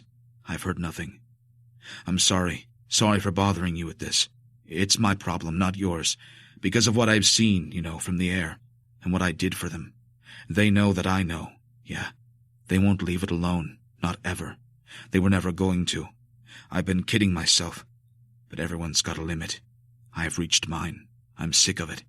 Sick of this shit. I'm in serious... The message reached the end of its permitted duration and cut off. Matt Hull had made the call at 2 a.m. He'd been agitated, breathless, and frightened, but trying to mask his fear with the bravado that follows confrontation. Kat was glad her phone had been recharging in the kitchen. It wasn't a call she'd have wanted to entertain alone, half asleep, after midnight. At 10 a.m., she called him. He didn't pick up. She left a brief message on his voicemail, then transferred his picture attachments to her laptop and enlarged them. The first picture was of a small window set deeply inside white walls above an untidy kitchen sink, but beyond the glass appeared the murky suggestion of a human face. A woman's face, Kat thought. Definitely a head with the skin and features thickly coated in a red daub. A cosmetic lined by the worn skin beneath and smeared about a pair of wide, horridly white eyes. A hand with thin fingers had pressed itself against the window pane, the palm lighter in color, the nails unpleasantly extending from 3 fingers. The second picture was blurred, taken as the subject turned from the glass, perhaps after seeing the flash of Matt's camera inside the kitchen. But he raced outside his cottage to confront the intruder, touching the screen as he moved. He'd also uploaded a blurred picture of his own scrawny legs, another of a foot splayed on the wood-effect lino of his kitchen floor. But outside, in the rear garden, against a background of night, and amidst evidence of a peeling shed, 3 large planters on patio stones and the glimmer of a washing line, ran a single human figure. The picture had been taken from behind the intruder as she'd retreated, providing a glimpse of a body darkened by paint, the ankles, knees, hips, and elbows all defined, if not pronounced. Between the spiky joints, the corresponding limbs were narrow, the buttocks pinched and creased above the top of the thighs. A rack of ribs was discernible below prominent scapulae, and the arms were cast out for balance. The figure seemed aged or suffering from an eating disorder, perhaps an addiction, but an impression of a certain daintiness to its flit across the small lawn was unpleasantly at odds with the fearsome sight of bemired skin and emaciation. What Kat found most unnerving was the wild hair, stretched out into lengths and oiled into a series of haphazard spikes and tufts. Above such narrow shoulders, it made the head grotesquely large. The visitor to Matt's home was horrible. Surely the police would investigate such a reprehensible intrusion, one solely intended to frighten a resident. What other reason could account for such behavior? The woman, if it was a woman, was surely mentally ill. At the very least she should call Rick, her contact and police community liaison, and yet she found herself hesitating and sufficiently nervous to feel sick. The Red people existed. At least Matt was leaving Red Hill and not before time. He would be in less danger in Somerset with his brother. She refused to accept that his son was in jeopardy at his mum's in the harbor town. And maybe Matt was right and it wasn't her problem. It did resemble a prank, a horrible one, but a prank all the same. It wasn't as if Matt was a vulnerable woman stalked at home. He was a grown man being menaced by a horrible clown thing covered in red paint. He was paranoid and frightened, and that was contagious. But who wouldn't be in that situation? Eventually, Kat found herself not wanting to think about it at all, particularly not his allusions to her being observed at his home by the same people who'd appeared in his yard and left red handprints on his door. But by the afternoon, staying silent about Matt's plight had felt irresponsible. It nagged and twisted her. Should she have already reported what he had seen from the air to the police or to Sheila? The 2 people ambushed beside their tent. Had that really happened? Because Matt saw her as insurance, he'd talked about her contacting the police if something happened to him, but not otherwise. She didn't want to be insurance, but why wasn't he answering his phone? Feeling sick and drained, she soon half convinced herself that she was now implicated in whatever he was mixed up in. But what was that? Kat called Steve at home. He didn't pick up, so she tried his mobile. He didn't answer straight away, but while she was leaving a message, he called her. His breathless, excited voice burst through her phone's speaker. "Babe, hiya. Don't ask where I am, yeah? Just don't ask." He was outside. She knew that much. Wind buffeted the phone's microphone, suggesting open sky. Gore-Tex rustled near his mouthpiece. "You're outside?" She didn't say any more, but her body tensed. "Just past the dig and on my way to Redstone Cross." "No." "What?" "No, I don't want you to be... Don't want you to go up there. Don't fuss. It's cool. I'm not going to do anything."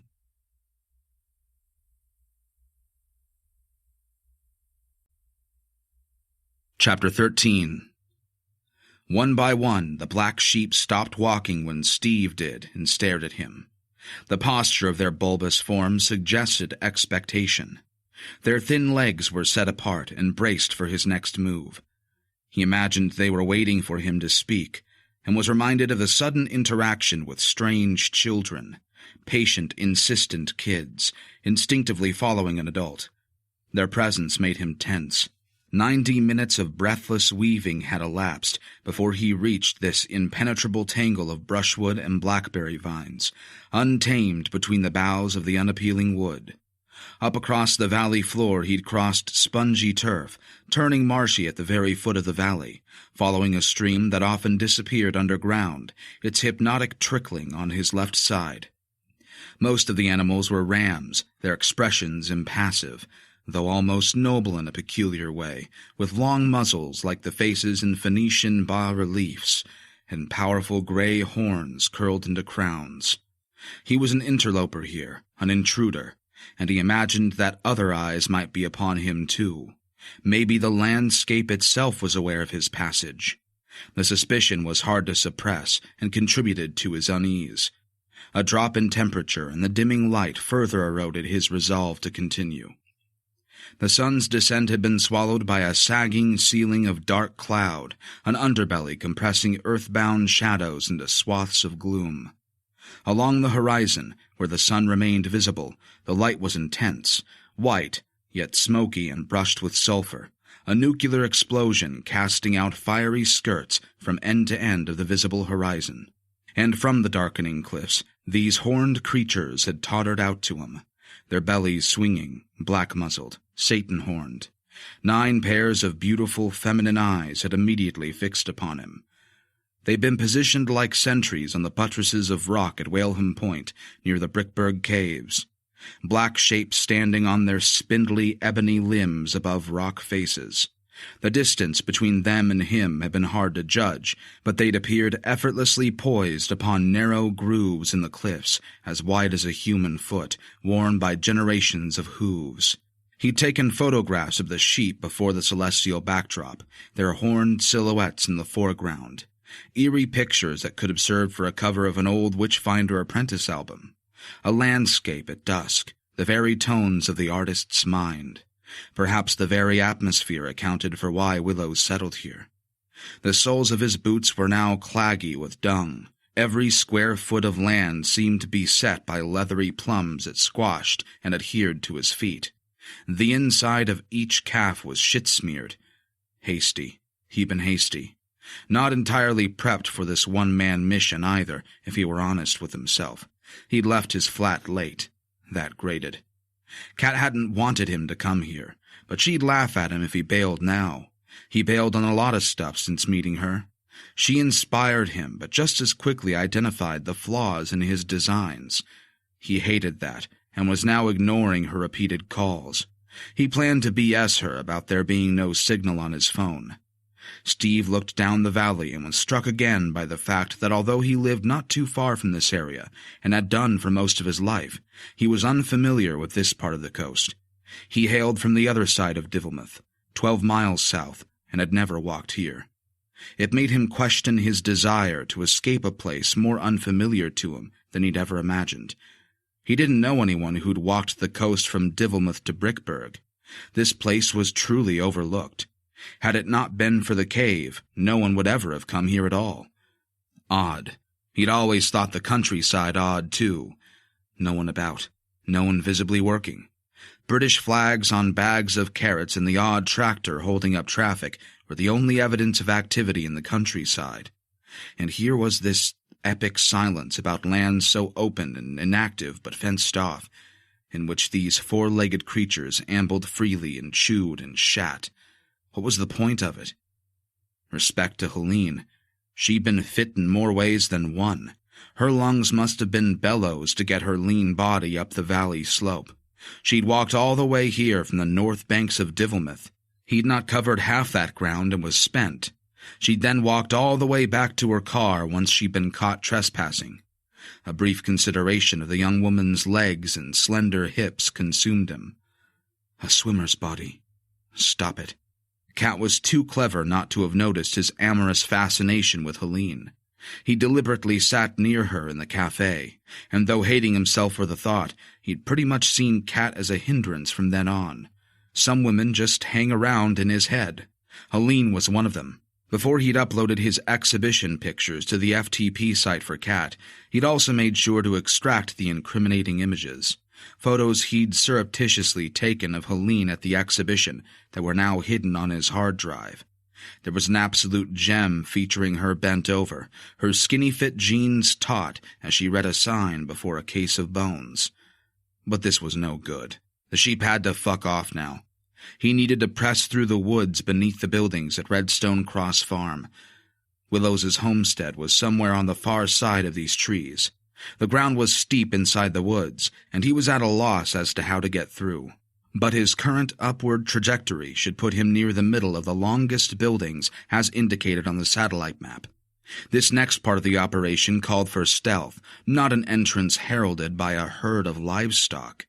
The situation was not without humor, and he couldn't wait to tell Kat later, though she'd probably blow her stack. As if arriving with a solution, a ram clopped nearer. Ashamed of his fear, Steve stiffened. He tried to remember if rams charged and butted with their horns, or was that goats?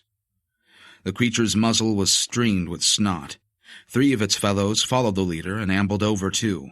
The lead sheep bleated at Steve before disappearing into the trees. They knew the way through. It was as if they were guiding him now. Ponies. They were staring at him.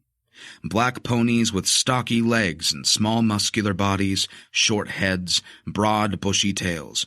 4 of them, standing a few feet from the open door of a barn. Save one strip of light in the roof where the tiles were long gone, the interior of the building was pitch. The whole area stank of dung, compost, and urine. Once out of the woods, this was the first building he'd found, a shack tilting in the corner of a muddy paddock. Constructed from vertical planks of wood, the exterior faded, buckling near the earth. The ground was churned red mud and black lobes of dung. Not a blade of grass had survived. This was not what he expected to find. He thought a rock star's farm would be smarter. Farther along the lane, between the barn and another 3 scruffy buildings, the verge was overgrown and tangled with thorny vines. Dandelion stalks protruded en masse. When he looked in the opposite direction, towards Redstone Crossroads, another roof and part of the upper story of a dirty house were partially visible between unmanaged trees and an unruly hedgerow. An ancient stone wall before the building occasionally showed between cascades of ivy and wisteria. A metal gate closed off the road a short distance from the house. The barrier must have been open when Helene visited, and she just wandered in. While the ponies watched him in silence, Steve knelt down and took pictures. Hugging the side of the road, his ears straining, he then moved towards the trio of gray buildings ahead. The sheep were headed in that direction, too. He was following them again, or being led. Green vegetation, gray slate, rusticated wood and tarmac, dark red soil. The colors of the world had been reduced here, and no one cleared the animal dung. Wheels had visibly compressed it into huge discs on the tarmac. Tire treads offered the only sign of recent human occupation. Take away the farm animals, and the place was derelict. Steve crossed the lane to the other side, his head down. He found a gap in the long hedgerow to peer at an apple orchard. From that side of the road he continued to a clutch of structures with tiled roofs, the largest being the oldest, and the second wooden barn he'd seen since emerging from the trees. The walls were suffocated by untamed ivy, wisterias contorted like pythons to the guttering. No vehicles. The 2 small stone buildings next to the wooden barn were single-story, with greening wooden doors, their padlocks rusted.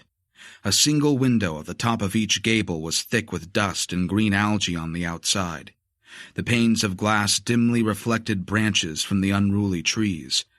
Even if he could reach that high, he'd never see anything inside without an interior light.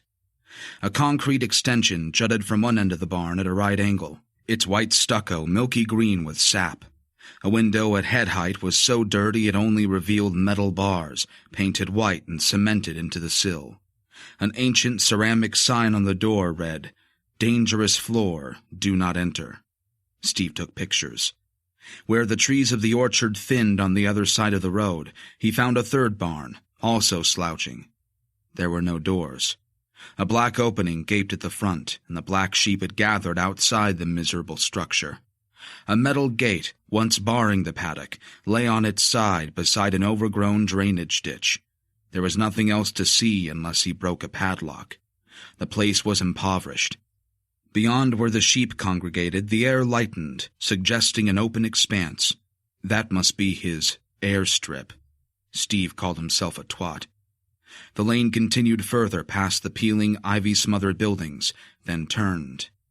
Untidy hedges curved with it. According to Google, Fields and a continuation of the boundary wood moved eastwards towards a final building, the one with the newer roof he'd seen on Google Earth. He wondered if he should check the airstrip, but if he left the hedgerow and ventured into open space, he'd be more visible. But to whom? Helene had met two rough-looking posh people with dogs. Maybe the couple lived here with old Tony Willows, and that was that. End of story. No quarry had been marked on the online maps or the most recent Ordnance Survey map he'd purchased. Steve assumed that whatever Helene's brother had mic'd up must be somewhere further down and beyond this knackered, potholed road. Feeling more confident, he walked back on himself towards what must be the farmhouse. Using the last of the afternoon light, he'd get a few pictures and take off via the sheep track in the woods. Case closed. Dogs, massive dogs, were still barking and leaping in the road outside the scruffy house. If he moved, they'd see him and come scampering. He'd never outrun hounds that rangy, that eager for chase. He'd been stuck behind a wall for 30 minutes and counting. His pulse hadn't stopped thumping in his ears, and surely his heartbeat had been audible outside his body. Jerky, panicky compulsions had periodically urged him to burst from where he'd hidden, to try for the dismal pony paddock. But he'd stayed put. 1, 2, 3, 4, 5, no, 6 vehicles had since entered the farm and parked beside the farmhouse. Tony Willows had guests, people who weren't saying much to each other besides a few muffled greetings. From as close as he thought safe, Steve had quickly inspected the farmhouse before needing to hide fast. Tucked away from the lane and smothered by tree limbs growing over its roof, the building was the kind of place a person might happen across in an American swamp. White paint peeled from wood paneling, leaving patches of the building entirely green with sap from the encroaching plants. Grass sprouted over the porch like a green wave upon a jetty. Furniture lay discarded, spongy and mottled upon the wild lawn, the grass broken by numerous lumps of discarded machinery. Car parts or farm equipment, he hadn't been able to tell. Stiff, weathered articles of clothing had hung for long enough on that washing line to be unrecognizable. And yet so many people had come here in big, expensive cars. Such a state of disrepair was inexplicable unless the musician had fallen on hard times. And why the enduring seclusion? Willows was largely forgotten now, but had the world been such a terrible place for him that this was preferable? A mystery Steve was unlikely to unravel, but while he'd been hidden, his drug theory had petered into rags of smoke. This was hardly the palace of a drug lord. The last time Steve had been poised to beat a rapid retreat out the same way he'd come in, a man with a thin ponytail had bounded from the scruffy house and turned towards the metal gate. So taken aback by the man's sudden appearance, Steve had almost spoken out loud and recited his apologetic excuses for trespassing. But he'd not been spotted. The man in the oily overalls had not been looking for an intruder, and was only intent on opening the gate to let the vehicles in. Steve had backed further away from the house, his spine scraping through verdure spilling over a wall. Once he'd reached a collapsed section of masonry, he'd slipped over the weed-smothered rubble and crouched in thick grass. A cascade of ivy now concealed him. Rumbling and purring cars had filled the lane, and from the old house had come the excitable dogs. Out of sight, a slamming of doors and a scuffling of feet and claws on the road surface had ensued. A film of fear sweat had frozen over Steve's body and not yet thawed. When the large Volvo 4X4 had parked level with his position, he'd withdrawn deeper into the foliage, climbing into the broken house's unkempt garden, encircled by a slate wall where he'd remained trapped. The 3 dogs had kept up their running back and forth on the tarmac, and the man with the ponytail had remained by the gate, smoking a cigarette. Due to the length of the grass, he'd only seen the occupants of the cars from above the waist, but they'd seemed ordinary enough, of mixed gender, mostly middle-aged and elderly, and smartly dressed as if arriving for a celebration. Slowly and quietly they'd filed through a door above the sagging porch, like people entering a church. A few minutes later, everything at the farm changed, the activity, the very atmosphere, and Steve forgot the cold, the damp, and the cramp in his legs. His first reaction to the sound was sheer confusion, because what kind of gathering would make such a noise, and to what end? It wasn't exactly singing, but suggested a communal vocal endeavor. From inside the house came a sustained high-pitched tone, formed of many voices raised in unison, rising and falling as the participants caught their breath before resuming the odd chant. Had he not been trespassing and crouching behind a broken wall, he might have found the ululation amusing, and though he was unable to decipher a word, one voice soon raised itself inside the building and dominated the others. A man's voice, an elderly voice. Outside in the lane, the dogs bayed an accompaniment. The thump of feet upon the lane that followed seemed to stop all movement inside Steve's body. Footsteps accompanied by the timpani of dog claws on tarmac, closing on his position in the weeds.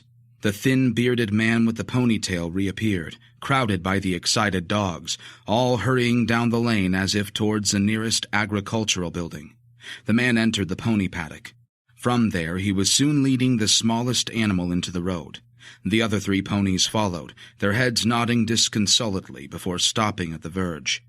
Cantering sideways, the pony in the lane shied away from the leaping dogs. The man holding the bridle struggled. What Steve could see of his face was pale, perhaps taut with nervous excitement. A sound of feet scuffed the wooden boards of the sloping porch, and Steve turned to peer at the house.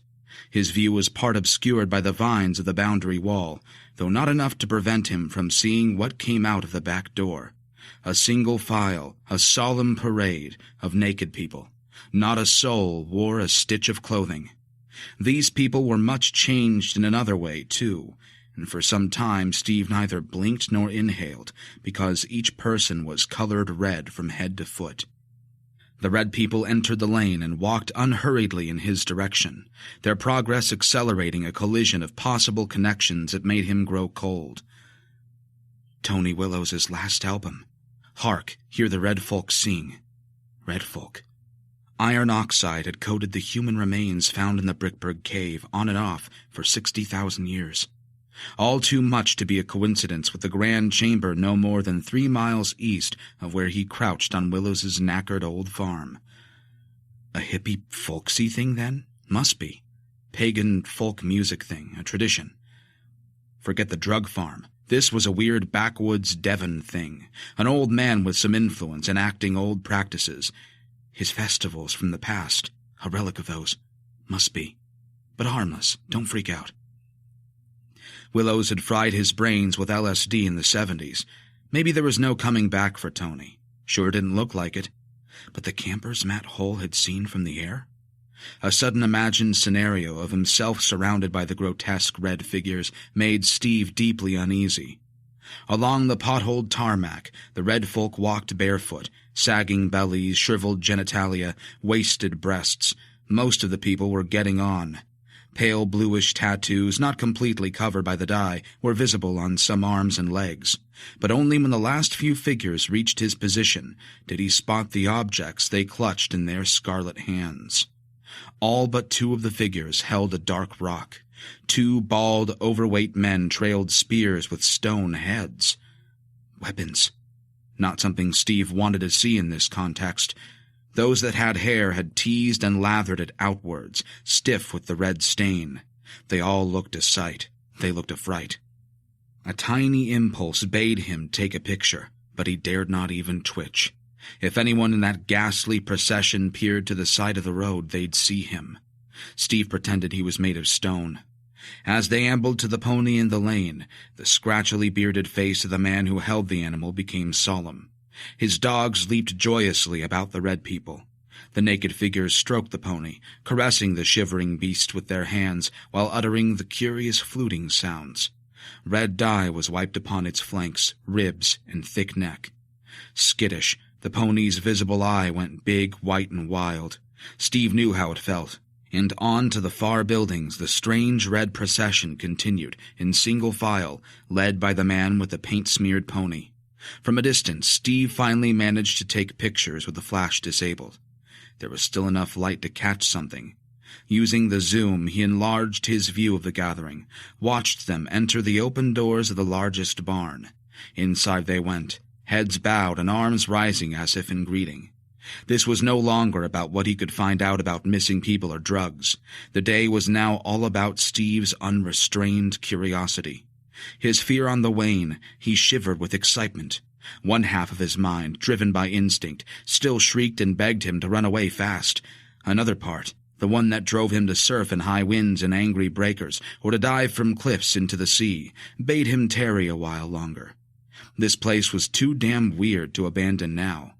A reckless impetus drove him through the long grass of the garden, past a sodden sofa, across the moving planks of the porch, and right up to the doorway of the old house. Little had changed inside for some time. Steve doubted it had been cleaned in a while either. Just inside the door was a large kitchen area connected to a dim dining room, crowded with furniture, unclean kitchenware, piles of boxes, and building materials. A room reeking of animals and stale grease. Dog biscuits spilled from steel bowls laid on newspaper, pellets that stuck to the shit on his shoes. Beyond the dining room, the hallway was cluttered with buckets, tools, garden implements, more newspapers. A single light bulb was lit behind the front door, the top third of the door crowned by a fantail of stained glass. Piles of coats and clothes sloped across the table in the dining area. All of these people had come inside this shitty kitchen and taken their clothes off before painting themselves red. Steve took pictures. The dye they'd used for their bodies was stored in 4 plastic buckets, the kind that DIY stores sold, filled with wood stain. Confronted by the haphazard domestic arrangement and the electrifying comprehension of being inside someone's house without permission, Steve returned to his senses. He'd seen enough, and he turned to head out. Maybe a quick reche, the barn down the lane, and then home time while the light was still good. He had a torch if needed, but Steve failed to take a single step in the direction of the back door. There had been many times in his life when regret nearly disabled him, when a terrible disbelief in his own impetuous actions cleared his mind of all thoughts save a realization that there had always been other choices, other ways of doing things. He just rarely chose the more considered alternatives. These days he experienced the epiphany less, because he was getting older and took fewer risks. But he felt it again now, and powerfully too, that mixture of defeat, near haplessness, and self-loathing, tinged with nausea. When he heard the dog's claws and the scuffle of boots on the path before the porch, this deep sense of regret peppered his forehead with sweat. Only way out for him now was further inside. Before he could think it through, Steve ran across the kitchen, wheeling around the impediments upon the floor.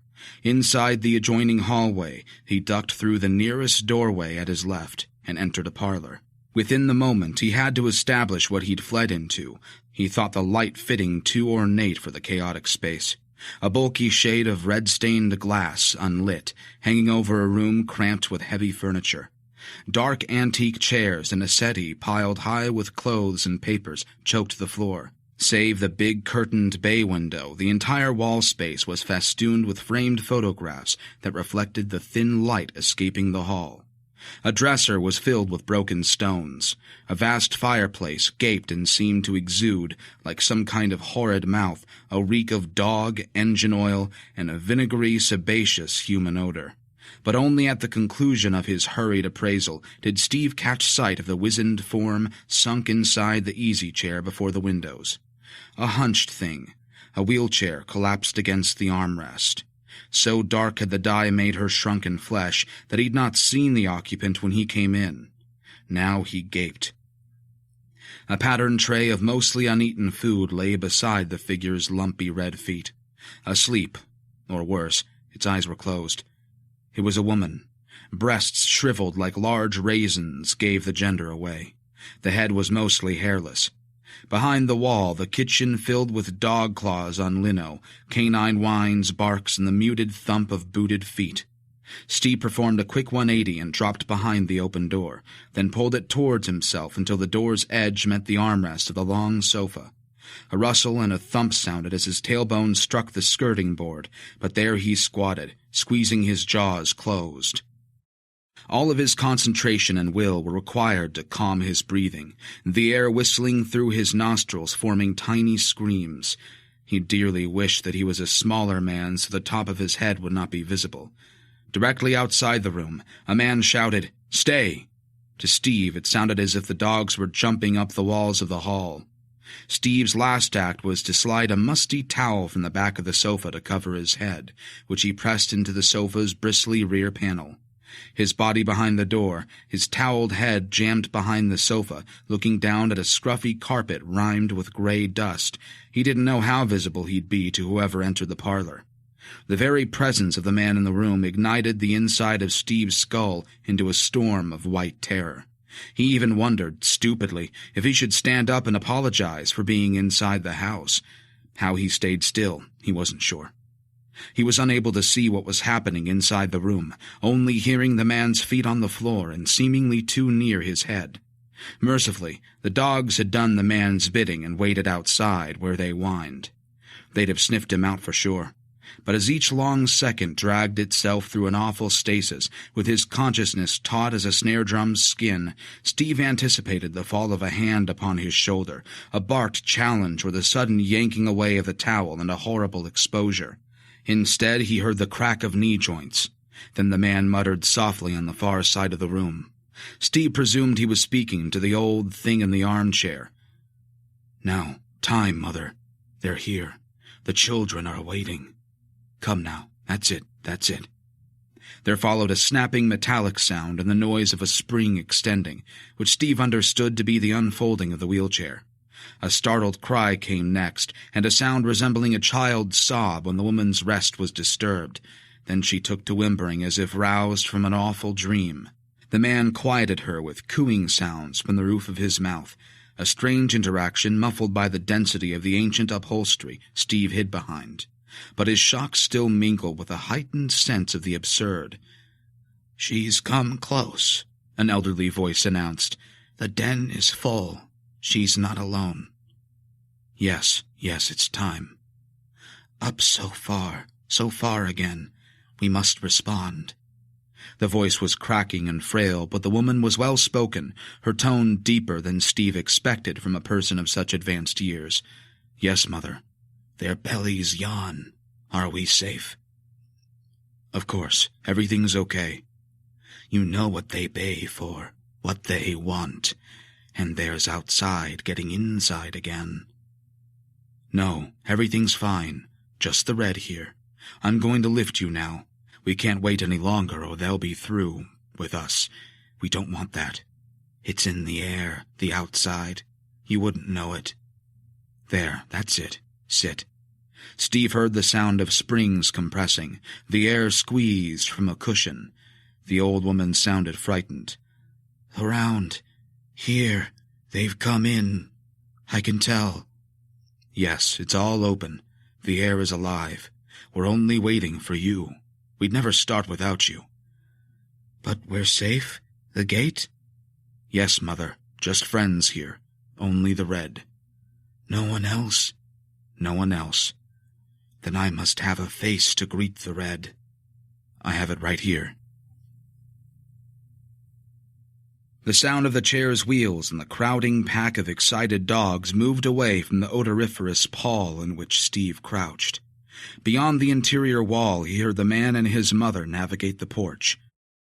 Slowly, Steve raised his head and peered around himself, half expecting a trap, their leaving the house mere pretense. When he finally straightened his spine, a picture frame rattled behind his shoulders. He turned his head, afraid he might knock something from the wall, and peered into a dust-filmed photograph of Witchfinder Apprentice. Sideburns, long hair, 2 bearded musicians and a folk-rock ensemble of 8 posed like kings around a medieval banquet. A table heaped with platters of fowl, fruits, and bread, mimicking a classical still-life painting. Already balding, a young Tony Willows was visible at the head of the table, glaring as if with disapproval at the frolics the record company had imposed upon his band for a gatefold sleeve. The picture was taken from the cover artwork of Below the Green. Steve had bought a second-hand copy from Amazon. As he came out from behind the sofa, he listened intently for any sign of movement within the house. Nothing. He turned and took photographs of the wall. Lots of strange figures were up there, wearing suede jackets with wide lapels and bell-bottom trousers. Arms circled shoulders in pictures so brown with age, the subjects seemed to have origins in the American Wild West. The band had also favored rural settings for press shots and often stood at gates or sat on fences or posed before rock formations. Some of the latter might have been the Tors on Dartmoor. There were other pictures of the band playing live in monks' vestments and again in masks with long noses. Hippie Slipknot, Steve thought and nearly smiled. Most of the photographs covering that wall of the dreadful parlor were of the band playing live, standing before mic stands, their fiddles and guitars held high. A wall of folk. The band had been huge for a couple of years. He could see that from the crowd sizes at the festivals. Nebworth, the Isle of Man, and before the stages swayed oceans of handlebar mustaches and girls with dead straight hair. Cheesecloth, denim, and prairie dresses, young people who'd adored the thin musicians in their pointy hats standing on stages strewn with black wires. Dozens more pictures above the fireplace were similarly faded and dust-filmed. Line-up changes, female backing singers that were dead spits for Karen Carpenter, Tony standing beside a Jag, all the guys dressed as Morris dancers. Later in their career, there was evidence of berets and trilby hats, white waistcoats and matching flared trousers, sunglasses, when it all went a bit Toto. Steve listened again for sounds within the house. He held his breath. Nothing. He took in the wall beside the vast wooden dresser. There was a gold disc for Before the King of Bedlam. The glass was cracked and the frame strewn with cobwebs. Another gold disc for Gallo Ballads, a silver for Thin Len and Choker Lottie, a poster for the Run with Hounds tour, supported by the Incredible String Band, 1972. Steve took more pictures. He daren't dither, but a quick inspection of the dresser confirmed that the shelves were crowded with stones and bones. Artifacts. Reasonable to presume their origin was the Brickburg Caves. Flint hand axes, tooled bones and spearheads. He'd seen the same at the exhibition. 2 Venus figures took pride of place on the top shelf, naked, bulbous, and beast-headed. Dull clay bodies absorbing the weak light seeping from the hall's solitary bulb. He left the parlor. Glancing at the wood-paneled hall that rose with the stairs into the darkness of the first floor, his eyes alighted upon a framed photograph. A black-and-white picture featuring a line of men and women in a field, the sun shining on a wide sea behind them. They were naked save for the crude masks, headdresses crafted to resemble lions or dogs or something like that. Steve wasn't sure. A second picture outside the kitchen gave further evidence of outdoor shenanigans from mad crusties back in the day. He squinted to better see these women with flowers in their hair, their bared bodies painted dark. All were laughing and tiptoeing around a big dog thing made from straw, erected in a field. One of the girls held a champagne bottle that looked heavy at the end of her slim wrist. The ceremony's on his land. The rumors in Divilmouth pubs not so far-fetched after all. Fuck you, cat. Excuses for getting pissed and screwing groupies by the look of it. Posho rock stars living it up through a decade of strikes, IRA bombs, and factory closures. The pictures were a bit sinister, too, the age of the images not solely accounting for the unpleasant impression given by these rural antics. Steve really disliked the headgear. All of the people in the fields had their faces concealed by grotesque masks. Wispy hair drifted beneath the snouty and horned concealments. And what on earth were they enacting while naked and daubed in scarlet body paint in the color picture? That was set at a tilt before the kitchen doorway. In that scene, a dozen people wearing doggish masks surrounded a ram, its horns garlanded with wild flowers. Big wobbly canine heads atop pale English shoulders, red faces peering through the mouthpieces. 10 women, 2 men. Tony had liked naked girls around him, that was obvious. Girls painted like savages seemed to be the norm. He still favored the practice, too. There was continuity with the present, albeit with adjustments to the age range if the shriveled woman in the chair served as evidence. Fuck's sake. A firelit procession somewhere underground came next on the wall of past shames. A cave, maybe. Animal faces and naked cocks, exposed nubile breasts, beer bellies, and black body hair slathered in red paint. People walking past a rock wall painted in the style of the Grand Chamber of Brickburg. Where was that taken, and when? Steve took his own pictures. At the threshold of the hall he paused and made sure the coast was clear out back. He heard wind in the treetops and a distant rhythmic squeak of the wheelchair's rotating wheels growing quieter. He stepped out. No dogs. But what was that? A tremor? An earth tremor? A grumble beneath his feet, the house, the earth. It passed away. With his head down, he made it to the garden path, peered down the lane. No way. Steve raised his camera and zoomed in on the spectacle in the middle of the private road. At an angle, he could still see the bearded man from behind.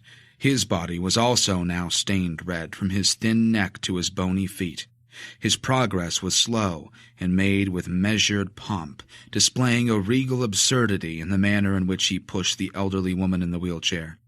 Though it was obscured by one of the man's arms in his back, Steve was still able to determine that the old woman's head was covered by a bulky and hairy headdress. When she turned her head to one side, almost as if she were trying to look behind her chair and at Steve, through his zoom he glimpsed a horrid black muzzle, detailed with yellowing teeth. A wolf from a pantomime too scary for kids. Then I must have a face to greet the red. That's what she'd said when Steve had been hiding. Meet who? The red sickos in the barn? The children? Steve pulled back. Beneath his feet the earth growled again, as if a restless giant had just stirred in some cold barrow. He pushed his head out. The odd couple continued towards their destination, the barn. They seemed unconcerned by the possibility of what appeared to be a freak earthquake. Like the inside of a furnace seen from a distance, the mouth of the agricultural building now glowed red. And across the darkening, overgrown farm, the couple walked as if to an open mouth, one as fiery as their own bodies. Fuck's sake. Steve knelt down and took a picture, catching the watery gray dusk and fire-flickering gloom. He could blow it up later. And with the doorway so ruddy with light now, he'd chance a couple more shots of the barn. He'd go a bit closer and then split. He'd not be far from the pony paddock, and he could slip through there easy. Luck was on his side tonight. So preoccupied were these people with their twisted red shit, it was like he'd been invisible to them. This decision to linger became irrevocable when his nose detected a familiar scent. Cannabis. On the southerly breeze, dope fumes were being blown back toward the house. Hashish. Marijuana. A citrusy sausage meat blend of something potent and intensely pungent billowed across the farm. A lot of dope was getting smoked, too. If he could smell it from this far away, the fragrance must be literally belching out of that building. It was like those red people were hotboxing an old barn. Drug farm scenario was back on the table. Tony, you pervy old fiend. The man and the elderly woman in the wheelchair disappeared inside the barn. As if to herald their crossing of the threshold, the earth surged again, its vibrations registering through the soles of Steve's boots. Bent over like a war photographer in a combat zone, he jogged down the lane and paused beside the pony paddock. Crouched, he got off a couple more shots of the doorway in zoom. No one was visible inside the bloodied light of the barn, but stick-like shadows were being cast up the interior walls, as if the occupants were prancing about inside. Steve switched camera mode to film and crept closer, and that's when he became aware of another development, the introduction of a new soundtrack to this surreal evening. At first he'd thought it was the wind, but the fragrant air around him was being moved by little besides a faint breeze. No, it wasn't wind. This was music that he was hearing, or rather a series of piped notes was now drifting from the direction of the barn. A new musical direction, Tony? Steve immediately thought of Helene's recordings, those her brother had made years before. It was definitely the same sound, but louder, bigger, a replication of those subterranean sounds that begged the question, had Helene's brother recorded one of these rituals or whatever this was? The piping's volume increased, soft and woody but insistent and building to strident, as if an orchestra was warming up the recorders to hit the right notes. It would all look eerie on film with the tendrils of smoke drifting from the flashing red interior of the barn. Steve recorded from the side of the lane until he flinched so hard he nearly fell. Had he ever heard the sound of a terrified horse before? Maybe in a film or something, but not one so frightened. The pony's screams of distress projected horribly from the reddish doorway and funneled up the enclosed lane, cries accompanied by a distant stamp of hooves on stone. Raised human voices broke into fresh, high-pitched whines, in turn transforming into savage shrieks, competing with the ponies. The cacophony was so horrid that Steve hardly noticed the next earth tremor, and he was clueless about what issued the next series of cries. But again, he'd encountered similar on Helene's recordings. The long howl suggested the wolf, a comparison Steve dropped when the ululating cry descended into a semi-human whine. And then a pair of big cats might have been fighting inside the barn, until the wet growls erupted into ape-like screams that twisted again into a sadistic mockery of a human voice. The hideous medley chattered out of the old building and left Steve rigid with a terror he'd not encountered since childhood. Red light flickered and beat the barn's interior walls. The pony's piteous bellows shot up an octave, then abruptly ceased. Shocked, fearful human sighs rose in group effort. Wet sounds followed, amidst those of cracking timber or joints, as something large was torn apart inside that wretched shack. The rapid jabbering of the aggressor continued, partially impeded by gargles as a wide throat filled with liquid. This final noise muted, then sank as if the animal had returned beneath the ground. There followed a hushed sound of awe from those gathered inside the building. The tremors beneath the ground ceased. On weak legs, Steve turned to leave at precisely the same moment that 3 dogs bounded from out of the barn. They came at him fast and low, snarling like hounds pouring from the mouth of hell. Steve had made it as far as the tree line behind the pony paddock when the first dog leaped upon his back. His face clouded with meat-breath canker and enraged snarls. His mind offered a mental image of a lioness gripping the haunches of a gazelle, and down to his knees he crashed, wet leaves and greasy red soil embracing his tumble. The dog he flung clear. A second dog seized his forearm with jaws capable of snapping bone like tomato cane. Teeth tore through his coat, his skin stretched taut around the canines before giving way like pastry beneath fork prongs. Trees, dark sky, nettles and blackberry vines, all of it whirled through his eyes, and the inky, dusky air dispensed his hyperventilating breath. Much louder still were the barks and snarls and growls of the dogs, even louder than the foaming of blood between his ears. Here was an urgent desire to destroy him, the only purpose of these hot moments in a realm of soil and yellow teeth. He clouded a dog's muzzle with his camera. Foamy jaws released his arm. Black gums flashed. A purple tongue curled like a mollusk. In the undergrowth, the dog shook its head and tried to sneeze. Black blood dripped from the cuff of that sleeve. Steve saw the drip-dripping of his own life and sucked in a huge breath. He thought he might cry real tears. He was bitten through. He'd never been bitten by a dog before. He staggered onwards, going down twice, yet rising to his feet and falling into tree trunks. Careening through scrub, he ripped his trousers into sideways mouths. Cold air embraced his balls. A dog seized his leg behind the knee. He felt the teeth go right inside his body, slicing fat and piercing muscle. That whole leg bruised to the thigh in a heartbeat. The hound tried to dig its hind legs into the soil to put the brakes on his route. He dragged it across the ground when its jaws refused to release his leg. Ruffled snout and beady eyes, ears back, it partnered him down the slope between the trees, all 4 paws skidding. Another of the hounds took up the wretched colors of his tattered, bleeding forearm.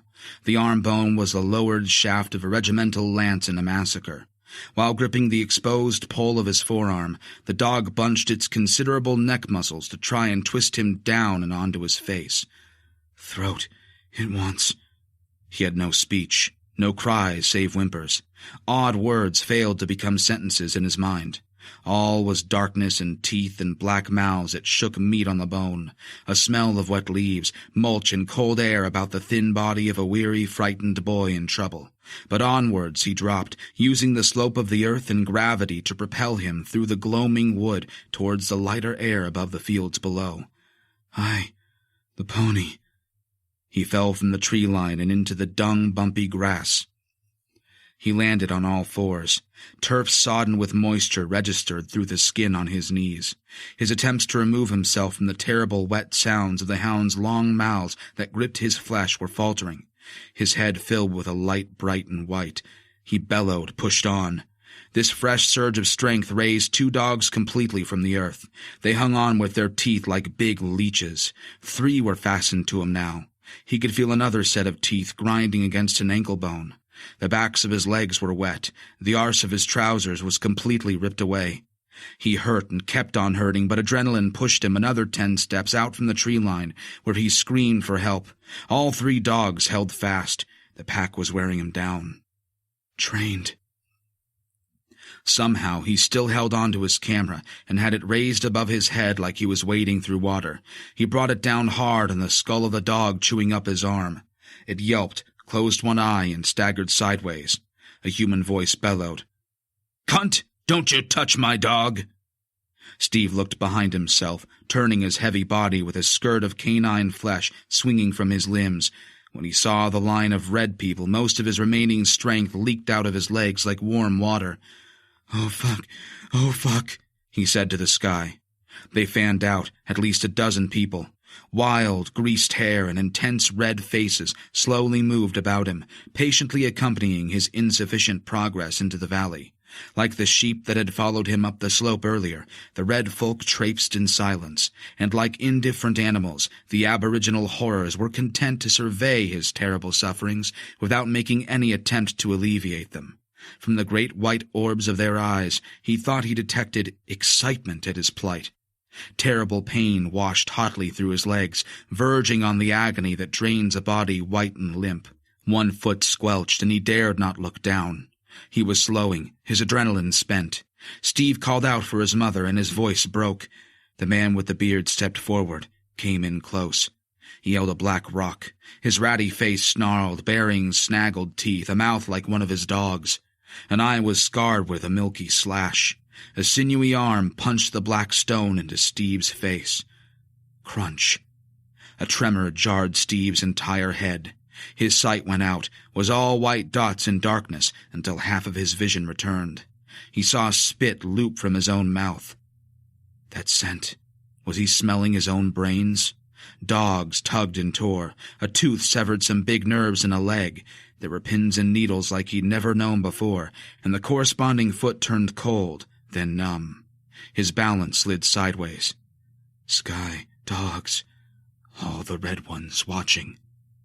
Trapped in a delirium of exhaustion, a frantic swirl of thought and memory filled his skull. His mind was objecting to what was happening right now, but refusing to process what now meant, or to acknowledge where it was leading. He had odd thoughts that wanted to take him out of himself. He and his cousin wearing matching swimming trunks, running across the sand. They were children, laughing boys. "Gary, help us out," he whispered. There, the sea in the distance. His mother, wearing a brown jumper that he'd not seen in 30 years. A polished wooden brooch of an owl was pinned to the wool. She wiped tears from his freckled cheeks with her thumbs. "I'm down. Mom." Then darkness.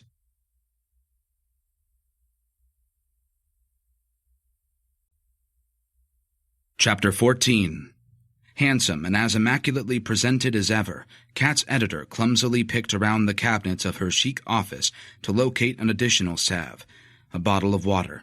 Kat never came into her boss's office to cry, but in moments found herself dabbing her eyes with a tissue Sheila provided. Sheila's glasses blazed in the sunlight lighting up her windows.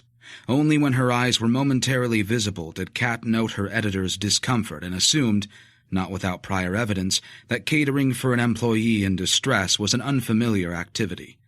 Sheila preferred the quiet life. That was the prevailing opinion at the magazine when Kat began freelancing for L&S 7 years earlier. Married to a wealthy man called Adrian, who owned the magazine and kept L&S going as a project for his wife, Sheila wasn't difficult as far as bosses went. In fact, she was unfailingly courteous and rarely succumbed to anger. Prone to favoritism, maybe, but that tendency had only ever benefited Kat. Sheila had always been deeply impressed with her CV. Mistaken from the very start, Sheila had assumed that Kat was cut from the same silk as her peer group. an older posho it girl who'd led a glamorous life in London before semi-retiring in Devon, a journalist who only continued to keep her hand in as a hobby. Like so many of the affluent, and Kat had met some seriously wealthy people in her line of work, Sheila's idea of elsewhere was lacking. Innumerable and discreet partitions separated her from the ordinary world and the multitude that struggled out there. Her name even graced the side of her husband's 60-foot yacht in Divilmouth, and once Kat had identified Sheila as a conflict-averse socialite and passive control freak, so much about the woman in the periodical made more sense. Anyone who threatened Sheila's bubble was anathema. She either pretended they didn't exist or reached into her extensive social network to outsource the difficulty. In their professional relationship, Kat had only ever been required to agree with everything that Sheila thought and said. She only ever pitched her ideas to her boss casually, in one-to-one meetings, and only those topics that reinforced Sheila's notions of what was of interest to her world. That was how Kat had prospered at L&S. The discourse the editor maintained in print was directed at those with plenty of disposable income, folks interested in luxury and the leisure opportunities their affluence afforded them. Most of the readership was retired or only resided in the area when using a second home. L&S was no place for real news. Nothing could be found in its pages about the multiple local crises in the NHS and Devon's care homes, or the falling wages and paucity of school places, or the lack of infrastructure investment in affordable housing. Those concerns didn't touch the readership. Subscribers received the publication sealed inside a polythene bag.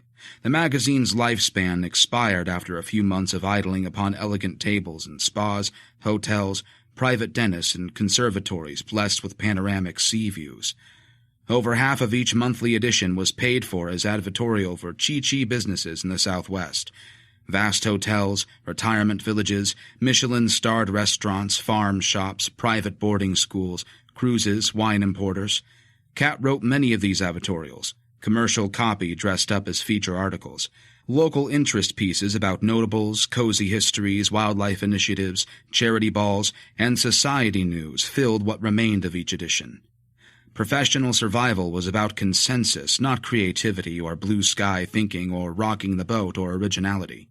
In Kat's experience, an employee's longevity depended on identifying the key figures in a business who struck the drum before dancing deferentially to their rhythm. In light of what Matt Hull dropped on her the night before failing to return her calls, and combined with Steve's failure to return her calls or reappear at his flat, when Sheila summoned her to discuss the supplement, Kat's front had slipped for the first time in 7 years. But here was also a chance to acquire a second opinion from someone who would know someone, who would know something about Redstone Cross. Sheila. "Well, I really don't know what to make of this, Kat. So much to take in all at once," Sheila said, peering at one of Matt's pictures on Kat's tablet. Her expression suggested she'd seen half of a worm wriggling in the apple she'd just bitten through. She looked away from the tablet screen, and her concern eventually overrode her distaste. "Steve first. Where do you think he could be?" Kat shook her head. "He always calls back eventually." "He was off on a walk, you say?" "Not really," Kat sighed. "Here goes." She then took Sheila through Steve's theory and motivation for taking a look around Tony Willows's farm. "My word, he is intrepid. I had no idea." Sheila looked out of the window while she considered the preposterous information she'd just received.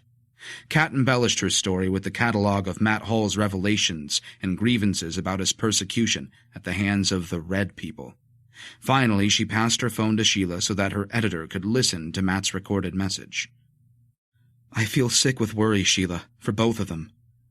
"I can imagine," the editor said in a neutral tone, though one clearly fringed with the dismay of having to concern herself with the situation. As a footnote, Kat mentioned the girl she and Steve had met at the exhibition, Helene Brown. Only when she'd described the girl's recordings, adding that her brother went missing, presumably killing himself within 2 weeks of making his final recordings at Redstone Cross, did Sheila's tone change. "How simply awful," she said, though little else, and when she spoke again her voice had thinned. "I can see how a wild imagination might—" Her attempt at a reassuring smile was so awkward that the gesture was quickly abandoned. She closed the conversation. "I have a meeting in 5 minutes, dear. I'm not even remotely prepared. Can this wait until I've made some calls? If you come back at, let's say 4:30, we'll try and get to the bottom of this. I'd also like to show these pictures to someone." "Of course. You'll see Steve again, so I don't think you should worry," Sheila said, swinging her chair left and right to collect papers and to operate her desk mouse, ever Kat's cue to leave. "The thing is to not get yourself too worked up, dear. Not to let your imagination run riot like our Steve did. I know someone on the force who'll look into this." "Thank you, Sheila. I really appreciate it. I'm sorry for bothering you with it." "Oh, nonsense. Makes the job a bit more exciting. But keep trying his phone. The cliffs out that way can be a bit tricky."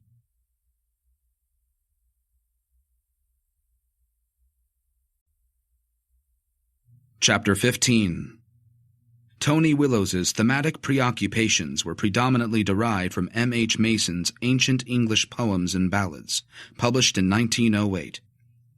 Some of Mason's verses were, in turn, newer versions of compositions in Francis James Child's The English and Scottish Popular Ballads and Thomas Percy's Relics of Ancient English Poetry. Yet almost all of Tony Willows's lyrical output was inspired by the most gruesome and grotesque interpretations in Mason's ballads.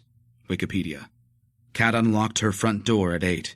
She'd taken the second meeting with Sheila, at which her friend on the force, a detective called Lewis, had been present. Following the editor's summons, the officer had arrived swiftly. That hadn't surprised Kat, as her boss's local reach seemed infinite. After the meeting, Kat had driven to Steve's flat. He'd still not returned, so she'd put in an unannounced visit at his parents' vast house in Divilmouth. As Reg and Delia had been denied contact with their cherished son since the previous evening, apparently he checked in every morning, his mother was already walking the foothills of Frantic when Kat rang the doorbell. This served to ease Kat's passage into the 6-bedroom mothership. Reg and Delia had claimed they'd wanted to call Kat but didn't have her number. Although she had been involved with their son for over 3 years, his parents still had no means of contacting her in an emergency. In a more benign situation, Kat would have spent time analyzing the subtext of this communication failure. Instead, she'd extracted their promise to ring round his friends and left. Kat had written down the names of everyone in the group of men Steve spent so much time with. She didn't have contact details, but Reg and Delia knew most of their parents. Kat's anxious wait beside the phone continued through the evening. By 9, she'd still heard nothing from Detective Lewis, though he'd promised to keep her updated. Earlier, he'd patiently, though not without a hint of inappropriate amusement, sat through Kat's retelling of Steve's hunches, Helene's recordings, Matt Hall's stories, his pictures, and the recorded message. The pictures Kat had also forwarded to Lewis at his request. He told her not to erase Matt Hall's phone message, just in case it was pertinent. The detective had then disappeared to ask around about Steve, as he'd put it. Interestingly, before he left, Lewis claimed to know Willows. He'd been out to his farm several times, following a series of break-ins and the theft of some farming equipment. The gang from Plymouth who'd been raiding rural properties in that area had eventually been caught, but Lewis had scoffed at the idea of Tony Willows producing or supplying drugs. "He's just an old man, bit grumpy but harmless. I was up there about a year ago. Someone had drained one of his diesel tanks. His health wasn't so good and his place is falling to bits. Has been for years. I don't get the impression he's all that flush these days. Hasn't played gigs in a while and doesn't get the royalties he used to." According to Lewis, Steve's airstrip was a field given over to Tony's son for racing his motorbikes. So where was Steve? Perhaps Steve and old Tony had become fast friends and were sharing a joint right now as an old Witchfinder Apprentice album played on the stereo. The idea briefly took hold in Kat's imagination, only to disperse when she recalled Helene's story about the dogs and the hostile couple who'd confronted her. Trespassers were clearly not welcome at that farm. In her home office, Kat attempted to distract herself as much as she was able by delving deeper online into Tony Willows and Redstone Cross. She glanced at Willows's Wikipedia page after Matt Hull had reappeared on her radar, and briefly perused it when Steve made it glow brighter with his theories, but she'd never identified anything worth pursuing in depth. Now that Steve had traveled to snoop on Willows's land and not been seen since, she found herself revisiting her internet tracks more thoroughly. Once her eyes and thoughts had stopped jumping about her laptop screen, she learned a little more about how hematite and limestone had been mined in parts of Brickburg from the 1800s until the 1950s.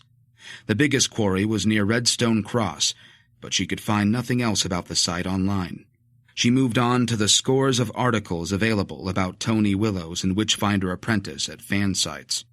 An online encyclopedia of folk music seemed to be the most popular site, one recognized and endorsed by many musos and critics. Kat skim-read the biographical entry for Witchfinder Apprentice. The darker musical tones that accompany their songs distinguished the band from most of their folk rock contemporaries. From the group's founding in Warwickshire in 1966, the musical direction was driven by Willows, who hailed from Leamington Spa. The band's electric sound grew to be harder than any other folk band of 1969. Increasingly, the recorded music was underwritten with big rock arena drumming. Full harmony choruses tempered the sad and tragic tales with lingering melodies. By 1973, Witchfinder Apprentice's ominous down-tuned electric guitar sound was higher in the mix, though still blended with the traditional styles of English folk music. A refusal to lighten the tone hampered more than the fleeting commercial success the band had enjoyed between 1970 and 1973. This heavier direction also disaffected many of the band's musicians. I was fed up with Tony, the grim and moody. After a while, the songs were giving me nightmares. They were a bad trip all by themselves when you were playing them, over and over again, 6 days a week, ex-bass player Rob Pryor said in a BBC interview in 1973. Most critics believed that Willows's musical obsessions with madness, bloody revenge, demoniac possession, black magic, witchcraft, and human transformation by means of the supernatural were solely responsible for enshrining the band's endearing cult status among so many progressive and black metal musicians for subsequent decades. The band's antecedents can be found in heavy metal more than the folk music that followed Witchfinder Apprentice.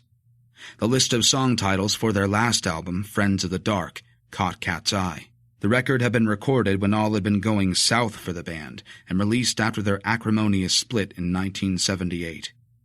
Old Black Mag, Call the Hungry Worm with This Horn, A Jest of Woe, The Death of Proud Lambkin, The Slaughter of Bonnie Lizzie, Saw You My Body, The New Slain Knight, Bar the Door to Old Friends, The Lord in the Well, The Friar Wrapped in Blanchefort Skin, Crust Beggar, Young Quinn Buried a Fair Lad, The Demon's Rantin' Daughter.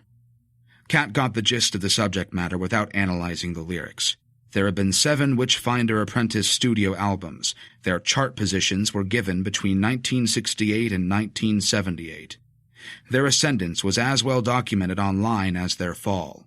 The latter was attributed to 3 changes of management, 3 record labels applying pressure for hit singles, and the endless lineup changes caused by Willows's unpredictable, controlling, and caustic temperament. No fewer than 10 musicians passed through the band in 12 years. Kat read a dozen pages of text, printed in a small font, to get some idea of what a handful, or serious narcissist, Tony Willows had been. More enlightened critical hindsight suggested that a personality disorder, or mental illness, had reflected the dark side of his musical genius. The biography also detailed the committal of an oboe player during a tour of Germany in 1974, and the tragic death by electrocution of the beautiful fiddler, and Willows's lover at that time, Agnes Crown, also in 1974. Heavy and continual use of psychedelic drugs, violent mood swings and hallucinations, even on stage, plagued Tony's life from 1972 to 1978. His unpredictability and antics on stage forged part of the band's appeal to their fans. Mandrax had been the drug of choice from 1972. During a final Witchfinder Apprentice tour in 1978, canceled after 5 dates, Willows was taken into psychiatric care. He discharged himself and fled to the farmhouse he'd purchased the same year in a remote area of South Devon. A female member of the band's entourage, Jessica Usher, accompanied Willows to Redstone. Since her appearance in Tony's life in 1974, they'd become inseparable. This member of the Witchfinder Apprentice entourage, or groupie, had long been cited by band members as a divisive influence within the outfit. Her status as a clear in Scientology was cited as part of Usher's influence over Tony. They never married, but had twins after the band broke up. One low-profile solo album was later released by Willows on an indie label, recorded in 1986 at his home studio at Redstone Farm. But the rock stylings of Witchfinder Apprentice records were erased from the solo effort. The album marked a complete return to traditional acoustic instruments and an emphasis on woodwind. There was no mention of festivals on his land, but there was a link to the news story of the death of a young woman, Maddie Gross, in 1979. Kat had already read that story. Gross had been a guest at Tony's home, and there was no official resolution to the mysterious circumstances that surrounded the discovery of her body on the edge of his land, though toxicology tests had detected high levels of illegal substances in her system. She died of heart failure. Tony was convicted of drug possession and manslaughter and served 4 years of a 10-year sentence. He was released in late 1984. Maybe the girl's death was an indication that Tony's old habits had died hard. Maybe the incident had even called time on his rock and roll lifestyle and career. He'd never toured after 1978 and, following the release of the solo album, completely abandoned professional music in favor of horticulture, agriculture, and animal husbandry. That much Kat already knew, but better understood why Steve had been fascinated with the man and thrilled by his close proximity to where they lived.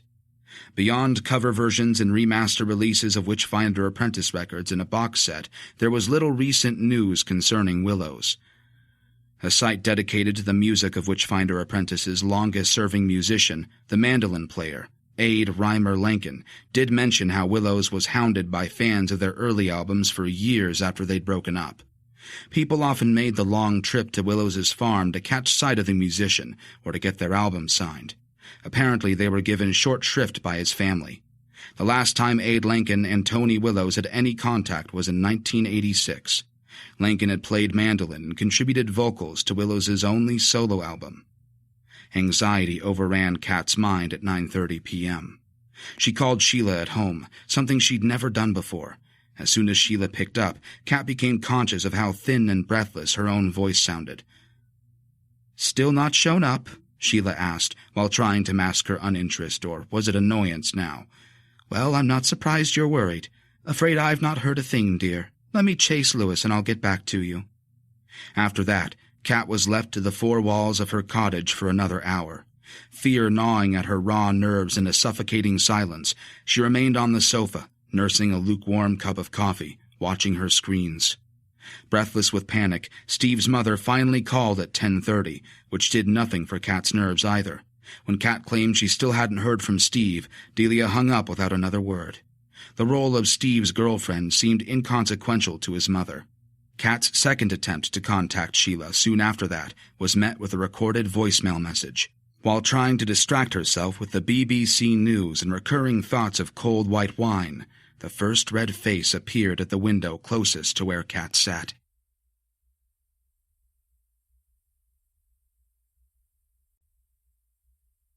Chapter 16. Tapping on the glass. That came first.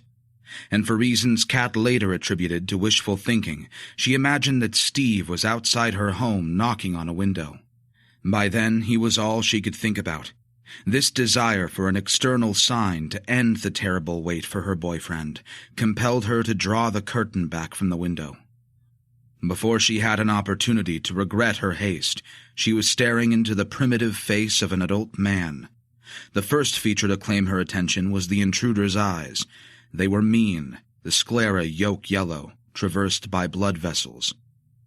From under the crusting thickets of the brows his glare bulged, as clear an expression of instability and rage as she'd ever seen. Pugnacious, leering, a brutish face from times long past. Her sole reaction a sharp intake of breath. The smeared figure had pressed itself against the window. When he removed the stained palms of each hand from the pane of glass, she saw him more clearly.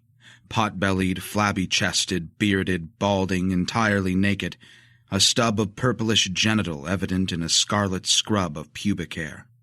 The figure stepped backwards into total darkness, leaving Kat with a reflection of her own slack face and horrified eyes. She fell from the sofa where she'd been kneeling, scrabbled to her feet, barking her shin on the side table and sending a coffee mug and 3 remote controls clattering across the floorboards. Through tear-blurred eyes, she could just make out the phone, picked it up in hands that shook and struggled to grip the sides of the smooth device, tried to unlock the screen. Password incorrect. Get out. Car, do it outside. Without hesitation, she scraped the catch from the rear of the front entrance, unlocked it by Yell key, twisted the Mortise lock, and yanked the door open. Similar in position and posture to an eager cat on her doormat, the effigy of an entirely different beast awaited upon the threshold. Crude head erect and demanding her full attention, the muzzled and spiky-eared statuette cast its fierce gaze upwards. A mere glance at the thing illumined under the porch light was sufficient to identify the onyx curves about its full breasts, the splay of rounded hips, the glimmer of glazed clay. Unlike the Venus figures she'd seen at the museum exhibition, this one retained arms and a head. Shaggy, stick-like appendages resembling a dog's forelegs. A spear spiked from the culmination of one limb. Standing in socks without a coat, Kat felt the cold night air pass through her skin to shiver her marrow. But brutal naked red things with their wretched stone idols could withstand temperatures and commit acts that she'd only withered before. Instinct wasted no time informing her of this. She couldn't recall the last time she'd felt as vulnerable and unprotected. Pitch darkness in the village lane. No streetlights this far out.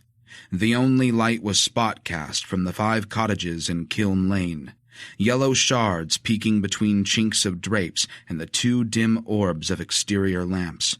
After London, the silence and darkness out here had taken some getting used to. Kat no longer thought about it much, but was now reminded of the void that surrounded her home at night. She was also forced to consider what ran through it in the manner of wild dogs. In a heartbeat, she acknowledged another disadvantage of rural living: how darkness could cloak a figure standing mere feet from you. 3 forms rose from the ground and made haste for her front door. One wheeled from behind the front hedge. It skittered on bandy legs, its feet sandaled, a woman with tatty hair clawed into short, wet-looking sprouts. Her face was a vision from Bedlam. A short, stocky man appeared beside the porch post, his teeth flashing white, the grin malevolent. His knees made a sound similar to snapping celery. A third visitor ran at speed from across the lane, straight at her door. When he came within reach of the porch light, he revealed a wispy beard trailing over shoulders with the luster of sunburned skin. An object made from bone hung from his neck. All were daubed red from head to foot.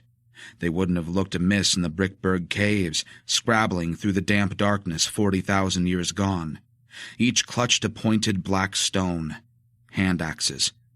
Kat closed the door and secured the Mortise lock again at the same moment as a fist thudded against wood and shook the cottage.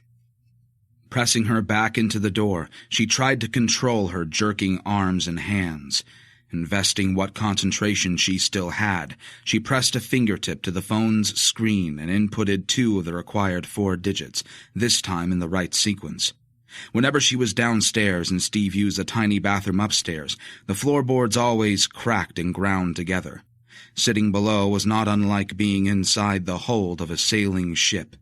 Above her head, the floor upstairs now groaned in this familiar manner to indicate the presence of the uninvited within her home. They were inside. They were here the whole time. Across the tiny upstairs landing, someone strode eagerly. Up there, signs of the desire to get downstairs with her became even more pronounced when a red hand gripped the upper newel post and made it creak. How did they get in? No windows were broken, no doors. No one had a key, except Steve. Panic enabled Kat to flee into the kitchen. Dizziness made the yellow cupboard swing nauseously through her vision. Her lower back pressed against the cooker. She typed the next 2 digits of the phone's password. Password incorrect. When a pair of red legs became visible on the staircase, Kat screamed, "Get out!" Between the banisters, slender calves and naked feet stepped carefully down from the darkness. A woman. One who paused under the hallway light for an interminable moment and revealed how a pair of pretty blue eyes and a thin face could be deranged by suppressed fury. The loathing projected by those eyes paralyzed Kat. The intruder turned her head and issued a short, high-pitched sound, one that warbled and tailed into a yip, a cry more animal than human. She then turned, and with one slim arm, opened the front door to let the others inside.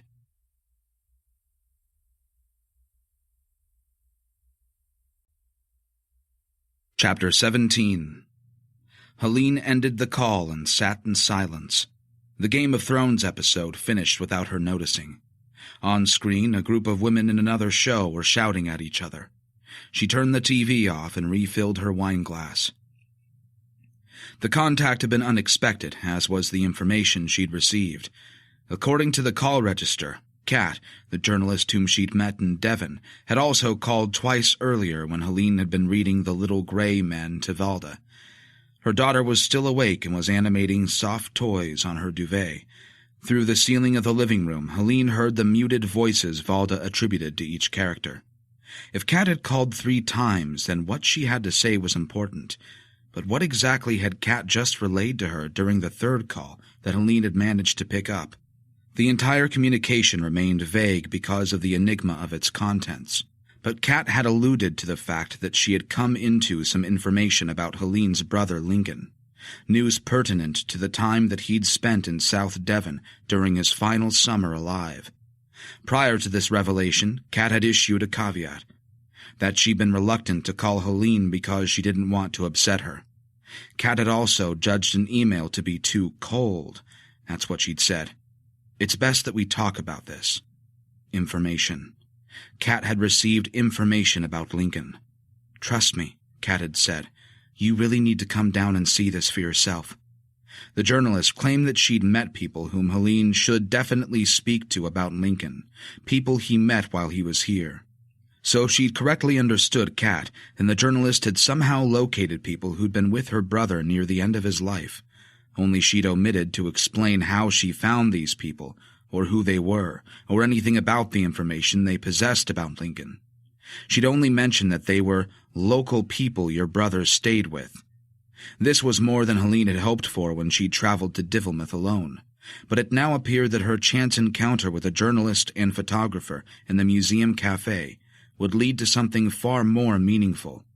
From these locals she might learn how Lincoln had seemed at the end. She might even solve the mystery of what had troubled her little brother enough for him to take his own life.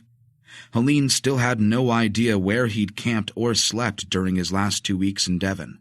She was only just coming up for air from an exhaustion of delayed grief that had accompanied her home from the trip to Devon. But if Kat had found people who had known her brother, then another trip was worth the risk of getting upset again. Only work and the relentless intensity of motherhood, after returning home from Divilmouth, had prevented her from taking to her bed and not getting up for a while. The trip had upset her in ways she couldn't fully define, but she'd been left with a lingering, almost psychic sense that her brother had somehow been engulfed, psychologically, by that unforgiving and hostile landscape, a place crowded with unpleasant echoes from prehistory. At times, when she'd been down there, she'd even felt as if his spirit had been passing through her body. Kat had also confided that she'd sensed how unhappy Helene had been when they met. Helene was flooded with a clear sense of Kat's experience and maturity and her kind-heartedness. No one had done anything like this for her in her life. Kat had clearly taken a keen interest in her brother's tragedy and had wanted to help a grieving woman find some resolution. Oddly, Kat had seemed emotional on the phone. There had been a tremor in her voice, a frailty Helene had not heard when they met. This tone had prompted her to ask if the news about Lincoln was bad. Kat had said, not at all. Helene stared at the phone number of the guest house that Kat had told her about, a place where she could stay free of charge. My friends own a guest house, the Red Barn. They're happy to offer you a place to stay while you're here. That was just as well, as Helene would struggle to find the money to pay for another trip south. She would call the number of the B&B in the morning. Maybe she could even make another trip this coming weekend, as Kat had suggested she should. Kat would be covering a local festival on the Saturday in Red Hill, and had suggested they meet there. But Valda? How she'd pined for her mother the last time Helene had left home. The only time they'd ever been apart. That had only been for 3 days. Her mother had cared for Valda while she'd been away, but there had been tears and many questions. "Is Mommy coming back? Is that Mommy?" Every time the front doorbell chimed. "I'm starving for Mommy." Taking Valda with her was out of the question. It wouldn't be practical. She didn't want Valda to see her upset, and the drive was too long. Forget it. The journey would also have to be undertaken twice in 2 days. Valda wouldn't understand why her mum wanted to go away again. She'd never known her uncle. All the same, Helene needed to go back. Before she called her mother to ask for childcare cover at the weekend, she dug Lincoln's box of recordings out of the garage. Kat had asked her to bring the discs, almost insisting that she didn't forget them and that they were important. The journalist had also stressed that the recordings would make sense now. An odd thing to say, but if the recordings helped her understand anything about Lincoln at the end of his short life, then Helene would take them.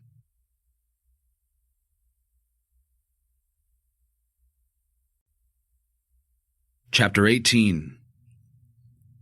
The large creature spotted Helene. The very moment she appeared, its shaggy black face turned towards her, the muzzle rising as if to inhale her scent. Having selected her from the herd, it hobbled at her, moving like an arthritic animal. When the fraying edge of the crowd at the mouth of the village festival parted to let the creature lumber through, Helene raised a hand to ward off the attentions of the ungainly, grotesque form. The lumpy body was coated in dirty black wool to its 4 feet. Even as it closed on her, the features of the thing's head remained indistinct, until, up closer, a pair of wooden jaws clacked like clogs below big white eyes, rolling, rattling, lunatic orbs that bulged from ragged sockets in the creature's mangy head. The disagreeable mouth momentarily engulfed her head as if the thing intended to decapitate her. An odor of mildewed fabric and old gym equipment in a primary school filled her sinuses. Inside the open mouth, between rows of yellow teeth carven from painted wood, sat an oafish male face, sheened with sweat. The man's breath reeked of cider and tobacco, and he was grinning with the delinquent pleasure that pranking a stranger gave him. Helene had difficulty returning his enthusiasm. He was trying to make a fool of her in public. The creature reared back, releasing her head. After an ungainly maneuver on the tarmac of the road that resembled a big hound turning in too small a space, the thing shuffled around her in a circle. But her nose remained filled with the odors of dust and vintage sweat, a miasma that now trailed from the wretched hide and its fetid innards. She wasn't sure what it was supposed to be, a thing that suggested a bull or cow, horse or dog. She only wished that it would go away. The shabby 4-legged figure might even suggest a grotesque vestige from another, more older era, a mythical beast from the Middle Ages, or even possessing origins in Middle-earth. Grinning people in the street seemed intent on filming it and taking selfies beside its mad, hairy face. "Don't worry, love, won't bite," a man shouted from a crowd that both filled the pub's beer garden and spilled out to encircle a low stone wall. A woman issued a hag laugh, her throat coarsened by cigarettes. The shambling animal effigy would have made Valda wail. Even though 2 men were clearly inside the costume, Helene didn't like being near it herself. A threadbare pantomime horse with the face of a devil. Instead of hooves, the creature's feet were 2 pairs of dirty trainers that clumsily pranced about, bedraggled and sinister and parting the crowd. The thing finally stomped away down the lane. Dodging about like a Chinese dragon, undulating and excitable, it eventually sagged amidst the revelers' heads and vanished. If this beast puppet was a local tradition, why revive it? She couldn't imagine children appreciating its presence at all. The raucous voices from the pub were soon obliterated by a local jazz band's brassy rendition of a Glenn Miller song. Bombarded on every side with noise, color, motion, raised voices, Helene's entrance to the fete continued to disorient her. A few hundred people had gathered at Red Hill and milled in the main road that forked up and down a hill. The pub, the streetlights, the stage, the church, and the community center were all edged with red, white, and blue bunting. From a cursory inspection of the stalls lining each side of the lane, she learned that the mascot character was called Creel. It was well known locally. There was plenty of merchandise featuring the creature's image, but none of it indicated what kind of animal Creel was. Where it was depicted as a cartoon, it resembled a dog with a cat's face, a permanently leering hound thing equipped with mad eyes and a looping tongue. "Yip yip," it said on banners, decals, and printed shirts. "I buy my meat local." When printed, it regularly sported clothes in the colors of the Devon flag or the Union Jack. The animal was even depicted on some shirts wearing a top hat and monocle. A set of coffee mugs showed an image of Creel wiping its clawed feet, and worse, on the European flag. A new irritation replaced Helene's last when a barking, amplified voice impacted against her ears, hurting them inside. Before the Tudor-styled pub, the Red Sky, and the Fate's thumping heart, a man stood on a temporary stage and roared into a microphone. The spanking metallic sounds issuing from his flabby mouth were broadcast through speakers fixed to aluminum posts. The wheezy static of the speaker's inhalations rasped between his words. The MC was a purple-faced drinker with a ponderous belly who continually wiped sweat from his bilious jowls. But most of the aggressively jolly, burly figure's rant was impossible to discern. Helene only caught snatches. "Tradition and family. It's all about, innit? Been going 400 years, if you can believe that. He's on her way up from Dilmouth right now. 40 stone boar. All proceeds go to charity. So dig deep when the time comes, ladies and gentlemen. Think of a few people we like to roast here instead, eh?" A line of bewildered elderly ex-servicemen wearing berets stood before the stage. Their seemingly oversized or nearly empty blazers were festooned with ribbons and medals. They lined up before the ranting face like a Praetorian guard that had not been dismissed in decades. Each man held a plastic charity box. A squeal of feedback pierced the air, and a baby howled. Helene walked on. She'd imagined her Saturday afternoon might have been spent outside a quiet village pub in the company of Kat and the people her brother had known. She walked the length of the narrow lane and back again, checking the stalls.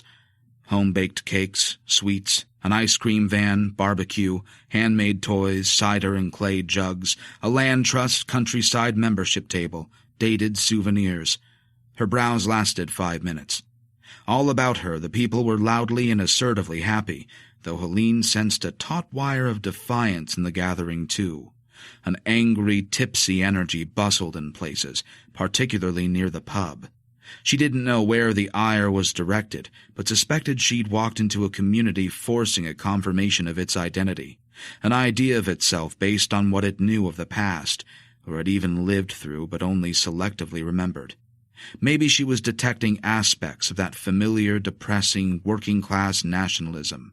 Like at home, where a community orbited hard times and found itself baited and antagonized by low wages, unemployment, benefit cuts, and a drinking culture. From window sills and wooden poles, a dozen Cross of St. George flags drooped in the warm air, limp banners that gave the gathering a strange, perhaps unintended political flavor. In Brickburg Harbor, people seemed keen on flags too. In the street beyond the pub, pushchairs and elderly people crowded, and after the briefest attention from the drinkers and Creel, the presence of the young and old reassured her, as did the fragrance of candy floss and burgers on grills, though the sight of so many children created a pang in her stomach and her throat involuntarily thickened. From one of the Nans who'd set out a stall in the pub car park, Helene bought a bag of fruit jellies for Valda. She checked her phone. No reply from Kat. She texted, "I'm here," from outside the festival entrance. Getting away from the street and the ominous return of Creel, Helene stepped into a shadowed passage between the community center and Methodist chapel. She entered a small park. Set up on the grass, other attractions sheltered from the hot sun under plastic canopies. The close, moist, beery atmosphere of the main street immediately surrendered to a bigger sky, the heat in the park less oppressive. Breathing became easier, and the clamminess between her shoulder blades vanished. The infernal jabber of the man with the microphone dulled to a distant tinny garble. his chesty roars and rasps contained by the old stone houses. The last thing he'd barked, with provocative eagerness, as if proud of his skill to shock, was something about roasting a big pig. In the park, an elderly magician in a battered suit tugged bright chiffon tissues from a sleeve. At the end of a chain of sheer fabric that appeared incongruous between his withered hands came an explosion of Haribo party bags that showered the kneeling children. They fell to the ground at once and commenced scrabbling as if an aid truck had just made a stop in a refugee camp. "Little ones won't get any sweets. That blonde girl is about to cry. You'll get upset too." Valda would have stood and watched the scrum, infuriated by any evidence of snatching or unfairness. And as Valda grew older, Helene often wondered if she'd brought her daughter up purely to be torn apart in a world content with a permanent state of unfairness and inequality. A sharp smell of wood and sawdust soaked by urine stung her nose, distracting her from the magician. Beside the tired playground equipment, a circle of hay bales was arranged about a tier of small cages. Sitting upon the straw cubes, children stroked rabbits and guinea pigs, the animals handed out and passed around by two women in red polo shirts. Valda would have loved that part, and Helene sensed a ghost child swinging on her arm, pulling her towards a little candy-striped tent labeled, "Make Your Own Teddy Bear." She'd make one later and take it home. Her phone buzzed, vibrating in the palm of her hand. "Cat." A text message. "Borough Street too busy. Hyman Park near bonfire." Shielding her eyes with one hand, Helene peered about the grass until she located a triangular pyre of wood, set between an area cordoned off for a firework display and a long queue outside two lopsided portable toilets. She saw Kat sitting on a bench. A man and woman stood behind her. The man's hands were folded over the back of the bench, close to Kat's shoulders. He was heavily bearded, the woman slight and elderly. She wore sunglasses, and her hair was covered by a headscarf, as if she were undergoing treatment for cancer. The couple's unsmiling faces were directed at Helene. As she drew closer, the couple moved away in the direction of the main street. Helene couldn't see Steve anywhere. She'd assumed he'd be here to take photographs, but she didn't dwell on his absence because of her shock at the unexpected change in Kat's demeanor and appearance. The reserved, confident lifestyle journalist seemed to have been replaced by someone else. Helene recalled the tremor in Kat's voice on the phone. "Kat, hi." Kat's handshake was weaker, her soft hand trembling in Helene's grasp. She was much paler, as if ill. Even her bottom lip quivered when Helene asked, "Steve taking pictures? I never saw him in the street." "No, not today," Kat replied, and so quietly that her words qualified as a whisper. Her eyes, or what Helene could see of them around Kat's Dior sunglasses, moved so slowly that she might have been drugged. Aware of Helene's scrutiny, Kat moved her head to keep her eyes hidden. "How are you? Good journey? How's Valda?" "Yes, good. I'm pleased to hear that. Have you been keeping well? Work okay? Good. Good. Good." Kat's words came out slowly and were muttered without feeling or enthusiasm, as if she were reading from a card. Helene answered the questions, though Kat began repeating herself without realizing she'd done so. She didn't listen to Helene's answers either. It dawned on her that Kat must be terrified of upsetting her. Maybe she'd learned something terrible about Lincoln that she was afraid to share in case Helene broke down. "Are you all right, Kat?" Helene eventually ventured, when Kat could no longer concentrate on the stilted, failing conversation. She wasn't even looking at Helene. Her eyes had drifted to the distance, her thoughts no doubt preceding her gaze. Yes. All good," Kat replied after an awkward pause.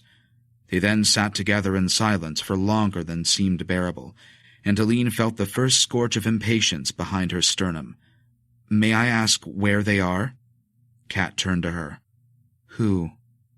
"The people you wanted me to meet, who Lincoln knew down here." She wondered if they had been the couple behind the bench. "Working. They're working." "Then what the fuck am I doing here? I've driven half the day to get here and left my bloody daughter in tears." "But they'll see you later," Kat added. She smiled weakly, her half-hidden eyes anxious, and then Kat reached out a hand and placed it upon the back of Helene's. The contact was feeble, and the hand was retracted a moment after it was offered. "Is it serious, then?" "What?" Kat said. "What they have to tell me, about Lincoln, my brother." She felt the need to add her brother's name to the sentence, because Kat seemed oblivious to the topic of conversation. Kat's mouth sagged. The expression made her appear much older than she was, as if she'd been forced to remember something terrible. "Lincoln? No. Because if it is, you don't need to feel bad, Kat. I just want to know anything they can tell me about him. From before the end. That's all. I'm a big girl with broad shoulders." "From the swimming. All your swimming."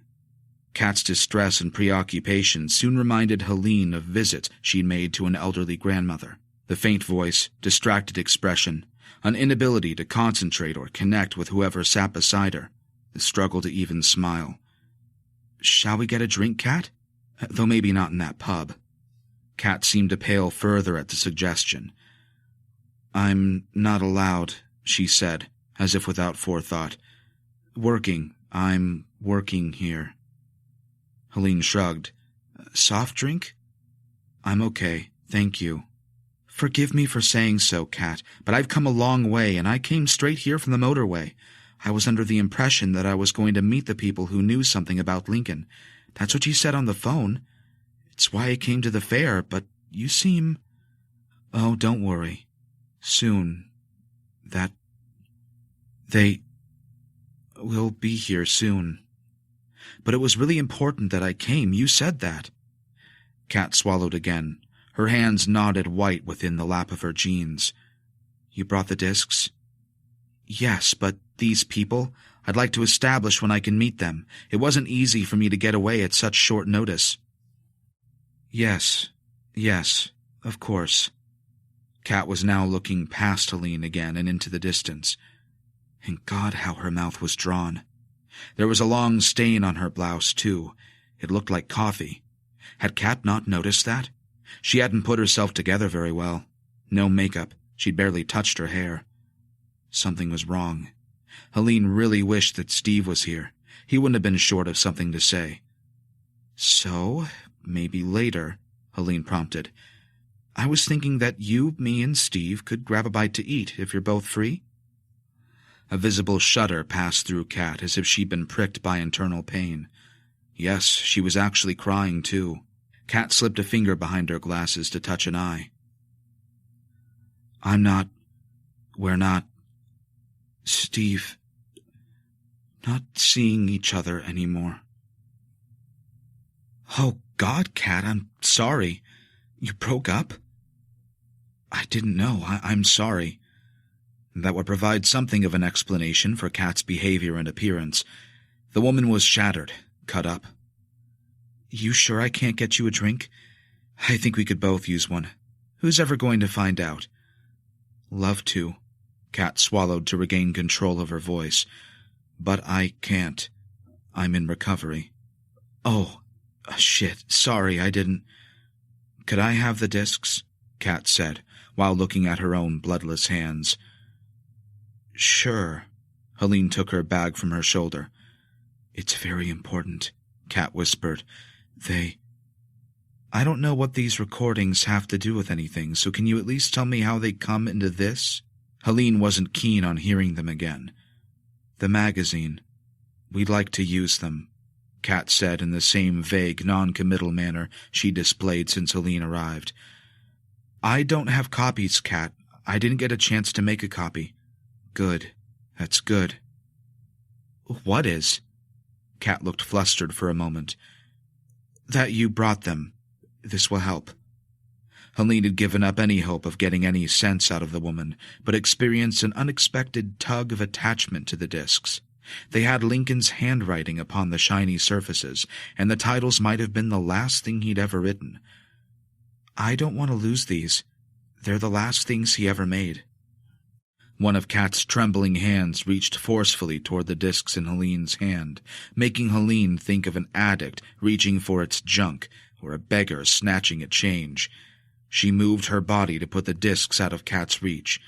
"So, I'll tell you what I'll do. I'll copy them. I've brought my laptop." No need. I can take them now." "It's better I copy them. I'll do it at the B&B, which reminds me I better check in. They said to come by 3, and it's nearly that now. I'll upload them to a transfer site, and you can download them." A quiver crossed Kat's mouth, and her words tumbled out breathlessly. "Oh, no, don't copy them. No need. I can take them and return them later." Kat's grasping and eager, bloodless face was really starting to make her anxious. Her half-hidden eyes mooned wide behind the tinted lenses, as if with fear. Only a concern that she'd never see the CDs again compelled Helene to further resist the journalist's clutching hands. "I'd rather make the copies, Kat, if that's all right with you. These have sentimental value." Kat's posture stiffened. "The Red Barn. You'll have them there?" This meeting was going nowhere. "I guess so. I'd better get there now. And you'll wait." "Sorry?" "I'll call you and we can meet." Kat noisily cleared her throat. "I'll make the introductions." "With the people who knew Lincoln?" "Of course." "You'll definitely be there, won't you? At the hotel?" Helene couldn't restrain her sarcasm a moment longer. "Well, I guess so, Kat, as I have nowhere else to be. I'm really sorry to hear about Steve, and this is clearly not a good time for you, but I moved mountains to get here, and my daughter was very upset the last time I left her. I can't just motor up and down between Walsall and Devon at the drop of a hat." Kat dipped her head, and Helene could see how her hands were gripping the edge of the bench. The woman might have been trying to hold herself upright. It was time to leave. Break up or not, she was getting close to losing it with the journalist. The long drive, an hour's hold-up at Bristol, with the constantly recurring memory of Valda's tear-streaked face haunting the entire journey, had done nothing to improve her mood. "I need to get one of those bears made up, and then I need to check in, yeah?" Helene stuffed the discs inside her shoulder bag and stood up. Kat looked bewildered. "You're going now?" Kat had to be on something. Probably tranks. "That's right, Kat. I just told you—" "Never mind. But I'll hear from you later. I need to take off by 10 tomorrow. Maybe you could give me the names and numbers of these people so I can contact them myself. You know, in case you're not feeling up to it later." "I'll call. I promise." "Okay, until then." Helene walked off with more purpose than when she'd entered the fete. From the distance, the red-faced orator belted out fresh information about the arrival of a dead pig on a truck.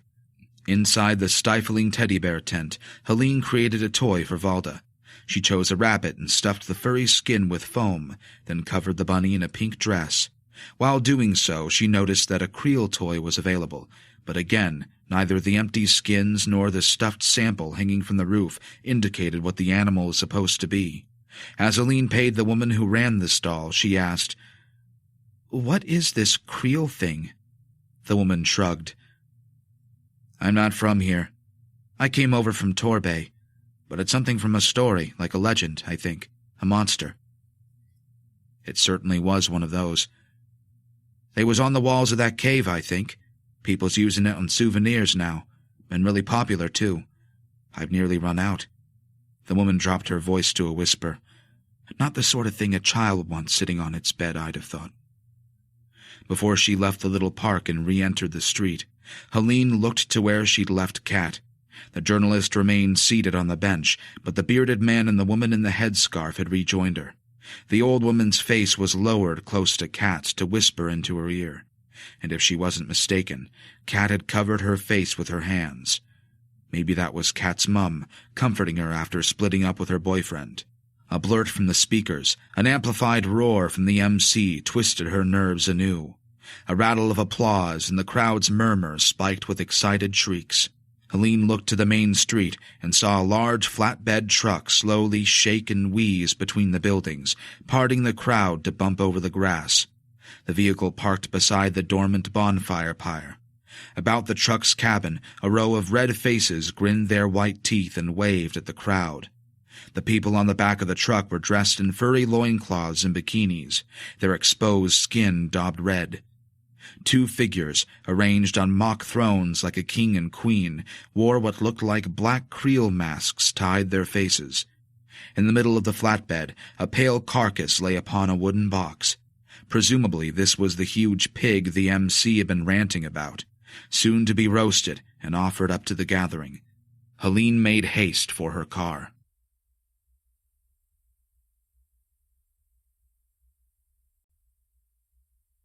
Chapter 19. During the lengthy wait for Kat's call, Helene had phoned her mum, and the report was good. She actually went to bed at 7:30? She did. I think she liked showing me her routines in her pajamas. But she's still awake. I can hear her talking to that pink fish she's got up there. Helene laughed. It's a dolphin. Splashy. That's the one. Thanks, Mom, for putting my mind at rest. I better ring off. I'm still waiting for Kat to call. As I've come all this way, I don't want to miss it now, but I'm getting a bit fed up. Well, I can't see why she couldn't have told you what she knows on the phone. Helene had done more than wonder about that, too. I thought these people might have pictures, or they'd take me somewhere Lincoln had been. I don't know what I was expecting. But I'll say cheerio, Mom. Oh, one last thing, love. I saw you had one of those red cards from the postie, so I picked up a parcel from the sorting office today when I was up the shops. I let Valda open it. Hope that's all right? She usually opens everything. Was it the hair straighteners from Amazon? No, this parcel was addressed to Valda, but I'm not sure it was meant for her. That's the odd bit, and I don't know what to make of the bloody thing. It's not the sort of present that I'd send to a child. I can't say as I could tell you what it is. It's an ornament, I think. A horrible-looking thing with a spear. What? I can't tell what it's supposed to be, and it's a bit primitive-looking, like it's very old. You know, like something they find in those old tombs. It's got a human body, and that's a bit suggestive, too. I mean, it's got these big... bosom. Helene's mother laughed. But like a dog's head on top. Helene felt a sudden urge to get herself home. The object that had been addressed to her daughter by name sounded very much like what she'd recently seen at the Brickberg Cave exhibition, and subsequently learned was the inspiration for the loathsome Creel character at the festival. Why would a replica, if that was what this thing was, have been sent to her daughter? And by who? Kat? No sender's address? Nothing. Helene could only presume that Kat, in her mentally unsound state of mind, had thought the figure was a suitable gift for a child, or some sort of gesture commemorating how they'd met. But it didn't take much thought for either of those explanations to fail to convince her. Kat wasn't clueless. Heartbroken for sure, but that wasn't sufficient cause for her to send Valda a dog-headed ornament with big tits. No card inside either, her mum said. It was in a little box and all covered in bubble wrap. I didn't know what to do with it. V's been playing with it, but I'm not sure how valuable it is, so I took it off her. Okay, keep it off her until I get back. That's what I thought. Helene's phone pinged in her ear. She checked the screen. An incoming call from Kat. Stress creased her mind. Mom, that call's just come in. Gotta put you on hold. Helene picked up the new call. Kat? Kat's sniff broke the silence. She was crying. Her shaky voice eventually said, Sorry. One word, spoken softly, before she ended the call. Hang on. Helene tried to redial Kat's number. To add to her confusion, the landline phone beside the bed buzzed. Helene dithered. She still had her mum on hold, and Kat wasn't picking up. Sorry. From that one word from Kat, was Helene to deduce that the evening's meeting was cancelled? Helene picked up the room phone. Hello? It's Carol in reception. They're down here. Waiting. Who is? Did Carol mean the people that Kat wanted her to meet? So had Kat just called her to say that she couldn't make it but the others were available? "Sorry, Carol, who's waiting?" Carol ended the call. "What the?" Helene reopened the call to her mother. "Mom, gotta fly. Someone's downstairs. I think it's the people I'm supposed to meet." They hurried their goodbyes. Once she'd had a moment to consider the two incoming calls, Helene guessed that if the visitors were the people that Lincoln had known, then maybe Kat might be with them after all. The solitary sorry on the phone might have been an apology for being so late.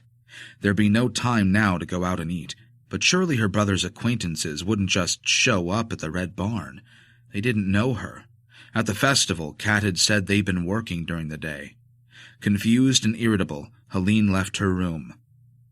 From the staircase, she could see the ground floor hallway. It was empty. The lounge doubled as a dining room and was also deserted. The front door was open, but no one stood on the porch. Damp air drifted into the building, carrying a vague scent of manure. Beyond the porch, the blue ink of early night pressed the land and chilled the air. Helene peered out of the entrance. Only her car was parked in the forecourt. She walked to the reception desk and dinged the bell. "Hello, Carol?" Earlier, Carol had been civil with Helene, or courteously uninterested, and had discouraged any conversation beyond stilted small talk. Being in receipt of a stranger's charity had made Helene feel awkward, so when she'd collected the keys, she'd mentioned the reason for her visit and thanked Carol for her kindness. Carol had merely considered her with blank indifference or even irritation, a reaction that had also suggested she didn't know Kat. So perhaps the journalist was owed a favor through the magazine, and Carol was a contact as opposed to a friend.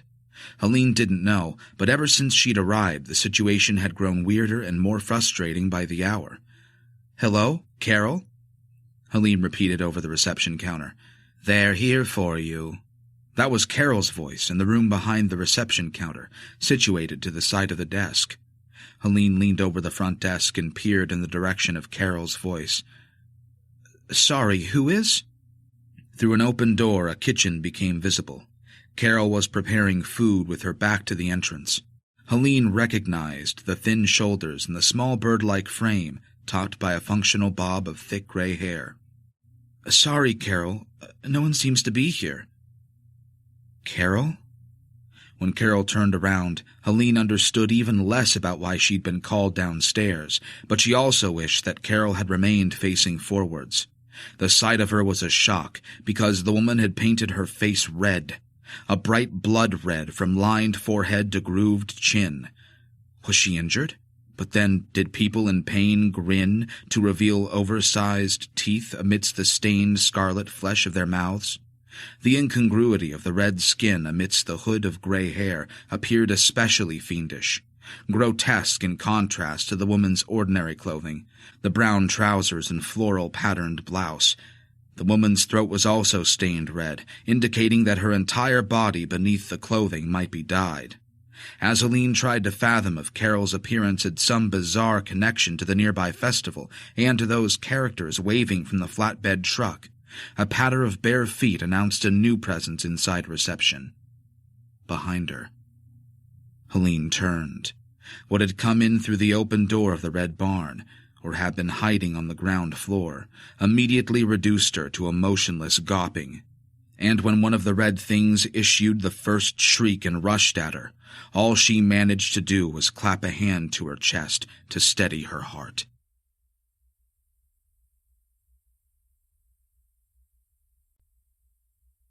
Chapter 20.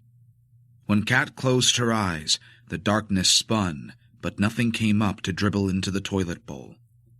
After what she'd seen, she hadn't trusted her stomach with more than a few pieces of dry toast and plain biscuits in days. The woman in the headscarf was waiting for her on the landing, watching through the open door. Either the woman or the bearded man followed her about her tiny home now, everywhere, from room to room. They were occupying her existence, or what remained of it. The bearded man had just retaken possession of her phone. He'd yanked it from her hand once she'd made the pitiful attempt at phoning Helene. During the call to the guest house, Kat had been unable to follow their script and instructions. Her uninvited visitors had been especially displeased when she'd failed to tell Helene, "Some people who knew your brother are coming to see you." Instead, All she'd managed was a solitary word encased by a sob. "Sorry." And that might have been the first truthful thing that she'd said to Helene since asking her to return to Devon. During the brief call, as with all the calls they'd made her make, the bearded man had been gripping her hair in his fist, and his horrid breath had slathered her cheeks and left them moist. In his other hand, he'd held a flint knife against her throat. But Kat was sorry. So dreadfully sorry. She'd never been as sorry in her life. The apology a caustic blend of guilt, remorse, self-loathing, and fear. Pretty much how she'd felt for every waking second of each day and night since they'd come for her. Kat had lured Helene Brown here to die. Matt Hull must have been the first to go. Then Steve. Oh, God, Steve, Steve, Steve. Now it was Helene's turn. A mother to that sweet little girl. And then you. Then it's your turn. You're next. Kat hated the people who'd invaded her home and life more than she'd hated anyone or anything in her entire existence. She hadn't known it was possible to hate someone with a force and fury that burned like an ember swallowed whole. By comparison, her hatred of her ex, Graham, was a petty aversion. For brief moments, she even believed herself capable of attacking her jailers and tearing their faces apart with her fingernails. But in these passing moments of incendiary fury, she would remember the painful clench of the man's rough hands whenever the bearded bastard got hold of her arms and dragged her to and from the cottage to make her run their errands. The sensation of those brutish hands on her, twisting and burning the skin of her wrists, had left a permanent trace. Her captors had not stood more than a few feet from her since the night they'd tapped at her window. They said they aren't going to kill you if you do what they ask of you. Kat hated herself during the moments when she tried to believe her abductors' assurances about her safety. She was a coward. Even after all they had done to her and to the man she loved, she still followed their instructions to the letter. Years of avoiding stress and responsibility had set their own insidious precedent. You have no choice. She'd seen what they could do and would do again to anyone they decided was a threat to... To what? To what they were doing. Those psychotic and loathsome practices out at that awful farm. The person she'd been before the night they took her to Redstone Farm was gone. Over. Now she was a woman far more broken than she'd ever been in London. That time in her life seemed silly now. Those travails with jobs and bullies and her ex were irrelevant. The breakups and redundancies, the drunkenness and tears, all nonsense. She'd not known what rock bottom was because she'd never before experienced things on this earth that were too awful for most people to even imagine. And she'd done far more than merely imagine these things. While on her knees in the dirt and the stinking darkness of that barn, she'd been forced to bear witness to them. She'd heard every sound that had arisen from the very ground of that place. Kat slipped her head back over the toilet bowl, retched, gasped for breath. How could anyone defend themselves against that? Steve hadn't been able to, or Matt Hull. Fit men. What chance did she have? She'd never physically struck another person in her life, and the red folk went further than mere beatings. Much further. There were so many of them, too. So many. Her turn would come soon. It would have to. She didn't know the names of the two people in her home and had never seen them before they'd invaded her life. But she would recognize their faces anywhere now. She'd seen their colleagues, too, their partners in crime, those they'd colluded with to murder in ways this land couldn't have known in millennia. Even though all their faces had been painted red, she'd recognize them again. She also knew who was behind what they were doing and what they'd done to Steve and probably to others.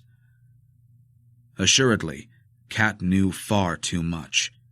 And after Helene disappeared and now her brother's discs had changed hands, then what use was she to the red folk? Kat washed her face and left the bathroom. "I'd like to go to my room now," she said to the woman in the headscarf, who squinted at her in a manner that was now horribly familiar. A scrunched expression, the eye sockets creasing like wrinkled linen about permanently narrowed eyes, as hard and mean as the shard of flint she carried in an old, veiny hand. Bitter eyes, so alight with suspicion at all times, yet suggesting the pharaoh volatility Kat had observed them all to be capable of. "Then winders stay shut, or else," the creature said in a tobacco-roughened voice, blanched of compassion. "You even think—" I know. "Just so as you do know. Door still stays open till you can be trusted." The woman sat down on the kitchen stool on the landing outside Kat's bedroom. She'd positioned it there 3 days before so that Kat could be observed in her bedroom even when she slept. Downstairs, the bearded oaf opened the fridge door to take out her milk. The electric jug bubbled. How would they do it when the time came? That was her enduring concern now. In here? She doubted that. Too messy. Which made her recall their own unique method for the disposal of human remains, and her body chilled to nausea once more. No matter the endless circling of sickening anxiety and terror, her preoccupations always returned to that question. When the time comes, when their use of me has finished, will they butcher me in that place? And then her interior, her weight, her sense of permanency in the world, would appear to diffuse into thin air like a gas, and she would rush for the toilet. Short of being caught up in a war or involved in a catastrophic accident, she would never have believed that it was possible for a person's life to change beyond recognition in so short a time and by the most brutal means. "Oh, Steve. God, no." Pressing her face deep into the pillow to stifle her anguish, Kat acknowledged an urgent desire to run. She'd gladly run across broken glass with bare feet, and she wouldn't stop to avoid what they'd done to Steve.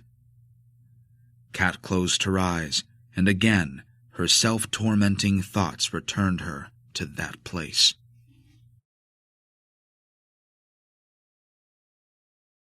When the stinking black hood had been yanked from her head, the vision confronting Kat's blinking eyes might have been one of hell itself, a vision of damnation recreated in mud and wood. Through the enclosure of shadow, long tongues of reflected firelight had leaped across an earthen floor, soil strewn with matted straw, the tall flames glowing upon the walls' stained planks. Where gaps existed between the boards, obsidian night had swallowed the outside world. A stench of manure, blood, and farm animals had arisen from the wet ground, a noisome stink only partly tempered by the pungency of a spicy fragrance, reminiscent of citrus fruit. Intoxicating and so strong, her eyes had watered from exposure to the fumes. Overpowering smoke with a fragrance similar to the skunk weed that Steve had occasionally smoked in her presence. Only this smell was 1,000 times stronger and almost living, visible as a bluish smog among rafters intermittently revealed by the spiking flames. The assault on her senses, her sight, sense of smell, her hearing, the taste in her mouth, and the instinctive primal sense that screamed danger, had immediately killed the desperate entreaties she'd been making to her abductors. During the journey in a vehicle she'd never glimpsed while hooded, she'd pleaded, begged for mercy. But inside that place, Kat soon stopped whimpering. Slumped beside the fire, she'd been rendered mute in horrified awe. They'd unmasked her a few feet from the snap and crackle of a fiery conflagration. Sweat, joining tears, mucus, and the horrible condensation from inside the sack had run freely off her chin, secretions both smearing her face and sliding down her throat. Red sparks had circled upwards through rags of dirty smoke, while embers had spat onto the earthen floor where they'd forced her to kneel. Instantly, the heat had cupped and dried her eyeballs.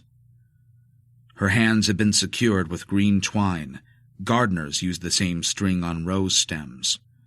Earlier, in her home, she'd been wrestled to the ground like a steer. A bony, naked knee had been forced between her shoulders, and she'd been trussed like livestock. Her one attempt at a scream had been silenced by a blow to the side of the head. One ear had seemed to fill with warm water. A thickening lump had grown on her right temple and pulsed like a small heart. Moving her jaw had remained painful. Kat didn't know which of the four intruders had struck her, but one of the frightful red things that had broken into her home had knocked her near senseless at the first sign of resistance, enabling the gang to gag her mouth with a rag, bind her, hood her, and carry her from the cottage into the cold night. She'd been dropped onto the unforgiving metal floor of a vehicle that had stunk of dogs and engine oil and driven from her home, as her mind had swirled with images of beheadings, figures kneeling before trenches and the wretched remains unearthed in woodlands by policemen who held their forearms across their mouths as they dug. The whole process of her capture had felt like a one-way street to a morgue and a coroner's report. Beside the great fire in the barn, the bearded man and the thin woman with the headscarf had held her still. Her appointed handler's horrid hands had been clenched in her hair. "See! See!" the woman had shrieked, and Kat had finally seen the naked body of a man a few feet from where she'd knelt. So smeared with dried blood was the figure, and with the filth of the dirty floors that he had lain upon, and so great were the black-green bruises blossoming from swollen puncture wounds and wet rents in the flesh of his limbs, that it had taken Kat a few seconds to recognize her lover, Steve. He truly had been missing. He'd been snatched from out of the world, like her, and brought here too. It took Steve far longer to recognize her. "Love. Steve. Steve!" Then, "What did you do?" she'd screamed at her captors. In response, her head had been yanked to the side. "Shut it," the bearded man had commanded.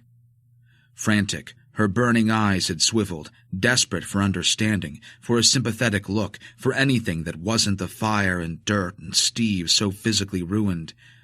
And it had hurt her eyes to focus when her teary vision had groped the walls. Firelight had only flickered so far, but in places it had pawed at the black edge of the building's grubby interior. Against those walls, where the darkness reddened, murky forms had stood upright.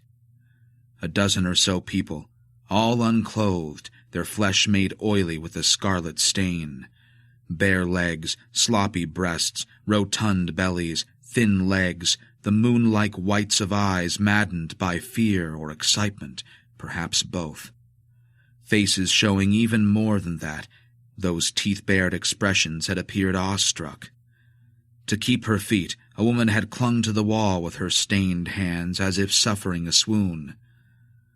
Kat's gorge had risen. Exhausted either by unrelenting terror or by what she suspected might be shock, she'd shivered hard enough to lose control of her body. Coherent thoughts barely forming, her paranoia so intense she'd hyperventilated. Ever averse to the sight of blood, now exposed to it on the body of someone she loved, she'd retched freely into the soil. From the braziers mounted on iron stands and set against the walls, the suffocating fumes from the burning drug had potent effect upon her mind. The same smoke must have been disordering Steve's, but for longer. Stricken by the idea that her mind was unraveling and erasing itself, she believed that her brain was shredding its files in some deluded sense of self-protection, shutting down her system to prevent her continued exposure to what was around her. She'd recalled things she hadn't thought of in years. Her mother and father at her graduation, Graham sitting on the end of their bed, staring at the blinds. Waking up beside a bed after a binge, her nose bleeding. Her flat in London as the sun poured through the windows in summer. Viewing her cottage in Devon for the first time.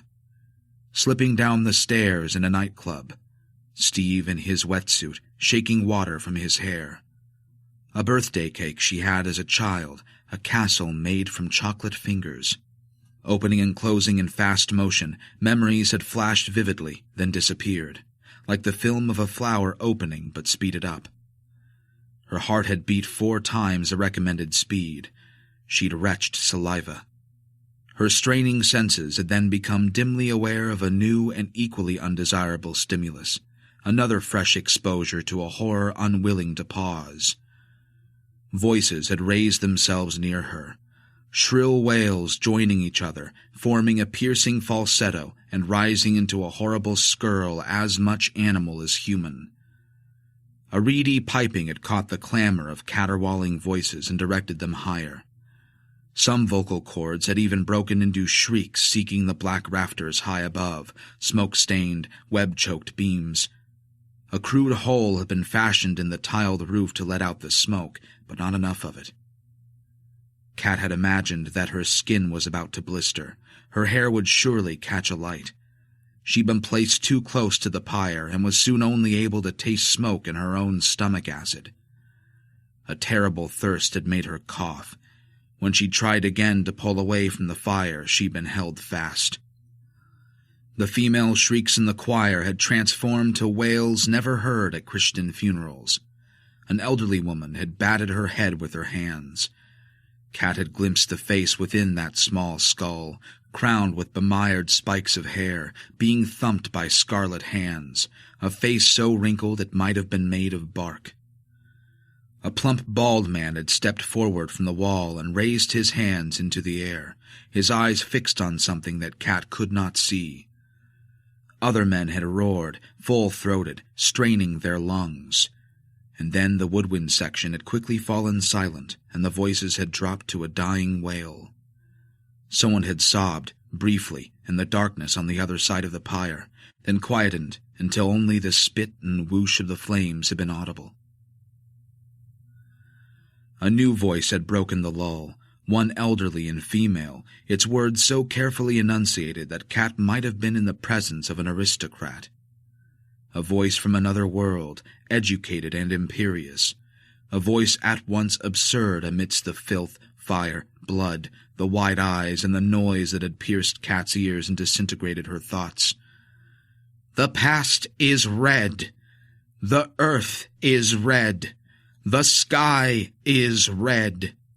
She turned to the sound of the voice. Against the dark rectangle of the double door of the agricultural building, she'd seen that a diminutive figure had been wheeled inside. Behind the ancient figure in the wheelchair, and about its tatty head and through the haze of stinging smoke, the silhouettes of trees beyond the doorway had become momentarily visible. Crippled and sunken but unclothed, the woman had continued to speak in a voice that sweetened to the melodic, a voice that had issued from the black muzzle of an animal's head. "Behind is red, forward is red. The queen is risen, and she is red." A tongue of fire had flapped in the direction of the speaker, this aboriginal elder in its wheelchair, the sole item in the building to suggest that Kat remained in the 21st century. The crude red figures of the wretched barn had sniffed and wept at the elderly woman's arrival. They'd wiped at their white, glistening eyes. "All we children are red. Amen." Amen had been rumbled in unison around the black walls. Above Kat's lowered head, her captors had muttered the words too. Each of them had then spat on the earthen floor and stamped a naked foot upon the saliva. All around the barn, the red people had ground their expulsions into the dirt. "So close to us now," the elderly woman had cried out, her voice breathless with excitement, her frail body a-tremble with emotion. "So close beneath our feet, but also our hearts." About the perimeter of the fire's light, people had embraced each other. They'd all come together in the darkness. The faces she'd glimpsed had been alight with an unmistakable love, an intense devotion. And they'd begun a horrid dance, a movement as grotesque as it was absurd. Backwards they'd all gone, in a circle, in and out of the firelight, as if entranced by the new, solemn notes of the pipes, functioning like a marionette strings to jerk them about her and poor broken Steve. The dreadful eyes of the red people had rolled up white, and it must have been the effects of the burning drug that suggested that their arms could snap and move in such contortions behind their backs, or when raised into the air in exultation. Kat had never imagined that the aged could contort themselves so. Confusion mingling with terror, her eyes blurring with smoke, her face filmed with grease, she'd panted like a dog. And for several seconds, Kat had believed that she'd been rising into the air, terrified that if she didn't grip the floor, her feet would have ascended to the roof beams. Her trainers might have been filled with helium. Her head, disproportionately, had been as heavy as a bag of wet sand. She doubted her neck could support the weight of her skull. "Kat?" It was Steve. He'd finally become aware of her. He'd been crying. Kat had opened her mouth, but her tongue had been too thick and heavy, a large slug. She doubted she had a voice left at all. A vibration had passed beneath her knees. Through the soil a mighty current of electricity may have thrummed. Deeper still had come the rumble of thunder, or rocks grinding, or the earth moving. A tremor from deep within the soil. "Give her scent," the old creature in the chair had intoned. "Let what is so great fill red. Let the walls and the air be red. Let the earth soak red and the sky be red. Let us be blessed in the red. We are red. This our reddening." Reddening was shrieked about the barn. The wizened figure in the wheelchair had risen swiftly from its seated position, thin arms raised high. And as if young again, the woman had walked, in a wretched parody of provocation, across the dung and soil, each heel placed perfectly before each set of toes, her withered hips swaying, a demented pastiche of a catwalk model with that shaggy, bestial head grinning through the firelight. And at the figure's approach, Kat had suddenly cramped with a fear that the attention of whatever peered through the black muzzle would turn upon her. The congregation had issued fresh cries of awe before the miracle, if that was what it had been, the lame walking, the decrepit renewed. Others had ventured forward from the far side of the fire and out of the darkness. Naked, oiled forms, devil faces creosoted in dye. In their midst had been a thin, bent figure, leaning upon a stick. A furred, wolfish head had dwarfed its frail body, seeming to weigh the torso down at a tilt. With reverence, a younger woman and a portly man had each held an elbow to lead the tottering figure closer to the fire. They encircled Steve. What happened next did not remain entirely clear in Kat's memory. One of few mercies she was granted that night, and she'd later wondered how much she'd seen or only imagined. She now even wondered if she'd been dreaming in that barn with her eyes wide open. Through the skeins of smoke, the barn's timbers had transformed into walls of stone, but without her noticing the transition.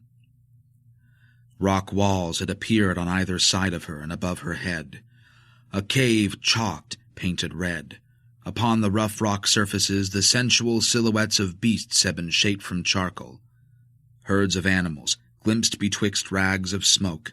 The creatures had been moving too. Their thin legs had flickered back and forth as the beasts had surged. Horses, oxen, reindeer.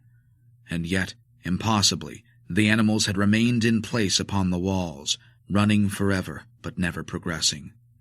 It was around the time of her hallucinations when she'd realized that Steve had been tethered to an iron ring, cemented into the rough floor, a short chain lying idle beneath his legs, the links connecting his ankle to a circular mooring. He'd been placed upon a patch of firmer ground, a lighter patch of floor, level with the soil, a portion partly cleared of dung and straw to reveal cement and a metal grill. Steve hadn't been lying on the earth. When the elderly male figure in the mask had begun uttering a series of deep croaking noises at the back of its throat, Kat had been reminded of a Siberian throat singer she'd once seen in London at a music festival. But this man's performance would never make time out. This was something the general public were not supposed to see. Two men had immediately stepped forward from behind the masked elder and seized Steve under his arms. Kat's lover hadn't resisted. It seemed he'd become accustomed, or broken, to this method of transport. The fire's light had offered a better view of the shaggy muzzle of the beast man's mask. Flame-red illumination had flickered over black gums and the aged enamel protruding from a permanently open mouth, the mask's jaws and teeth resembling those of a great animal, a preserved panther or lion. The surrounding features might also have been a replication of a canine head, pug-snouted, whiskered, flat-skulled, and broad in the forehead. And from within the darkness of the tatty jaws the elderly man had gutturalized and grunted what might have been human words rendered in a savage tongue. It had been a command. Hair gripped in a greasy red fist, Steve's head had promptly been pushed into the noisome floor of the barn, and his arms had been arranged at the side of his body, his legs following, his body shaped into a star, face down. Instinctively, Kat had surged toward him, but was held fast by the hair and throat. She'd instantly suffered thoughts of broken bones and glass cubicles at Exeter Museum, shattered fragments, rusticated the color of bleached seashells. The old man's dog head had grunted out fresh commands in the bestial language, and Kat had recalled where she'd heard similar before. The voice on the recordings that Helene's brother had made at Redstone Cross, the brother who'd vanished. She'd sobbed then, sobbed at her own helplessness, and at that point in the wretched proceedings, Kat might have pleaded, too, on Steve's behalf, but hadn't known if she'd been shouting or merely whispering, or only thinking of a protest. Confusion, terror, and a sickening dread had swamped her consciousness. A burly male figure, its beard a tangled mess of red scrub, had then knelt beside Steve's ear. He'd held a dark lump of stone against Steve's face. The rock had flickered with the pyre's reflections before the point of the tool was repositioned above the nape of Steve's neck. Kat had later queried whether she'd passed out at that point because she remembered being shaken while someone had hissed, "See," into her ear.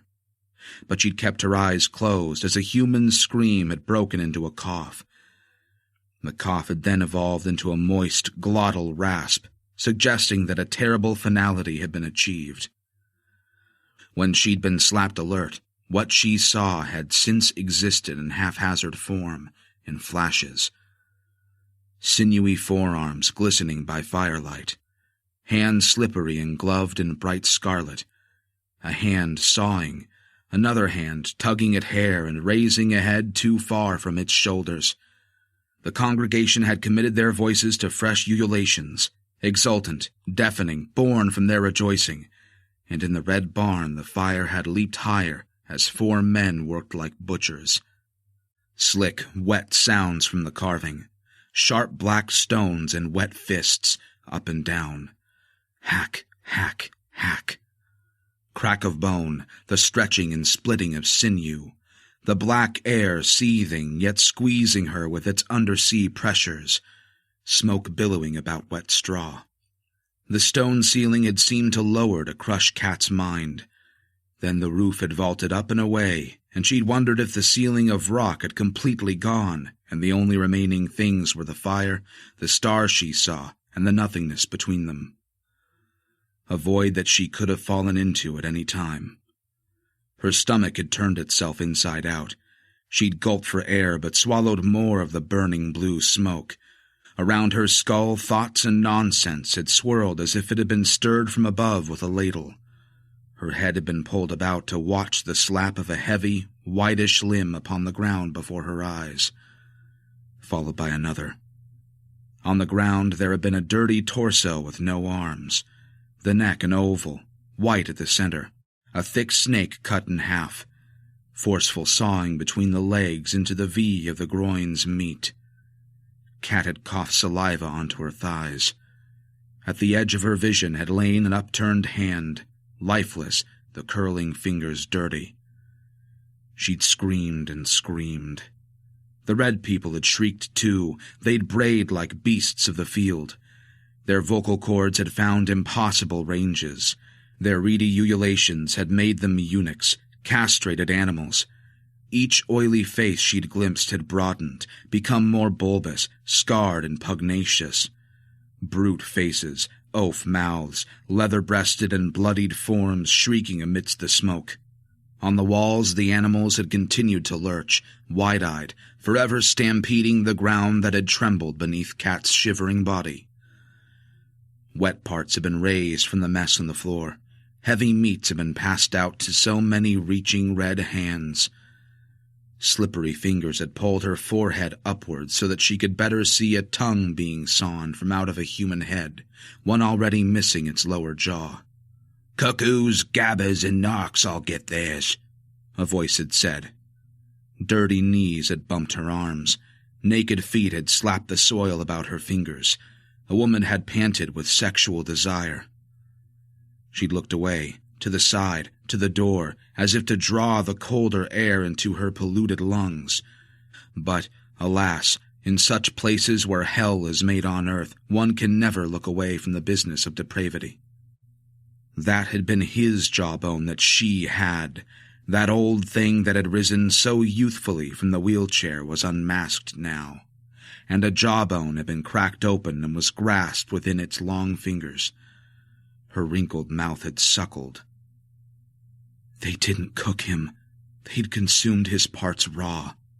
The horror that was behind us in this land is the horror that is now and ahead of us, that has already begun, that is come again. Kat had known it at once, had accepted it. The awareness had dawned with the clarity of a single, finely wrought note, piercing her paddings of disbelief, shock, and the nausea of intoxication. A voice, then, from the bearded man who had held her face upwards, her handler. "The old ones feed in the old way." She thought that's what he'd said, and then, "Watch him, you bastard, get capped." That she hadn't watched. She'd have put her own eyes out with her fingernails when the butcher began his careful chiseling upon the beloved crown of Steve's head. And at that moment she understood that she'd never loved him as much as she had done right then. Nothing left in her stomach, but still it had attempted to empty her body of contaminated air and the brutal sounds of stone on meat and bone, and of the sight of those ape mouths sucking on what grimy fingers had pulled from the feast. And when Kat had dared to hope that her own end would arrive, so that she could be spared what they were making her see, a devil had opened its throat beneath the ground.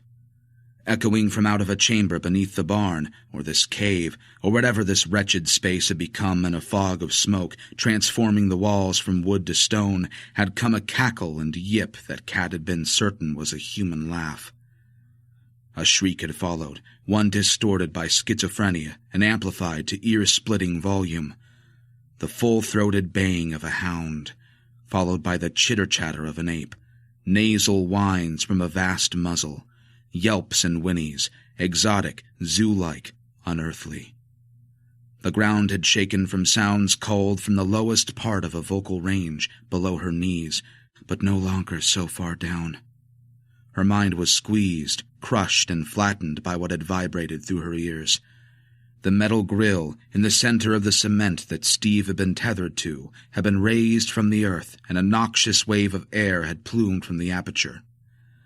The stench had made Kat panic as if she'd been exposed to poisonous gas. Yip, yip, yip.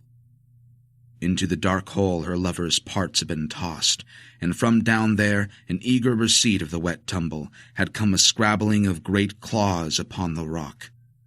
Kat had screwed herself into a ball as the red people had fallen over each other in their haste to escape what bayed and leaped and circled from below their bemired feet.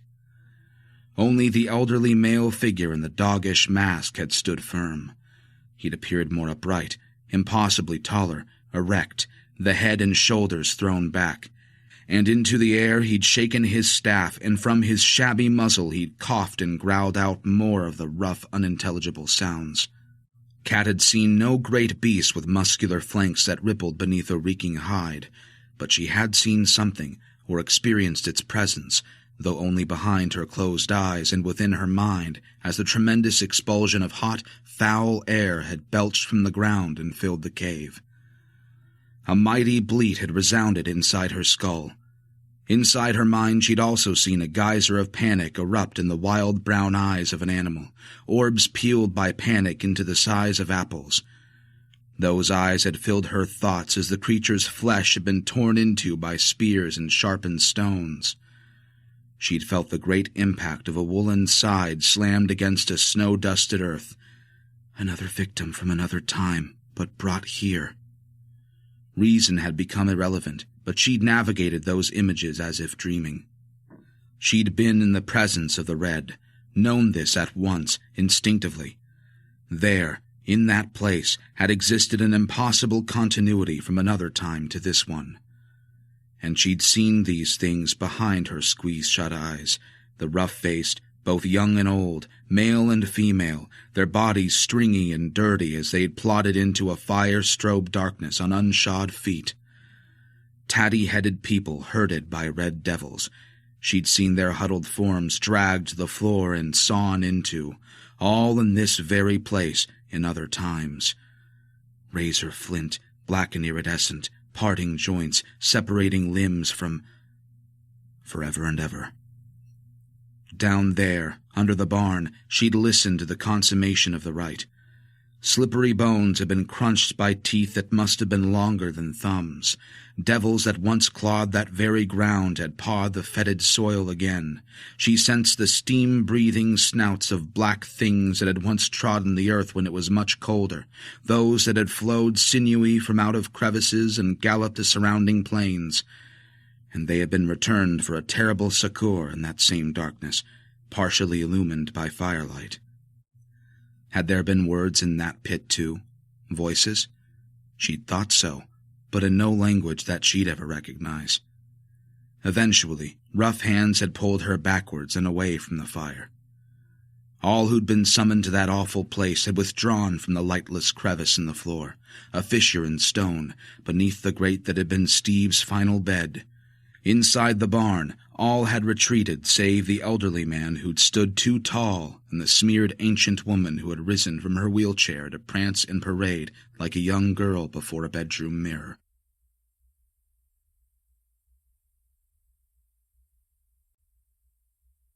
Chapter 21. Outside, 4 dogs had kept pace with Cat and her captors. Hounds that had come and gone, milling, circling, walking point, pausing to raise their noses into the cold night as she was pulled to a second broken building. Rusting bars had gridded its solitary window. That room's interior had resembled a workshop and had reeked of oiled steel, dust, damp wood. Amber light had fallen from bulbs collared by old tin funnels. A long rectangular table dominated, its timber surface scarred, vices attached to the sides. Worn drilling and sawing equipment had rusted in a corner. Dirty rendered walls, thickly lined with metal shelves, had been crowded with variously sized stones, lumps of rock, and long bones. The surface of a second workbench had been scattered with tools and open boxes, oily rags and dross. But upon that surface Cat had seen a great tusk, bigger, thicker, and longer than an elephant's. Mammoth. She'd seen them at the exhibition in Exeter. From the workshop, 2 men had carried her through a connecting door and into an annex, a smaller space with red walls turned powdery from damp. Inside, an elderly man had sat upon an old office chair, a red room with an old red man inside. His withered form was no longer so straight. He'd wilted and re-aged. Sweat streaking his thin, whiskery face had made the rheumy blue eyes weep blood. Beside his foot, his evil-looking headgear had grimaced in silence. The old figure had nodded at the 2 men gripping Cat's upper arms, and they'd released her to the floor, where she'd shivered, gasping, her toxic shock lingering as a permanent electrification of nerve and sense. The liquor from her nausea had made her skin slick. The old, ruined man had smiled. His teeth had been bad, missing in places, top and bottom at the front. Those remaining were deformed, whittled yellow pegs.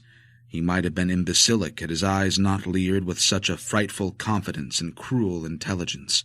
The Red Miraculous, you don't know yourself. Like the elderly woman who'd worn an animal mask, his words had purred, a voice enriched by privilege. What comes to us is too great to know. He'd said this while nodding his scraggy head as if sharing knowledge that Cat already possessed, a man merely retelling and reaffirming what was known by all present. So be thankful you never saw the pack. When the figure had winced and leaned to the side, his eyes had lost focus, the smile dying. He'd slumped inside, wafting a bony hand in the air. How it comes and goes, he'd said quietly to himself, and she'd been convinced of his madness. There aren't songs. Why try? Cat had swallowed the burning sensation in her throat to speak. Willows, you're Tony. One of the old eyes had reopened and filled with a brief awareness of itself, then closed again. The recordings, Tony. This new voice had originated from behind her shoulder, from the bearded man who had snatched her from out of her home and her life so that he could hold her down in animal shit while they'd done that to Steve. Yes, E, ours. Bring our songs home, Tony had muttered. The bearded man had pressed his slimy face against Cat's, the sensation of his wet hair on her eyelids making her cringe. Her brother with the recorder we gave up to the Red, yeah? You know what I'm saying. We don't have knocks here. He found that out. That one who's just gone through Red Jaws would tell you that too if he could. But he's gone through the walls, see? So this girl with the discs, you will bring to us. Your fella give you up easy, but you don't have to go where he's gone. Cat hadn't understood much of what he'd said and hadn't responded. Another life, all gone, Tony had muttered and rubbed his sunken chest. Against her cheek, she'd felt the wet beard widen into a grin. Guess how old he is, yeah? Nearly 80. Shouldn't be here.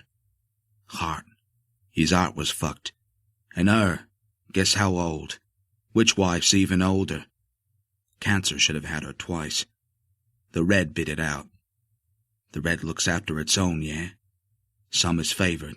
You is not, nor him. The bearded figure at her side had snorted a chuckle, and Cat had known he'd been referring to Steve.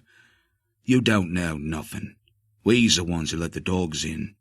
He chuckled to himself, his breath a wheeze, and tapped his hoary head before pointing at the floor. You wouldn't believe what's down there. But turn that word inside out, and dog becomes God, eh? Yeah? You see, I think I might grasp a bit of it. Old Tony on the chair had merely shrugged and opened his old hands as if this business had nothing to do with him, as if he'd merely been a spectator, indifferent to the woman before his gnarled feet. Then he'd grinned like an idiot. Old Creel. Those pups hunger, what? The wet beard had brushed Cat's ear again. In times coming. Terrible it is, terrible times. There's what, 7 billion of us? Who gives a fuck? They don't. He's all going, he is, eh? His breath had been too foul for her to focus on much else. She'd not understood much of the idiotic jabber either, and thought it a half-understood version of what the bearded oaf had been told by someone else, knowledge he believed fervently that had enabled him to perform such inhuman acts upon a stranger. She truly entered a land of psychotics and met its crazed inhabitants. All going, going, going, going, Tony had said. He'd seemed to think his affected, sardonic air was funny. He'd been amused with himself. He might have been drunk, drugged, or just deranged. Cat's own mind had remained full to capacity with what the smoke had done. What she'd experienced her mind had quickly put from itself in order to survive the ordeal, leaving her unthinking, unresisting, and numb. She hadn't trusted her thoughts since. Her short recall was full of blanks. Please, she'd said to stem the hysteria that had wanted to burst free. It's in the stones. Tony had pointed at the floor. There's sound in the red earth. Music. Visions. Poems. Other bodies had crowded into the room. Another man had crouched beside Cat, taking the place of the foul-breathed oaf who'd abducted her. This man's hair was thinning and scraped over his skull. A thin rat's tail soaked in red ochre had fallen down his naked back. In one hand he'd held a joint, and the smoke had seared Cat's eyes. When her discomfort had registered, he deliberately held the burning weed under her chin. "What Daddy and my associate are trying to tell you is that you're going to bring those recordings to us. All of her fucking gadgets. This girl that has them, some sister, yes, of that thief we put to the red years ago. She comes to us with what she has, yes? You understand? Dear Steve told us all about her, Helene, and her CDs. That music belongs here and shouldn't be above the ground, ever. So how this plays out is now up to you, yes?" He'd then dropped his well-spoken voice to a whisper. "You wouldn't believe what we can see, backwards, forwards, all about, including right into every nook and cranny of your drab life. We're completely out of our heads right now. It takes time to readjust, but I'm positive you get the gist, yes? So you've got some messages to pass on to dear Helene. You know, she was even here. We had her here. She came here like her brother, nosing. Cuckoos. Neither of them had one iota of sense. They couldn't begin to imagine what they were fucking with. And if you never want to see us, or this place again, or come anywhere near what we have down below, then you've some arrangements to make." Kat had nodded her assent. "You'll never forget tonight, and don't try and understand it, because you won't, ever. None of this is for you, yeah? I can sense that. You're bright enough to lay off. So play along, and the big dogs won't bite. My associates will take you home now so you can get the ball rolling with Helene, once you've finished throwing up and all that." At the outer limits of her hearing, possibly from beyond the doorway, a voice had said, "He's here. 5 minutes." And then Kat's head had been re-gloved by the hood and she'd been taken outside. A car engine had rumbled in the distance, and she'd been half-dragged towards it. Voices and the sound of bare feet had come and gone within her blindness. Someone had wept. She'd heard an animal cough and had whimpered at the sound. When dog claws had scratched about the road surface near her feet and a wet snout had sniffed her crotch, she'd screamed. Overhead lights had bathed the ground as she'd neared the idling car engine. She'd heard the roar of a plane's engine, too close to the ground. Lying on the cold metal floor of the van, barely able to breathe, she'd then been taken home. Impossibly, unbelievably, they'd driven her home. They hadn't cut her apart and fed her to the devils in the cave, nor chiseled off the top of her skull. They'd just taken her home to its absurd light and modernity, and possessions that meant nothing and offered no security. 2 uninvited guests had stayed with her, and they'd not let her out of their sight since. Naked and sobbing, her hands flat against the tiles, she'd even showered before the eyes of the murdering strangers. But no amount of hot water and continual scrubbing had rid her body of the terrible stench that had dispersed from the cleft in their red earth. And nothing on the planet would ever scrub her mind clean of what they'd done to Steve.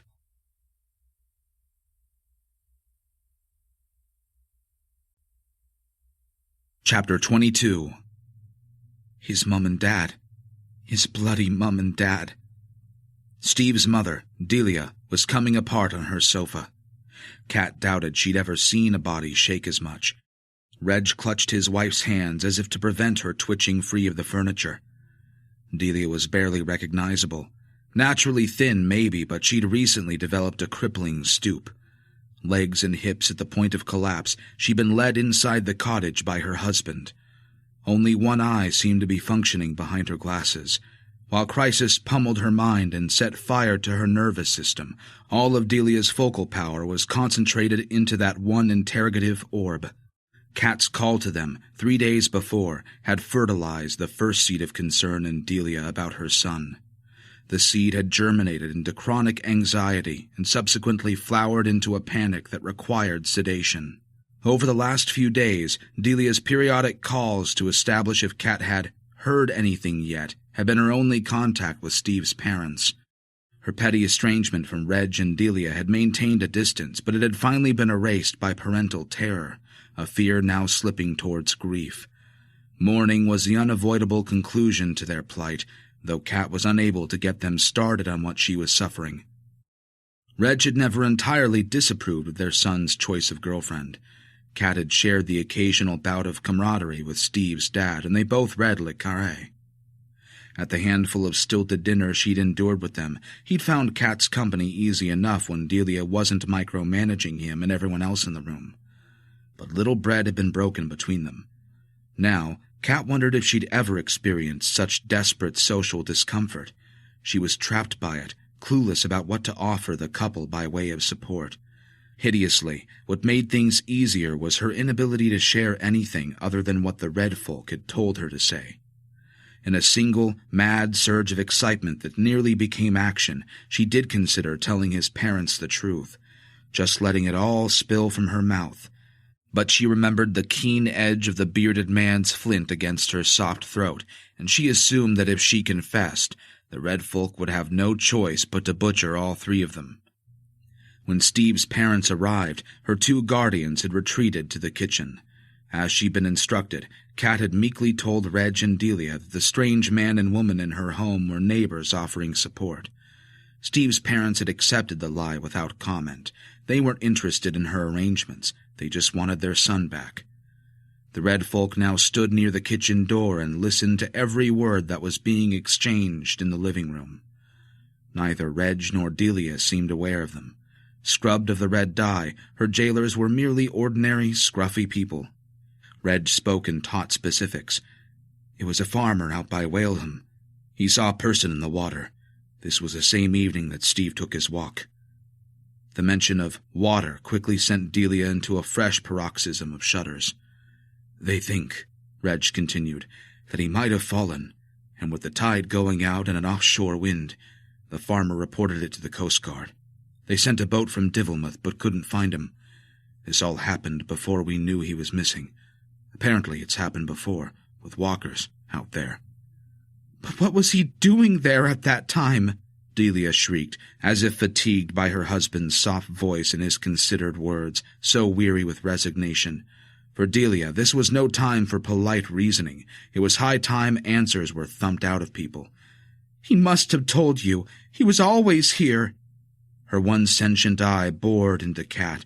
She sensed it searching the interior of her skull, seeking insincerity. Sheila's contact in the force, Lewis, had called Kat that morning to take a more official statement about Steve. That time, the levity had been absent from the detective's voice. Kat had assumed that the humoring smirk had also been stowed, chastened by the reality of an actual missing person, something he'd almost laughed off in Sheila's office. During the call, Detective Lewis never mentioned Steve's Redstone Farm theories, nor anything of that nature that she'd recounted to him when they'd met at L&S. Nor did he refer to anything she'd said about Matt Hall. Kat wondered how thoroughly those details were being investigated, if at all. Prompting the detective for progress on those fronts had been impossible because a bearded oaf who'd invaded her home had been holding a flint knife under her jaw. He'd also put the call on speaker and then confiscated the phone. She had no landline. Her laptop and tablet had been removed. As far as she knew, they were no longer at the property. Numb with dread now, Kat felt unable to do much but sit patiently and listen to Reg's account of how he and Delia had busied themselves with the Coast Guard, the police, the local hospitals, and their son's extended network of friends, the windsurfers and old schoolmates, anyone who might offer some flotsam of optimism about Steve's whereabouts. As if Kat couldn't be trusted, she'd been cut out of this investigation through official channels. Had her own circumstances been different, she'd have been offended by the dismissal. But they'd never know the truth. Never know why they'd never see their only son again, alive or dead. Kat was the only person in Steve's sphere who knew he wasn't coming back. Not ever. There was nothing left to return. Kat failed to stem the return of the vague, opaque state of mind that Steve's parents had disrupted. Her attention drifted, musing on the fresh perspectives brought here by her dead lover's parents, these pale, hapless figures sitting on her sofa. The news of a farmer's report to the Coast Guard about a person in the water offered chilling insights into those behind Steve's ghastly demise. This witness was clearly lying. Steve had never been in the water, so that would mean the farmer was covering for Willows's sect, this coven, cult, or whatever it was that these red children had formed near that stretch of coast. This also served as endorsement of Matt Hull's claims that Redstone Farm had a long local reach. When she'd met Helene at the Red Hill Festival, her guardians had exchanged looks of recognition with others. The subtle slide or narrowing of their eyes that day had not escaped Kat. They'd also fielded numerous calls since occupying her home. People had come to the door with supplies, all part of the network. Kat recalled the few farms marked on Steve's map, dotted between Divilmouth and Brickburg. Red Hill was the sole village. For all she knew, everyone living in that borough was part of Willows's operation. She and Steve had been clueless about what they were up against until it was too late. Only Matt Hull had offered any vestige of the sinister truth, an insider who'd loosened the crust. Her boyfriend had knocked the scab off. Because she was a journalist with a connection to each man, they'd unwittingly served her with notice of an impending, vile death. She wanted to be sick again. Steve's hunches had been right, and there also existed a lead to Lincoln, Helene's brother. The man at the farm with the wispy beard and rat face had admitted as such. She assumed the weasel was Tony Willows's son, Finn. He'd been mentioned on Wikipedia. They'd murdered Lincoln Brown 6 years before. Helene's brother had gone to the Red, not off a bridge in Bristol. As no body had been found, Kat had to assume that Lincoln had been slaughtered like Steve. His suicide and Steve slipping from the cliffs in the dark were setups. Matt Hull was missing, the walker, the campers, no bodies in any situation strung across 6 years and counting. The imminent slaughter of Helene, whom she'd lured to the coast with promises of news of her brother's last week alive, plus herself, the tally was mounting. Was Helene even still alive? Clothing folded on the shore and cars left at notorious sites used by suicides, easy to arrange. No evidence of foul play. The Red people had form. The craft of disappearing someone was much practiced. This compelled her to wonder how many other souls had been disposed of at the farm, because this was serial murder committed by a group. Ritual murder, and maybe it even began when the young woman died in mysterious circumstances at one of Tony Willows's debauches in the late 70s. Perhaps the abattoir had been opened long before then. She'd never know. Didn't killers often get away with their crimes for years? Many of them were never caught at all. Kat was aware of the theories, including the one that suggested that most missing people were the victims of serial killers. No witnesses, no bodies, and the tracks went cold within 24 hours. Unknowingly, she might have been living next to a cottage murder industry for years. It was preposterous. Here, where people took their holidays in caravans, where snowbirds retired with a sea view. Absurdity and improbability, the best camouflage that Tony Willows could have asked for. Far better than his masquerade as a recluse. Right here, a broad slate was being wiped clean. Nothing was being left to chance. Every leak, no matter how vague, was being sealed. And what Kat considered the age of the caves and of what had been found inside them, the true length of Brickburg's murderous legacy could only be imagined. Heartbroken girlfriend of drowned man commits suicide. Kat experienced no difficulty writing the headline of her own obituary. She was next. But the motives of the Red folk? They didn't seem so simple. Matt Hull and Steve had seen things. Lincoln had recorded weird underground noises on Tony's land. They'd been caught snooping. Narcs. That's what the bearded oaf, earwigging from her kitchen, had called Steve. A narc. But were people dying because of the drugs, or because they'd passed close to something else, something unnatural, something that had been hidden under that farm for years, something far worse than a crop of weed? The implications of what she'd heard beneath that barn, while drugged by the intolerable skunk fumes, she'd barely considered since, because memories of the bestial sounds were always accompanied by vivid images of Steve's end, the jumbled, blurred, and assorted stages of his butchery, murky yet poignant recollections that continually made her sick. And yet everything she'd believed about the earth, the cosmos, and the natural laws that governed it might no longer be the whole story. With what mental capacity fear had allowed her to reason with, she'd struggled with that idea more than anything else. The red man with the ponytail had advised her not to attempt an understanding of what she'd experienced. Enlightenment for her was an impossibility. That had been his message. But it was reasonable to assume that whatever had noisily consumed the son of the two people currently falling apart in her living room might not have been natural in the sense that she'd previously considered anything to be natural. When lying a few feet from that awful crack in the earth, what she'd heard from beneath the ground of an outbuilding did not easily occupy any normal classification of animal that she could identify. There was always a slim chance that Tony kept wild and savage beasts down there, inside a cave or pen, attack dogs, big cats. And there had been several things down there, a pack of some kind. Drug dealers had macho affectations. Weren't people always seeing odd things on the moors like big cats? But other fragments of evidence did not support this wishful thinking. How had the two elderly and decrepit individuals in that barn assumed the stature, dexterity, and strength of people aged a fraction of their years?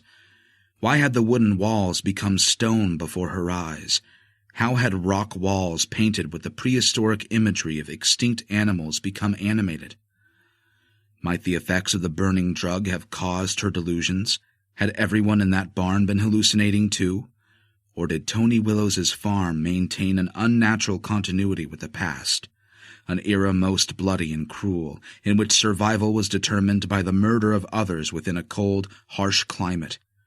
Relics from such a time, tens of thousands of years earlier, had littered the cases of the museum in Exeter. The dig was no more than 3 miles from Redstone Farm. Kat was surprised at herself for even entertaining the idea. But how could it not be considered? The ritual and ceremonial practices attributed to the Red Queens of Bricksburg and their homicidal shamanic successors might still be a going concern. Cannibals had occupied those caves, on and off, across 60,000 years. Neanderthal children had been devoured a stone's throw from Redstone Cross.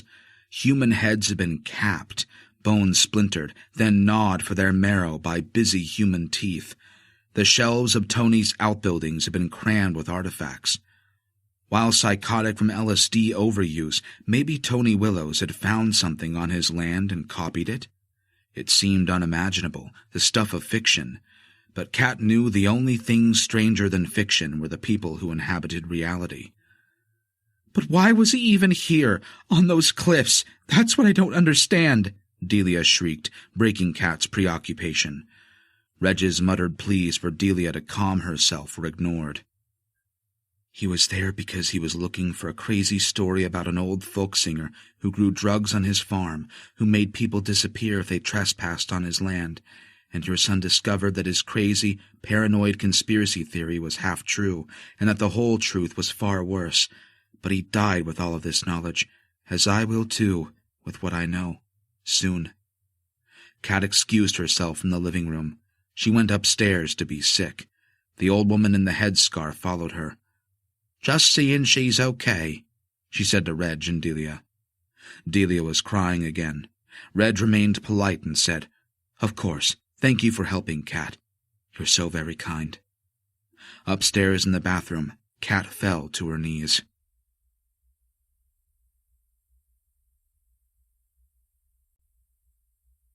Chapter 23. Being in the presence of open sea offers a unique perspective. Even when an onlooker is standing a few feet from where the foamy shallows lap the sand, beholding such an indifferent vastness can consume a mind. A fleeting comprehension conjures the sense of deep personal insignificance and an acute vulnerability before an insurmountable, barely knowable presence. A belittling of the sense of self is even more apparent when you are afloat upon the surface of the sea, aware of those leagues of empty, lightless water below your frail body. Being beyond sight of land can electrify a mind with wonder, but mostly with a great and suffocating terror. Helene only experienced the latter. She spent a fair bit of her free time at home and water, swimming in the safe, chlorinated pool of a local leisure center. Up and down, until she'd covered 1 mile, 3 afternoons each week before picking up her daughter from school. As an adult, she'd swum in the sea, too, during holidays in Spain and Portugal, but that was many years before she became a mother. During her short trip to Devon, Helene never expected to find herself so suddenly and intimately reacquainted with the heaving power of the ocean, the elemental vastness, the swamping pressure upon her mind shaping prospects too frightening to analyze and promising to be the last thing she'd ever experience. Even before they'd removed the hood, she'd smelled the brine and heard the slop and splash of the swell against the hull of the boat she'd been taken aboard. Below deck, she had become instantly aware of the immensity of unlit water surrounding the vessel, and of the depthless canopy of air above the sea's surging surface. The three-man crew took her a long way out. As the motor of the boat chugged, even though she was hooded and without sight, she'd sensed the safety of land reducing to a thin strip of darkness behind her, twinkling with occasional lights so far off and beyond reach. The comprehension of what she was being ferried into had made her shudder bone deep, and she'd whimpered like a child. What was about to swallow her seemed far more frightening than the intentions of those who'd seized and bound her like an animal they'd trapped. But they were only people. Horrible, callous, cruel, and psychotic strangers who'd painted themselves red for some bizarre reason known only to themselves. The threat of the sea was deeper, colder, less personal, impervious to entreaties or negotiation. The sea didn't even let you breathe beneath its monumental surface. The very idea of so much open water had accelerated her agoraphobic panic. Earlier, in darkness, 3 men had boarded the boat with Helene. 2 of them had carried her below deck. Prior to casting off, and for some time once their van stopped rattling down a steep hill, their feet had crunched on sand and pebbles. She'd heard their exertions, the gasps and grunts as they'd carried her weight and length through the night. Their feet had eventually sloshed through shallow water, and only then was she reminded of how the temperature dropped like a stone once you were mere feet from the sea's surface. Her legs had been tied together at the knee. That felt odd, her knees bound, with a twine wrapped around a towel. Her arms were secured at the elbow with a second towel slipped between her joints and the binding of rope, but not secured by wrists and ankles. She'd been bound at the guest house, on the floor of reception, as if her captors hadn't wanted the bindings to hurt her if she struggled, but concern for her comfort was the furthest thing from their minds. The people with the red faces who'd come running through the house like excited hell clowns and then pulled her to the ground were not on the boat, but images of them had endured in Helene's mind the whole time she'd lain on the metal floor of the van that took her to the shore. Inside the closeness of the hood, her most vivid memory had been of Carol making that horrible dingo sound.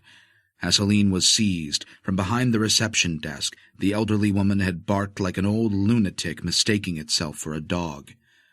Their job done, Carol had stayed behind at the guest house with her blood-faced comrades. The men on the boat weren't painted. Their eyes weren't swiveling, wide, and messed up on some kind of drug either. They'd been outside when she was captured and bound.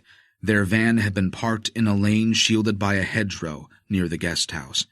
The first wave of attack had involved the red lunatics. The second assault comprised 3 unpainted men in drab, ordinary clothes. The latter had been more methodical, silent, less aggressive. Aboard the little boat, when they finally ripped the hood from her head, the crew didn't look her in the eye. Whatever they'd planned, they wanted done quickly. They weren't drunk, and she felt no sexual threat, the only upside she could scratch from the situation. Nor did they want to hear what she had to say. On board, the muffling rag remained taut between her jaws. Once Helene blinked away the tears scalding her eyes, she was confronted by the confines of the small white cabin. She lay between a padded bench and what resembled a kitchenette counter in a caravan. The boat appeared new, its surfaces shiny. No scratches, no signs of wear. A few cupboards, a little table supported by aluminum legs, a padded bench seat, 3 steps that ascended to a bridge, and the broad back of the man who piloted the boat. She guessed that between 30 to 40 minutes had passed since they'd snatched her from the guest house, and despite her panic, there had been enough time for her to form some perspective on what was going down tonight. Kat made a lot more sense now. The state of the woman at the festival, the psychological collapse, was part of this. Kat had asked her to come to Devon specifically for this, and even provided her with accommodation. Sheben sat up. What was wrong with people that they would do something like this, and to a stranger who has already lost her brother? That's what she'd asked herself self-pityingly, and what she'd asked of God, who she dearly hoped was listening. Kat's desire for Lincoln's discs was connected, but these men and those red horrors were welcome to them. There was no need for any of this. She'd have handed them over at the first sound of a raised voice. There had also been ample time for her to suffer desperate thoughts of home, of her daughter and her mum. Recurring thoughts of Valda dominated and formed a heartbreaking loop. Helene had told herself not to cry, not to lose it. She had to keep her head straight, to reason with the men who'd bound and gagged her and taken her out to sea in their boat. Out to sea? Oh, Jesus. She'd faint if she thought about that part too closely. Perhaps they only intended to frighten her. Job done. But once the hood was off, she did lose it. Only a thin fiberglass hull now separated Helene and the sea, an alien region that you'd never see the end of this far out, and her terror of that immensity of water and sky returned. It was choking. No lifeguards, no shallow end out where she'd been taken, not much natural light with the sun sunk below the horizon. She cried upon the fiberglass floor of the boat that smelled of oil, bleach, and the sea. Oddly, weeping helped, at first, but then crying tipped her into hysteria, and she flipped about the wet floor of the boat like a big fish that her abductors had landed. She kicked both feet into the furniture, uselessly. The pilot told the younger man, "Hold her still. Don't want her choking on her tongue, nor getting bumped about." With his long fingers that stank of tobacco, the younger man with the alert eyes and sallow skin pushed her shoulders into the fiberglass deck. "I'll sit on you if you don't stop," he said. They gently placed Helene on the floor before setting sail, and had been very careful with any physical contact since they'd collected her from the naked aborigines at the guest house. A strange consideration. The third man in the baseball cap and sunglasses wouldn't look at her at all. His face was pale. He stood at the stern, above the motor's churn, and looked out at nothing. There was nothing to see but black water and a matching sky. When the boat slowed, the engine thudding, then whining like a food mixer, Helene nearly threw up. The winding down of the motor implied a terrible finality. Only the rag between her jaws held nausea at bay. "Gag's leaving marks," the younger man said. His fingertips were hurting her shoulders. The youth was so frightened or excited that he probably didn't know he was bruising her skin. If not leaving marks had been an objective, these men had failed. "Get it off her, then," the pilot barked. "Surely they aren't really going to hurt me." Her head seemed to clear momentarily. "This cannot be real. They're just trying to scare you. They won't—" And why was she even here? She was a single mum who lived in Walsall, who worked part-time in an office. She'd never done anything to deserve this. She'd come to Devon for the weekend to see people who knew about her brother, who died years ago under his own volition. So why was she out at sea, lying on the floor of a boat, bound and gagged? Because of some old recordings that had been in her garage for half a decade? If the CDs accounted for her current plight, they already had them. One of the red things at the guest house, a woman with her hair oiled out from her skull like a scarecrow, had hooted and scampered up the stairs to retrieve Lincoln's discs and the laptop from Helene's room. So them having those discs didn't make sense of her plight. Nothing did. "Why?" she asked once the gag came off. "What have I done?" Her tearful voice was both too young and too old for her. The man in the red cap clutched at the steel railing that ran around the stern. Helene guessed he was struggling with the situation too, this plan or intention that had been devised to terrify her, or to achieve something far worse. She remembered some of what she'd planned to say to them when she'd been lying on the floor of the van. "People know. They know I was at that hotel. I've used credit cards down here." She hadn't, but how did these men know?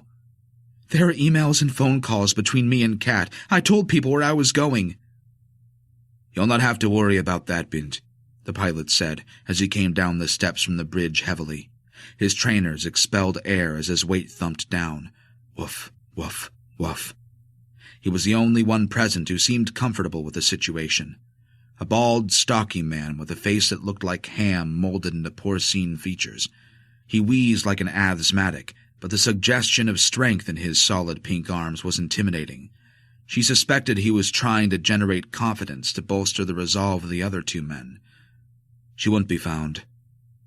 Helene flinched when the younger man shrieked like an animal, the same sound the red people had made at the guest house.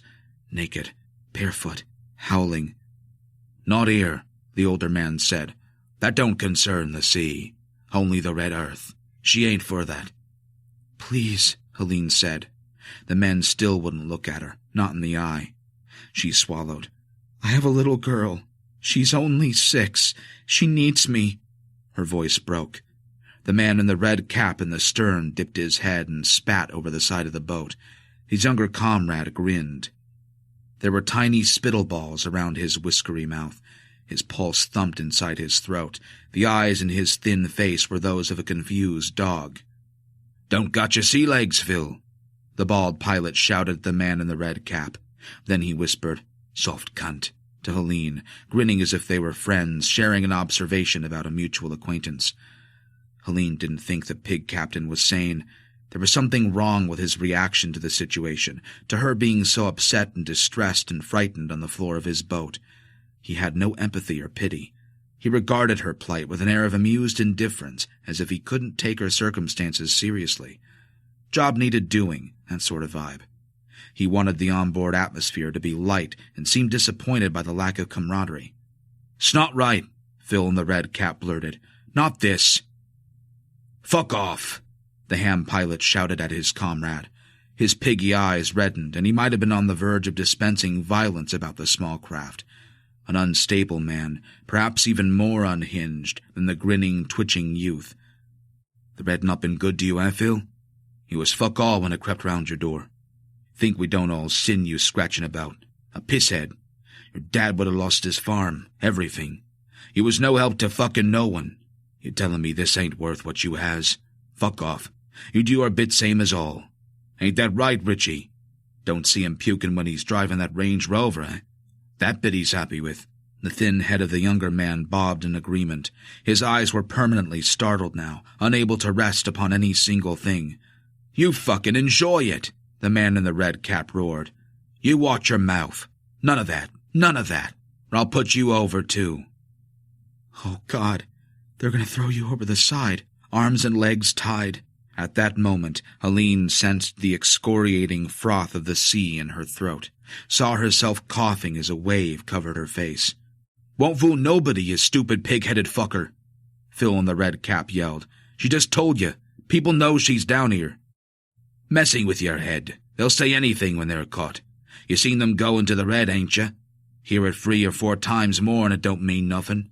They goes in the red and we is gifted. No more to it than that. Stop complicating things. What's it matter anyway? You see what's coming to all of them, eh? But not us. Who you want to be, them or us? All which, wife, open your eyes. So why is you closing them again? They got forensics and things. When she washes up, they'll know. Reason why others do the thinking in the red is 'cause you're a stupid cunt, Phil. You think she's the first? The red'll keep us, no worries. We've coppers, counselors, twats and all sorts on our side. Red goes deep. He ain't breaking no rules and he's making 'em, eh, Richie?" Richie nodded along and added his own self-convincing spiel. "Death by misadventure, or suicide like her brother. One or the other. It's fixed, Phil. It's all fixed up." But the younger man had wet himself. Near her face, Helene could smell urine soaking into denim. "But if you wobbles, yeah? Yeah?" The pig pilot was directing his sole attention to Phil again, who would not turn around from the Black Sea, as if he couldn't. He just stood still and stared at where she was going. "If I think you're a liability, yeah? Then when it gets back to you-know-who, yeah? And it gets passed up to the witch wife, yeah? Then when she gets queened up, you'll be capped. I promise you that. I'll do it myself. You'll be in the red before you know it, and I'll piss on your bones, too, or whatever the creel leaves down there. You're a waste of space, Philly. Always was. I vouched for you, but I'll be just as happy to see you go through, yeah? Down there, yeah? Through the walls, cunt." Phil slumped at the railing. "So get over here and fucking help out." The captain of pigs then turned his attention to the youth, Richie. "You grab her legs. We go through the back and she's in, yeah? Don't let her bang the sides like. Take the rope off her arms as she goes in, yeah? Last minute like. Easy to believe that you'll have something to say at the end, too, when all hope is gone. That you'll impart memorable last words. But it's not true. People become vague. They call for their distant mothers. Things like that. Helene understood this. The last of you was mostly useless. But she did briefly inflame from her toes to the ends of her hair. A bit of her former self that gave boyfriends hell resurfaced. "No!" she screamed. The nonchalant way in which the swine captain had imparted instructions for her disposal into the sea had burned out an inner firewall between her fear and rage. Anger scorched, loosening her muscles. She swiveled on her buttocks and kicked both feet as hard as she could into the stout trunk of the captain's nearest leg, right on the knee. The hinge joint clicked back, locked, and he roared, slipped sideways. One fat hand scrabbled across the table like a corpulent sea snail, failing to gain purchase. He thumped against the floor and found himself lying alongside Helene, sweating hard with his face so red his heart must surely burst. "Fuck's sake, fuck's sake, fuck's sake," Phil repeated as he walked up and down the tiny deck outside the cabin. Richie grinned like the idiot that he most surely was. The captain gasped, struggled to his knees, but made sure to put his weight on the one that Helene hadn't kicked. "Bitch," he said, his mouth filling with saliva. "Kill ya!" "No marks, no marks," Phil shouted as he finally ducked inside the cabin. I'll have ya, the captain shouted, clawing pudgy digits at Helene's hair. Phil and Richie dragged her away, out and onto the deck. Cold air drenched her body, mere warning that the ocean itself would be far colder. "God, no! My daughter! No, my little girl needs her mum! No, please, please!" Phil began to cry. "Nothing personal. It's nothing personal," he chanted. Richie took control and was horribly strong for a scrawny youth. His hands passed under her armpits, and he hoisted her upwards. Helene kicked her feet about the deck, her trainers squeaking without finding grip. And there it was, black, slopping, stretching forever. The sea. The unfeeling, unseeing sea that would suck her down into non-existence, into the depths where she'd never see her baby again. "No, stop! Oh, God, please!" A lazy pummeling of small waves shifted the boat about queasily. Indigo patches the color of her daughter's blackcurrant juice were spotted near the boat's lights. The reek of brine engulfed her. The cold bit her nose. Her body lost its strength and flopped limp. Feeling sick, weak and dizzy, she thought she'd pass out. "Not yet," she said, feebly, finally, her voice distant amidst the shock she was slipping into. "Get her in! Get her fucking in!" the oaf captain shouted, his pig face a lather of spit and sweat at the mouth of the cabin. Valda, running through a sunlit garden, her face one big smile, a melting ice lolly in a small hand. Valda, a baby on her zoo mat, little feet kicking at the mirror and bells, tiny hands whizzing with excitement. Lincoln, smiling, his hair tousled. Mum, Dad. The binding was cut from her elbows. One of them, Richie or Phil, was panting as if he'd run a marathon. She didn't want to see their faces. There was no going back. A hand grabbed her ankle and began to pull that leg from the slippery deck. A second hand scraped down her calf, trying to seize her second ankle. They meant to tip her in, over the back of the boat, head first. Helene seized the railing and kicked her free leg backwards, blindly, catching Phil's groin. He collapsed against a molded bench. She raked a hand behind, found Richie's face, a cold, rubbery ear, wet lips, a stubbly cheek. He pulled away, out of reach, his dirty fingers releasing her hoodie. But what happens now? Are they going to take you back to shore? All a big mistake? Saw's love. No. The pig captain was on deck, with a limp and a complexion like roast beef. Clutched in his hateful swine hands was a long wooden pole that ended in an iron spike. Boat hook. Helene didn't consider what she did next. She acted before her conscious mind processed the impulse. Riding a surge of unreason, she passed into a weightless euphoria, and she stepped up and onto the stern of the boat. She turned her head and called the fat man, "Bastard!" through bared teeth, and without any further assistance from the crew, she plunged into the Black Sea.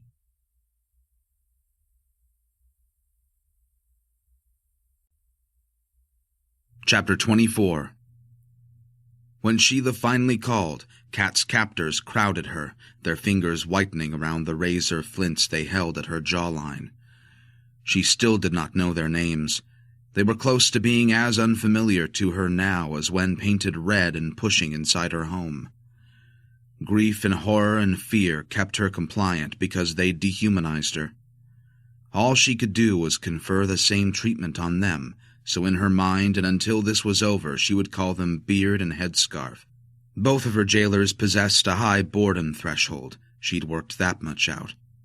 They either watched her or watched terrible television, each activity undertaken without comment, and though it was never difficult to assume that they disliked her, they rarely conversed with each other and never smiled. Kat suspected that old Tony Willows, or whoever called the shots at his unwholesome farm, had told Beard and Headscarf to dislike her. For the kind of people who could ecstatically dismember a living man and feed him to dogs, such a command seemed sufficient justification to hate someone. Not once since they'd taken over her life and home had she seen a flicker of empathy in their hard eyes. They didn't see her, not plainly. They didn't perceive her distress, and their absence of sympathy horrified her. She'd never met the likes of them before, but she'd always known that they were out there. As the uncomfortable cohabitation progressed through a third night, Kat's thoughts sank deep enough to become still, emotionless, and blank. They'd periodically resurface in shallower cerebral water, then sink again. And so she'd slept, wept, and slept some more. They'd established a routine, the three of them. Kat washed in front of the strangers, slept in front of them, picked at food while they stared, and even used the toilet in front of the woman. Beard let her close the door as if afraid of being disgusted. The woman put clothes out for her each morning. The man mostly watched television. And when Sheila called, the bearded oaf had delivered Kat's phone and issued his usual crude warning. During the call, even Sheila was uncomfortable and desirous of an end to a conversation she'd never wanted to be part of. Kat remained uncommunicative, her mind blanking. What could she say anyway? Acceptance that Steve had gone into the sea was growing out there beyond her confinement. It didn't look good. That was clear from Sheila, even if she balked at using drastic terminology. Her boss also mentioned work and told Kat that she should take as much time as she wanted in a difficult time.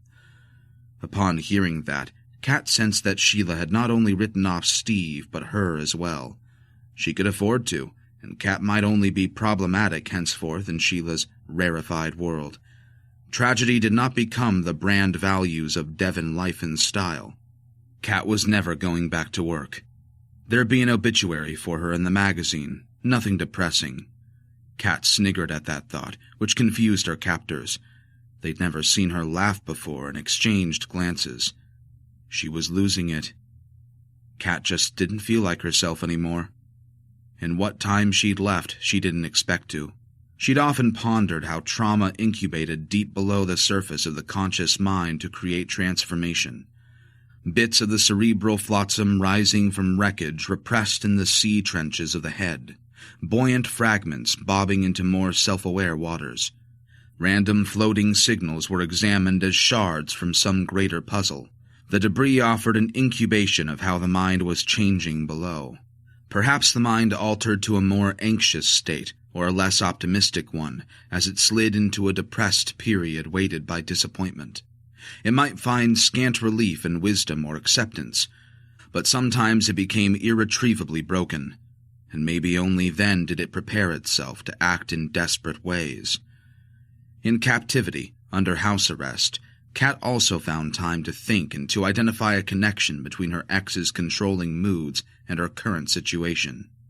Damage inflicted by Graham was permanent but had been manageable over time. When they'd been together, his passive aggression had surfaced whenever decisions were made about their evenings out, or whom they would see as a couple, or what they bought together, or when deciding what to do on a Sunday in London before the pressure of work refocused their minds by late afternoon. Graham had always sulked or brooded Kat into submission. She detested that side of her ex, a manipulative man and, she knew, in hindsight, despite his undemonstrative manner, a selfish bastard. Yes, he'd been conflicted for years and torn himself apart over the final act of betrayal, but he'd still left her alone and forced her to reconstruct a life without him. That had taken a long time. He'd broken every promise he'd ever made, annihilated her trust in others, ruined her fertility, and scorched her mental health. But maybe Graham had done her one favor. He left Kat strongly averse to anyone who tried to impose their will upon her. Anyone who nibbled at the periphery of her life and attempted to appropriate her space, her freedom, her emotions, she quickly detested. She suspected she'd developed a phobia about commitment and a myriad other feelings of repulsion for the willful, the ambitious, and the self-interested. Once bitten in half, forever shy. She'd only wanted to cruise down here by the coast, yet here she was again, this time with her hatred of being controlled maximized, magnified, and multiplied. A couple of thugs this time, deranged, degenerate bullies who'd taken part in the slaughter and butchery of her lover. Beard and headscarf controlled her completely. Everything she'd worked for was effectively theirs now. They'd just taken it from her and could end her life, too. The very workings of her mind and heart could be gone any time they wished. That was their plan, assuredly, because her current circumstances represented only a temporary delay before they destroyed her tactically and purposefully. They had their reasons for postponing the inevitable. She had no say in the timing or the method.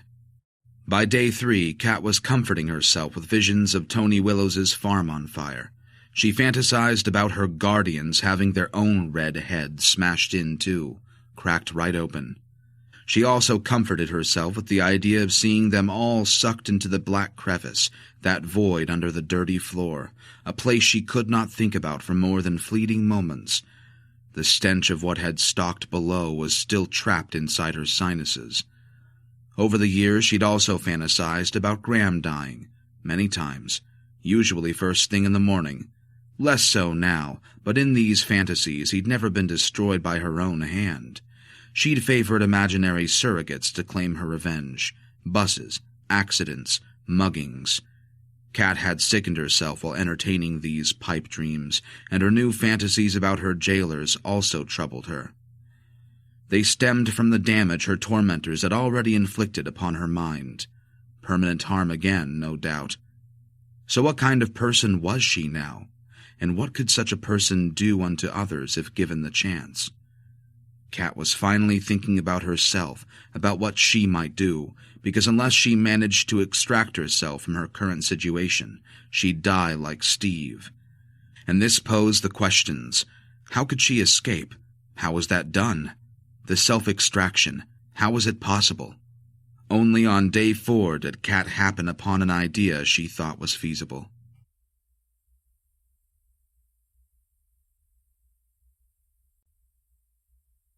Chapter 25. The cold was sharp. It cut subcutaneously. It withered. The dive took Colleen deeper than she'd anticipated, to where the cold seemed capable of peeling skin and hair from her head. Underwater, the roar that came from breaking through the surface was deafening. A layer of ice seemed to form about her entire body, an encasement of aching cold that burned and thumped the breath out of her chest. Her insides shriveled. When the momentum of her plunge slowed, a terrible silence rushed in from the freezing darkness surrounding her. You never jump into cold water. She'd not had much choice. Cold water shock. Down here, the involuntary gasp was the killer. The drowner. Seawater chilled in layers. The surface layer was closer to the sun by day, but that was only a few feet deep. Further down, the temperature plunged. A meter down, the temperature might be 0 degrees. At night, in early summer, even the uppermost layer racked a warm body with shudders. and she'd just arrowed a couple of meters into the black region that is home to panic, gasping, and the strength passing from your blood and into the water. Half a pint of seawater inside your lungs and you're done, dead in 3 minutes. Helene had punched into the black freeze with her eyes wide open. She knew how it worked. You were supposed to gradually accustom yourself to cold water, 1 inch at a time, breathing quickly. She'd swum for years and never thought her local pool warm enough, but in this ebon sea, kicking an iceberg would not have been unexpected. Too deep, too deep, too deep. The alarm in her mind chattered.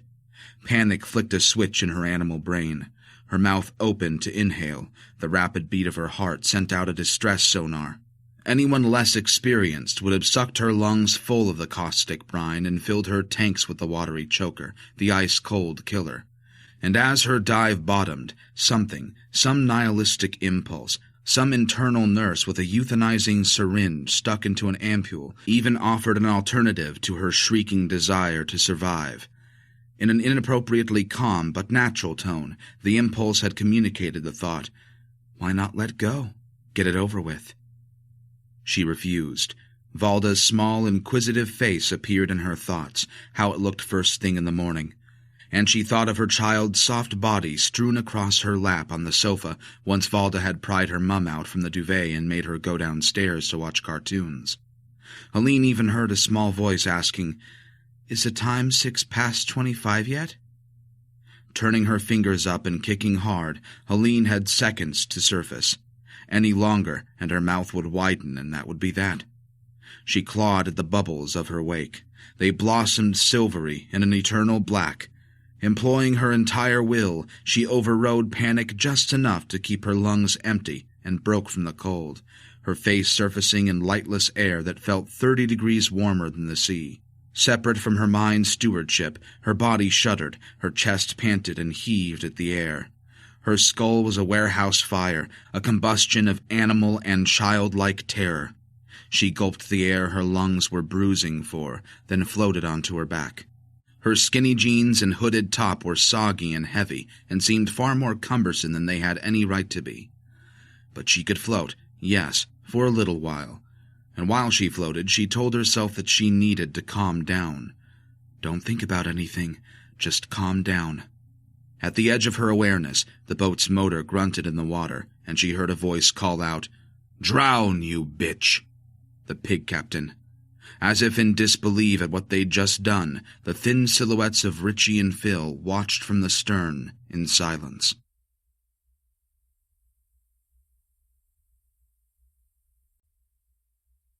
Chapter 26. Kat's red roommates would split her skull or slice her throat if she made a dash for the front door. And that's what they'd expect, her fleeing and screaming for the front. They were primed for it. You go all for nothing for the door or window, and they'll make sure you never attempt it again. They'd tie her down. She'd go from standard imprisonment to solitary confinement and bonds. So the front entrance was out. For a few hours on the evening of Day 4, Kat clung to the thin hope that the disappearance of Matt Hull, Steve, and Helene would draw the attention of even the most understaffed, underfunded, and half-assed local police force. She also drew some comfort from the idea that Tony Willows and his witch wife, who might even be the Jessica Usher mentioned in the Wikipedia entry, were both spinning an awful lot of plates. Their body count was unacceptable for the postcode. Vague connections existed between each victim, and if Kat was to take a tumble from the coastal path mere days after her boyfriend, adding herself to a tally that included the 2 other people she'd recently associated with, Matt Hill and Helene Brown, then such a cluster of accidental deaths and apparent suicides was a risk that Tony and Jess probably weren't willing to take. Right now, she guessed she was more dangerous dead than alive. They needed her to lie to Steve's parents and the police, to throw them off the scent. But for how long the stay of execution would last was the mystery. Not that long, her gut told her. Her jailers were fanatics enthralled by a mad, bloodthirsty cause, but Headscarf was old and, judging by the headwear, seriously ill too. If the situation arose, woman to woman, Kat believed she could deal with Headscarf. She'd never overpower Beard, though. He was a brute.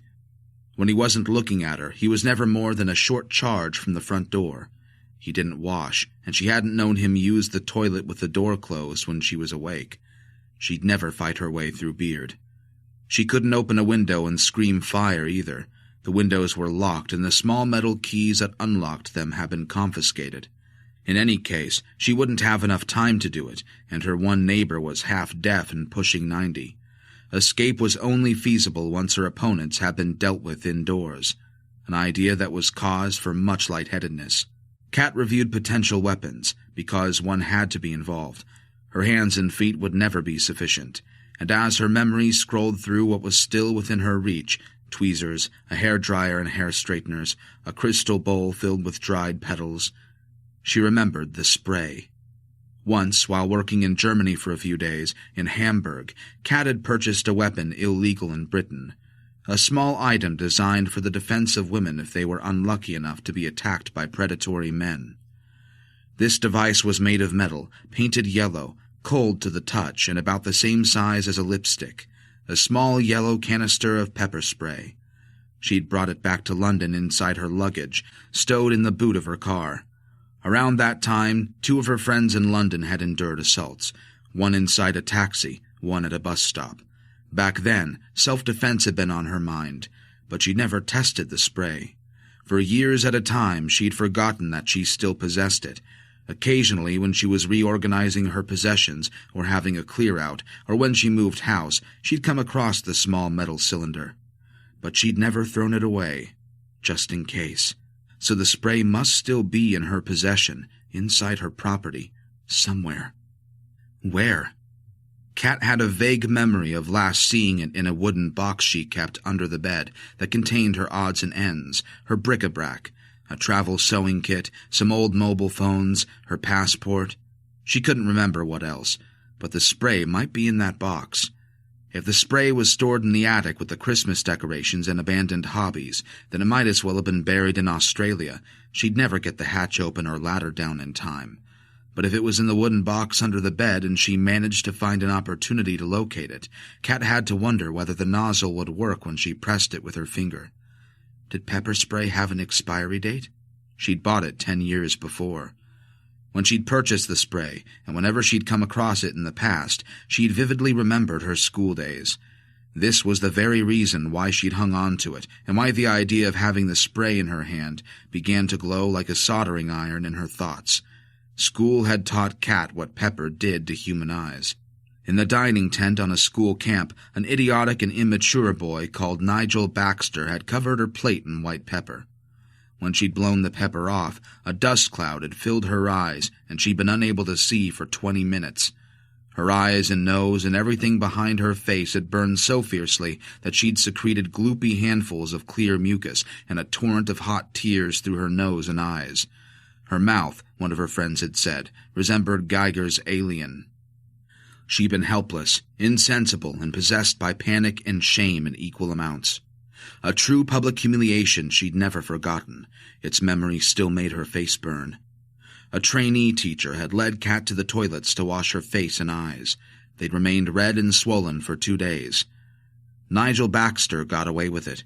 She'd not told her teachers who had sprinkled the white pepper on her white plate. At her school, grassing on the bullies and thieves guaranteed exile until the end of your school life. A rule engraved in stone that helped no one except the thugs. After all, it had been their rule. It was the bullies who had made secondary school feel like prison, not the harassed teachers. Nigel had actually fancied Kat. That's why he'd laced her plate with pepper. He'd even asked her out 1 year after the incident, and Kat had said no. But another girl, Olive Newman, had fancied Nigel and wanted him for herself. Olive had been so incensed at Nigel's attraction to Kat that she'd bullied her rival for the entire 4th year. Olive Newman's campaign of terror only ceased when Olive was expelled for stabbing another girl in the hand with a pair of craft scissors. Back then, Kat had believed that if the dozen or so male and female thugs in her year, like Nigel and Olive, had been killed on their way to school, then the other 200 children in her year would have been much happier people, then and now. Or even just happy. But that kind of justice was rare. If such just deserts occurred, they happened by degree, and the reckoning was always too slow. It failed to restrict the number of damaged victims the bullies subsequently racked up. Justice should be far swifter, Kat decided, and the thought no longer troubled her. There have been too many people like this in your life, girl. They're all still with you inside. They're unforgettable. They like that. They like to make an impression and for their influence to linger. It's all they have of you. You run as far as you can. Running was always a good option.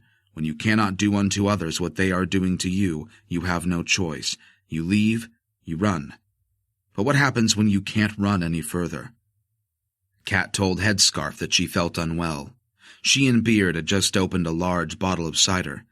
Kat told them that she wanted to go to bed. They seemed pleased with that. She went to bed and stayed awake with her eyes closed. Much later, Headscarf's bird feet descended the stairs, the sound muffling as the woman reached the ground floor. At the edge of Kat's hearing came the squeak of rubber soles as Headscarf turned on the kitchen lino to open the fridge door. Neither of her captors had taken their shoes off indoors. Another black mark. Kat had always forbidden outdoor footwear indoors. In the past, when one of her captors had broken their surveillance of Kat's bedroom to use the bathroom or to smoke in the kitchen, those black marks just kept adding up. The other one had come upstairs and watched Kat from the doorway. By day 4, they'd stopped doing that. They never left her alone for long, but the guard was no longer as vigilant. The windows were covered, and the kitchen doorway was close to the front door, so they were confident that she'd never get out that way. They'd also probably assumed that their prisoner was so devastated and cowed, and she was both of those things, that she was unlikely to offer resistance to their guardianship. But time was ticking. Kat shuffled to the edge of her mattress. The bed was noisy. Movements upon it registered in the living room, directly below her bedroom. Even when moving slowly, the bed issued protest. Kat paused and caught her breath. In the kitchen, the kettle conveniently boiled. She swung her head over the side of the bed and peered underneath. She saw a dozen pairs of shoes, lined up like a phalanx of leather-armored troops, bristling with buckles, patent straps, tipped heels. Behind them were 3 opaque plastic crates. One contained bank statements and financial records. Another was filled with the equipment and clothes she'd bought for her sole camping experience with Steve. The third box contained notepads, her diaries, and a collection of self-help books. There was a duvet under there, too, a sleeping bag, 3 soft animals her ex had given her. She'd hidden those from Steve and been unable to decide whether to keep them or to give them to charity. Perhaps you've hung on to the pain. But near the foot of the bed, in one corner, half covered by a spare duvet cover, was the wooden chest. Not ideally placed, that part of the bed was closest to the door where her captors had positioned the stool. But at least the box was close to an edge. She wouldn't need to reorganize the stuff around it. That would make too much noise. Footsteps on the stairs. Kat swung her body up, turned about on the bed. Once her head was on the pillow, she made sure to face the other way, and breathed out slowly. Headscarf resumed her position on the stool. Slurped coffee from Kat's Ellie mug. A memento. Kat closed her eyes and thought of another memento from Hamburg.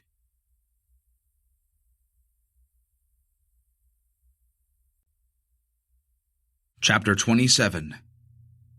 The great black canopy of night frightened Helene as much as the plane of water she floated upon like driftwood. The sky was vast, the stars frozen at an incredible depth. She pictured how tiny her body would look from far above. That didn't help. Don't look up, don't look down. Don't think up or down. Think straight ahead. At least a minute had passed since she'd resurfaced. Her heartbeat and breathing had slowed. Relax, relax, relax, she said to herself through chattering teeth.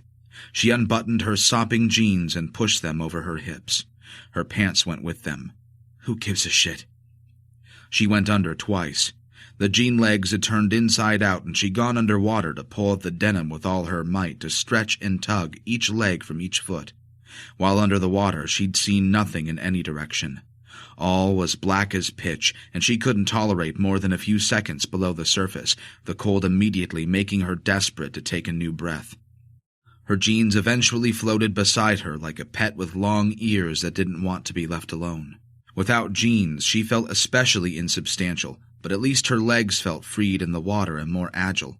But they were much colder, too, and she wondered if she would have done better to leave her jeans on for the smidgen of warmth they provided. She kept her hooded top on, just in case it might assist her survival. She kicked her feet to stay afloat. The water's fairly calm. At least there's that. Currents? We don't know about currents. Don't think about currents. You've enough on your plate. Gotta move or you'll slow down. Slow arms, slow legs, and cold water. No, can't have that. Once panic no longer filled her mind, her daughter inevitably returned to her head. It was as if Valda had just walked into the kitchen casually seeking her mum, or padded into her bedroom expectantly to see what Mum was doing. Her little face smiled inside Helene, as if an activity could be instigated, a treat negotiated from out of the cupboard above the microwave, or a hug received. Helene started to cry. "Baby," she said once. Then she was angry and screaming, "You bastards!" into the sky. That felt better. Much better than thinking about her girl not having her anymore. She'll have to live with Mum and her arthritis until she goes somewhere else. No. My baby. She's my baby. Parents die all the time. Not this one. No, not this one. Helene spat out seawater. She'd sunk a bit, and the gentle chop of the waves had lapped her face. Helene looked towards land. In the far distance and in the direction the boat had gone, the vessel was now a trio of white specks in distant darkness. Helene could see a messy crescent of white light, maybe Brickburg Harbor, but where those lights originated was too far away to swim for. South of the harbor, a few lights pinpricked the hills above a shoreline unlit and invisible. Maybe that was the stretch of coast she'd walked.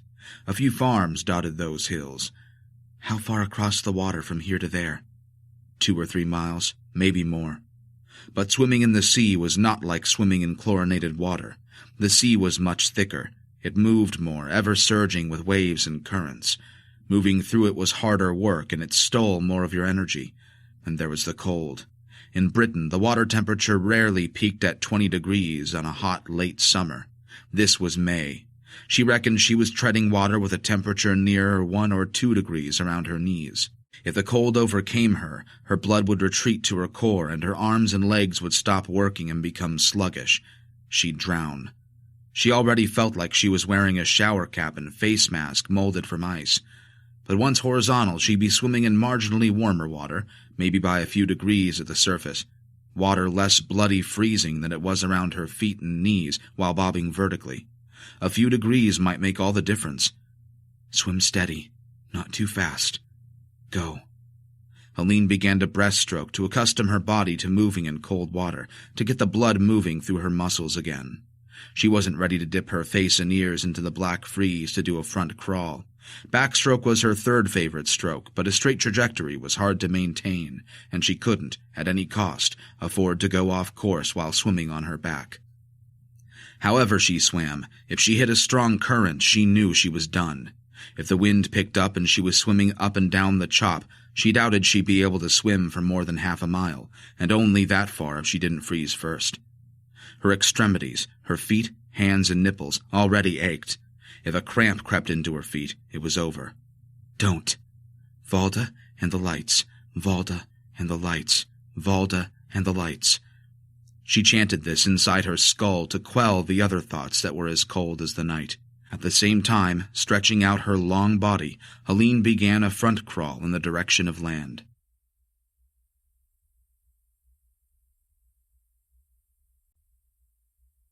Chapter 28. Kat continued to feign sleep, but wasn't Headscarf bored? For 2 hours she'd sat upon the stool outside the doorway, vaguely peering into the darkened bedroom where Kat lay.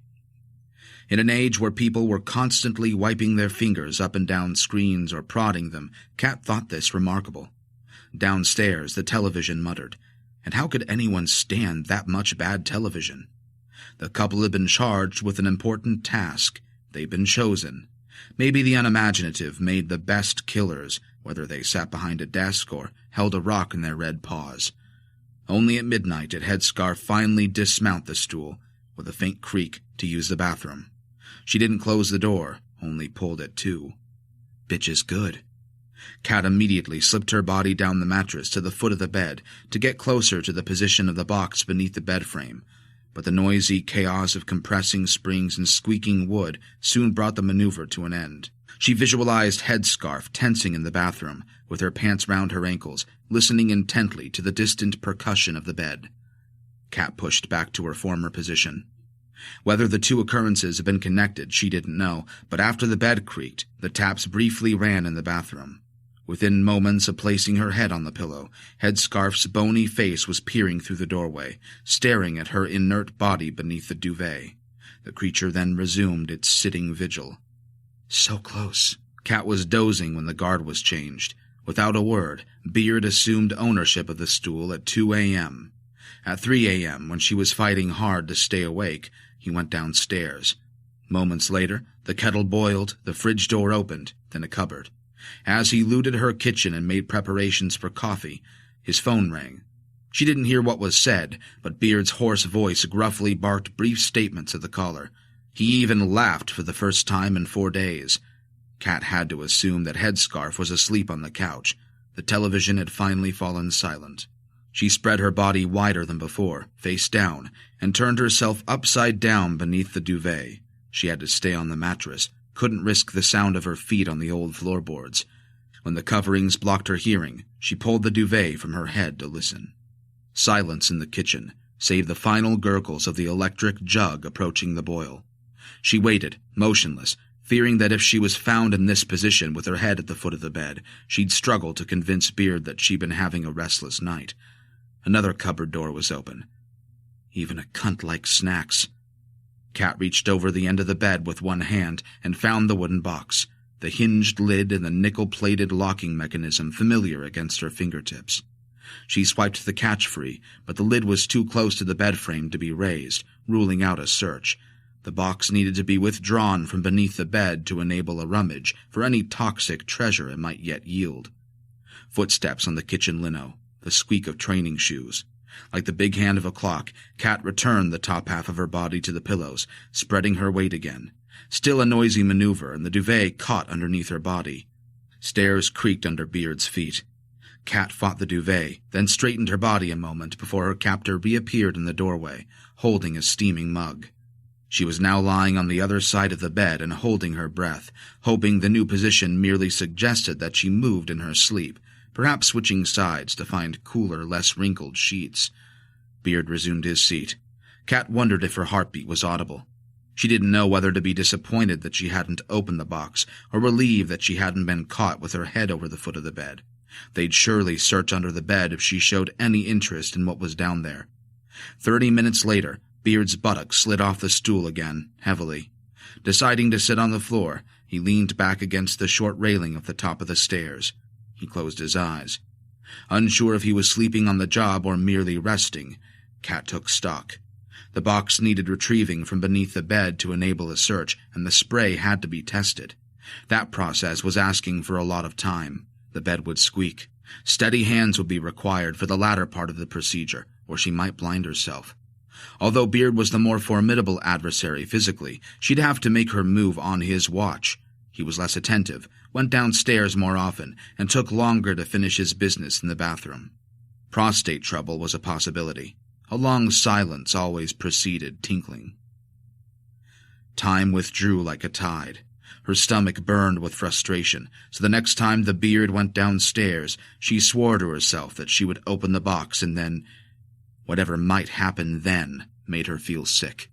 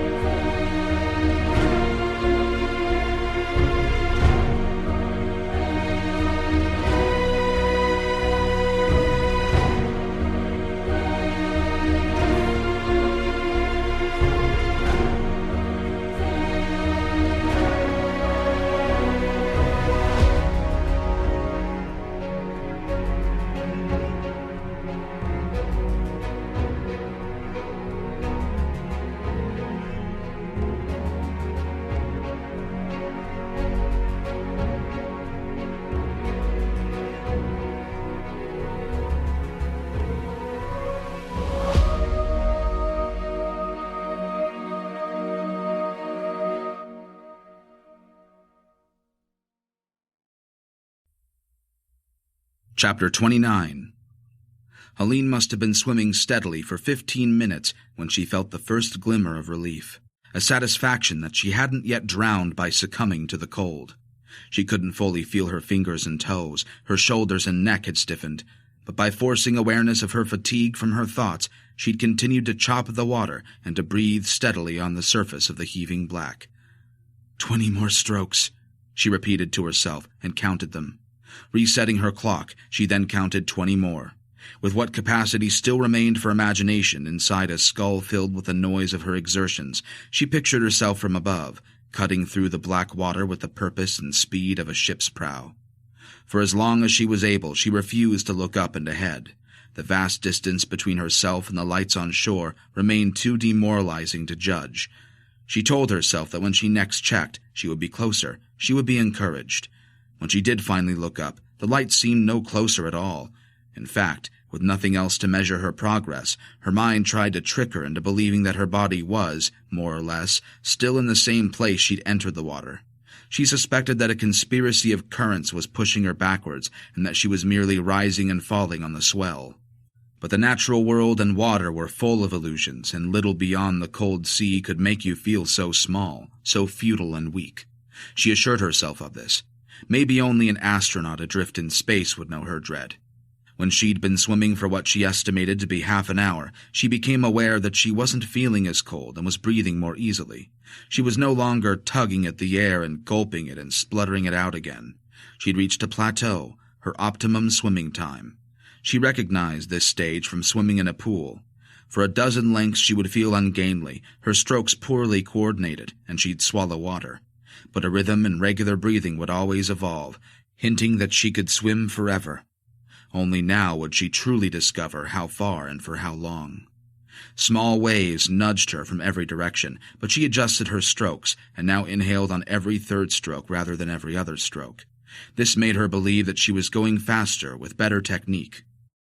When she judged she had been swimming for about as long as she'd need in the pool of the leisure center to cover 1 mile, she rested and trod water. That meant she wasn't doing anything but rising and falling with the swell. And once again she thought of her daughter. But it no longer helped to motivate her, because the lights on shore were still too far away, and a paralyzing feeling of futility made her sob, another waste of energy. She thought of the pig captain's ruddy face instead, grinning aboard his little boat, and of his stooges, Phil and Richie. It was not right that creatures like that could make her daughter an orphan. She wanted to believe that they would be caught and punished. Surely they would be. Her mother knew where she'd been staying. Carol would be questioned by the police. Helene then considered the statuette that had been sent to her daughter in Walsall from down here. Kat had been the only person with her address, but who had she shared it with to put Valda and her mum in danger? Lincoln's recordings were only on disk, but her tormentors didn't know that. For all they knew, she had the cave noises on the hard drive of a machine at home in Walsall. If they were prepared to go to these lengths for a handful of CDs, then what might they do to retrieve a home computer? Her daughter and mother were at risk. They were known to the people who'd orchestrated her torturous execution by drowning with added hyperthermia. This, and a fear that she couldn't feel her legs properly below the knee, made Helene resume swimming. Only now she wanted to kill Kat even more than the 3 men aboard the boat. After each turn of her head to draw breath, Helene returned her face to the eternal cold darkness beneath the surface, trickle-breathing from her nose to expel air. Sometimes she grunted at the cold, and she heaved at the water out of fury, but she also understood that it was now getting harder to think clearly, or to hold any thought in her mind for more than a moment. This was exhaustion, from moving one arm after another, again and again, from rotating her body from side to side, from remembering to kick both legs hard. All of this was consuming her energy while the cold sapped it. But up and down the small waves she went, kicking her long, pale legs, digging at the water with her hands. On and on and on.